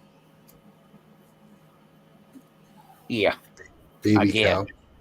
Yeah. Well, you're going to take the animal's life anyhow. You use all bits of it. So if you're going to get veal, you get liver as well. Yeah, I never got into eating livers. No, every time my mama forced me to eat liver, I had to have applesauce with it. I put ketchup on it. I had to cut it up a small piece and like fucking dip it in so much applesauce I couldn't fit anything more in my mouth of the applesauce with a little piece of liver, and then I'd be able to fucking tolerate that shit. Well, I loved it. I loved it as a kid, and my mom finally told me where it come from and what it was, and then I couldn't eat it for a while after that. It's actually one of the, I don't want to say healthier, but I guess it probably could use that word of the meats. And the texture's so much different than, anything else. else. It's disgusting, man. I fucking hate it. Just stop talking about that shit. Some of us are here for the platinum. I love it. I love that, man. It did. I thought that was one of the best meats ever. Can I mute him? Quit talking about that shit. That shit's nasty. I hate fucking that shit. You put onions with it, Neil. You didn't have No, I don't even like onions. Get off. Quit. It's just like eating a sponge. What's wrong with that? I'd rather eat crab legs and oysters on a half shell with some Killian's Red. You know what that I can is? tell you stuff that my grandmother ate, and it would make you sick. You would throw up. See, now it's funny that you said, because I have two scenarios of two different grandmothers, one of a German heritage and one of a Scottish heritage. And the grandmother of Scottish heritage ate so fucking damn good during the fucking bad times. It was pathetic, because they have seafood, and that never changes. No matter good times or bad times, seafood is seafood. And the other one lived inland, didn't have that option, and ate some kind of cool shit. I can tell you one. Yeah. Has anyone here eaten an armadillo? Nope. I have not, and I think they say, I saw that over there. He's right. You have to fix that a certain way, or you can make. Yeah, isn't it the armadillo that like 25% of them actually carry the gene for leprosy? Some kind of disease in it. Yeah, you gotta be real careful with that. Yeah, you got to watch some of those critters that you want to munch on. It's either the possum or the armadillo. I'm almost positive it's the armadillo, but don't quote me on that. But I'm probably 90% sure it's the armadillo that carries the gene that carries leprosy. I mean, why would you want to eat one anyway? There's not much meat to them. Man, I'm gonna time you out, Space Miner. The tongue. You guys are I'll go for that Cajun shit, but they don't do tongue, man. You got crawfish, you got fucking red beans and rice, you got shrimp etouffee. Oh, that's good too. All kinds of good eating of the Cajun persuasion. Well, my grandmother looked at pig's brains as a delicacy. She loved it. You need to shut up. And she did eat, I think, cow tongue. I think it was cow tongue. I'm gonna time you out. Can I time him out? Moderators, jump on him. It's nasty ass shit. That's pornographic, bro. I'm going, man. I couldn't even. No way I could eat anything like that. No way. Man, get out of here. It don't make you smarter, and I don't believe you if it does. Well, you'd literally have to be starving. I'd have to be Holy starving. hell! to eat Fuck that shit. You know what war is? That would happen before I fucking eat that shit. Because the person I'd be warring with would have some better shit than that. Well, I'm telling you, she raved over it. I go, you're kidding me. I said, you Yeah, actually, no, she was. She had to convince herself of that. Trust me. you know, and And I then don't over think she ever time, you told me what forget it how tastes nasty like. it was, and all you But remember is how you convinced yourself that it tastes good. And because your memory's not geared to remember nasty shit, and that's nasty shit. well, down south they eat the innards of a pig. That's nasty shit. It's the intestine, Hey, skin of and the you want to know intestine. how? You want to know why the South is not as intellectually stimulated as the rest of the world? Might be in the diet.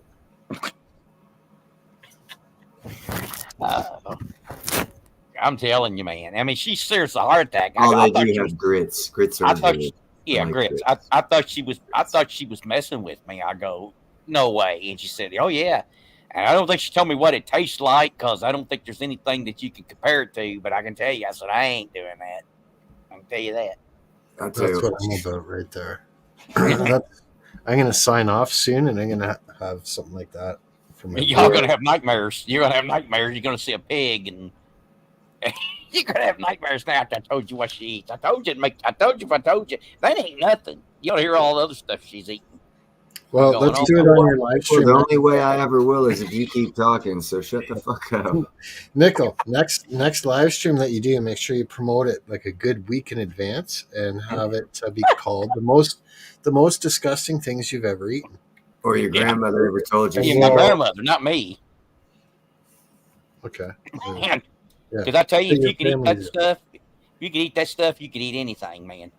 That's all I know. I think we're in the stream on that positive note. Yeah. Hey, Anti, I was going to say thanks a lot for that last comment there. I frequently slide by other channels, press the thumbs up, lurk for 5 or 10 minutes. I don't always put comments in, but I support as many channels as I can, as much as I can. And I want you to know personally, I appreciate the amount of appreciation you're putting into my channel because it's a godsend you being up here. I try to help out the smaller channels the most, and so some of the larger channels kind of go, "Hey, where's JM? I haven't seen JM in a long time." And it's just once I feel people are getting the traction they deserve, then I try to move forward and help other people that I think really need it. That's a good thing of you. Although I expect to be an exception to that rule. I'll need help for the next 10 years, I think. Oh, there's no question about that, Nickel. We all need help. Probably longer, and we're all accepting of that fact. We all do, and that's one of the things I love about Independent Many is her tagline, which is "We're stronger together." Yeah, no doubt. That links up nice with your "Be I kind, actually, helpful, and grateful." You know? I liked that panel discussion we had. It worked out well.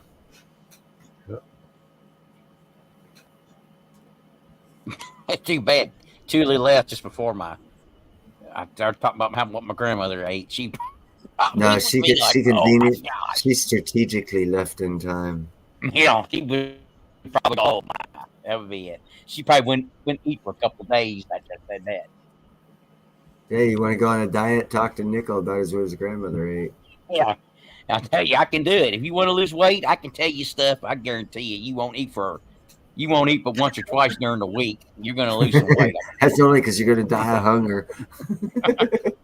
Nickel's weight loss program. Like a psychological fucking weight loss. Yeah. MK Ultra weight loss. The next trend in weight loss. The psychological weight loss. Think about this. That cheeseburger is actually a liver. Oh God. Well, no, that'd be good though. There's some things that's good to eat. Liver's great. That's beef. Yeah, you know, like I said, fucking Nickel's weight loss program. I'd eat I it. think I'd you're actually one of the few people I know who have ever made that statement. What about liver? It is good. Okay. You know, hold on. The last time I heard that statement, it was in a movie, with the guy who had fava beans and Chianti wine with it. He liked liver too. Oh, you're talking about I was wondering how long it would kick in before you got that movie reference. you're talking about Lecter. Yeah, Hannibal Lecter, exactly. He loved his liver Oh, with some fava beans. and Chianti. Yeah, that was a freaky yeah, but movie.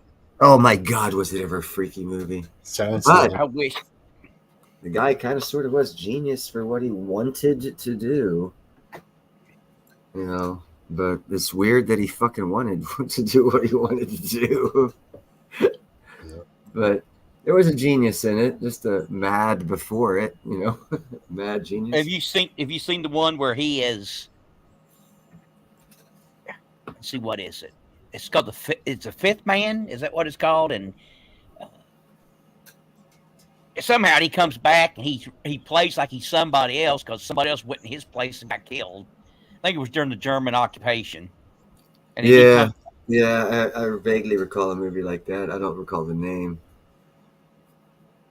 Where he's And then acting out someone else's life. and the one he was with Emma Thompson in, and he was her boss. What was that called?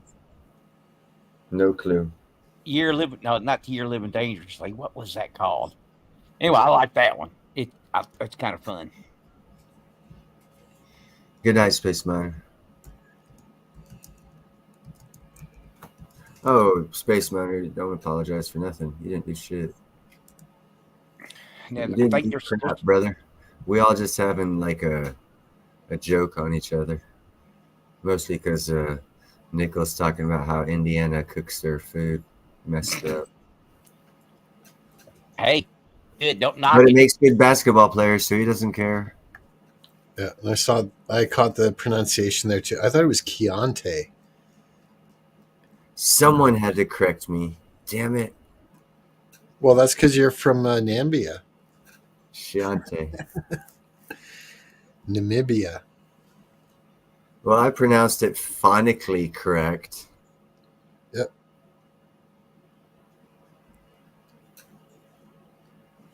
Yeah, I could tell you were kind of trying to compromise on the pronunciation there. You know, 6'1", half dozen the other. But yeah, you're correct. Really? It's Chianti to the upper echelon. Please pull this up. Gerald's got something he wants us to share. I'll take a look at it. Yo, buddy, thank you very much. Oh Monkey no. I don't know if we can share that, man. Is it Monkey Brains? Is it strikeable material? No, it's not. It's fine, but it's a Klaus burger. Yeah.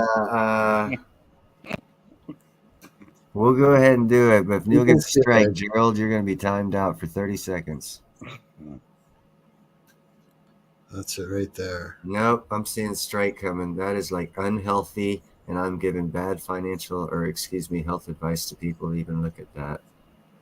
No comments on it. What is that? Onion rings? It's a Klaus burger. Meet the Klaus burger. What's your favorite? It's massive. It's huge. It's delicious. It's a 1/3 pound burger with cheese topped with an onion That ring, all? a chili bacon, barbecue sauce. My God, it must be small if 3 patties make 1/3 of a fucking pound. Yeah. Damn. We Those used to have fries, a guy here made bigger burgers than that. yeah, The onion rings are making up a the good chunk. majority of it, yeah. Those fries look good though. So Extra actually, crispy. this would be like the antithesis of a Oh Klaus no, burger. it's only 2 patty. They must have like That's the sauce onion and cheese at the bottom and the other shit at the top. It actually looks pretty good if you squished it down there and cut it up. If you got rid of the onion rings and squished it down and cut it up, it'd be okay. You're not into onion rings? No, No, I like onion rings. I go through like fucking pregnant women appetite thing every now and then, like cravings, and sometimes it'll be chocolate, and for like a month I'll eat nothing but fucking chocolate, and so there's times where like those onion hand grenades, I guess is what you call them, where you like half slice it and fry it, open it up, like, or was it onion flour or some shit like that. I'd eat the fuck out of those after you'd like bread them and fry them. But then I wouldn't like the onion. I'm weird. That did look pretty good, though. I gotta say. Yeah, I was not attracted to the onion ring part of it. But I think it was kind of trolling Klaus Schwab because he's all about the insects and the bugs, right? Ah, okay, yeah, now I get it more. I like that cheeseburger you show. That one. Freaking yum. Well, all this talk has made me hungry. I got to take off in about 5 minutes. Yeah, I'm gonna shut this down Well, as well. I'm trying to get you. I'm trying to get a picture for you of the Sweet Daddy burger. You could be here. You ain't seen a big hamburger till you seen that. It would take 2-3 people to eat it. Blooming onion. Thank It's you very bigger than much. most cakes. It's bigger than most cakes. Well, hey, next Sunday I'm gonna have Ian on, you guys. If you have any interesting questions to ask, and within 3 weeks I'll have Yara on. Sounds good, man. Yeah, so I'm getting a few Gotta more interviews going. Let me see if I can change this. Wait a minute. Y'all can probably see it. Nickel, I don't want to see any head cheese or anything like that, though, man. A what? I don't want to see any head cheese.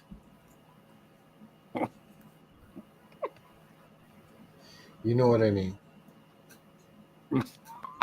I'm innocent to the world. I don't know. I hear you giggling in the background there.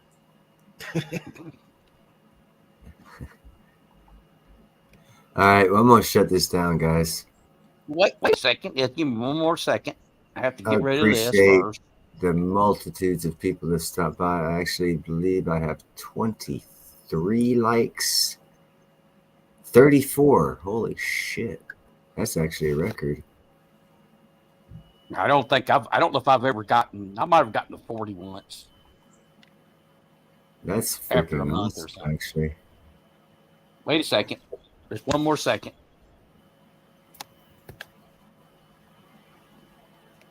Thank you for being here, C4. It Always was great to see appreciate it. everybody. And Zardo, Gerald, Everybody's going to miss this big burger. Ty. Appreciate you taking I the think it's this time, one. and hanging out, hearing me run my mouth and interrupt JM and Nickel. You guys are going to Here want to it see is. what Nickel's showing here. Apply. Rotate. Oh, I don't think they're going to let me have the picture. Dag nabbit. I think. Oh, here it is. Life is complete. Wait a minute. There you go. Let's apply. It should come up. Of course, you can't see the person behind it, but you can see how big that sucker is compared to that person. It's unbelievable. That's the wrong. There it is. That is one big burger. You can't really tell from that picture, but that is huge. There's That looks like so a good pound and a half of beef on that son of a bitch. Nice. Yep, definitely looks good if you're hungry. I never had one, but the guy came in the flea market once, and I talked to him, and he talked about them. But I never actually got. Too much meat. Oh, I'll tell you right now, it would take me 2 days probably to eat that. Yeah, I would break it down into 3 patties and fucking eat it like that. Share it with the kitties and the little puppy dogs. Pretty much. Looks like a family meal. Okay, guys, have a great night.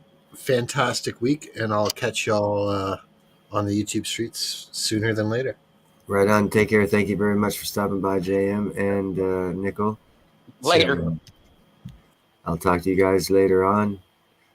Thank you very much again, Mr. Basketball Star, and everyone else that showed up. Have a great one.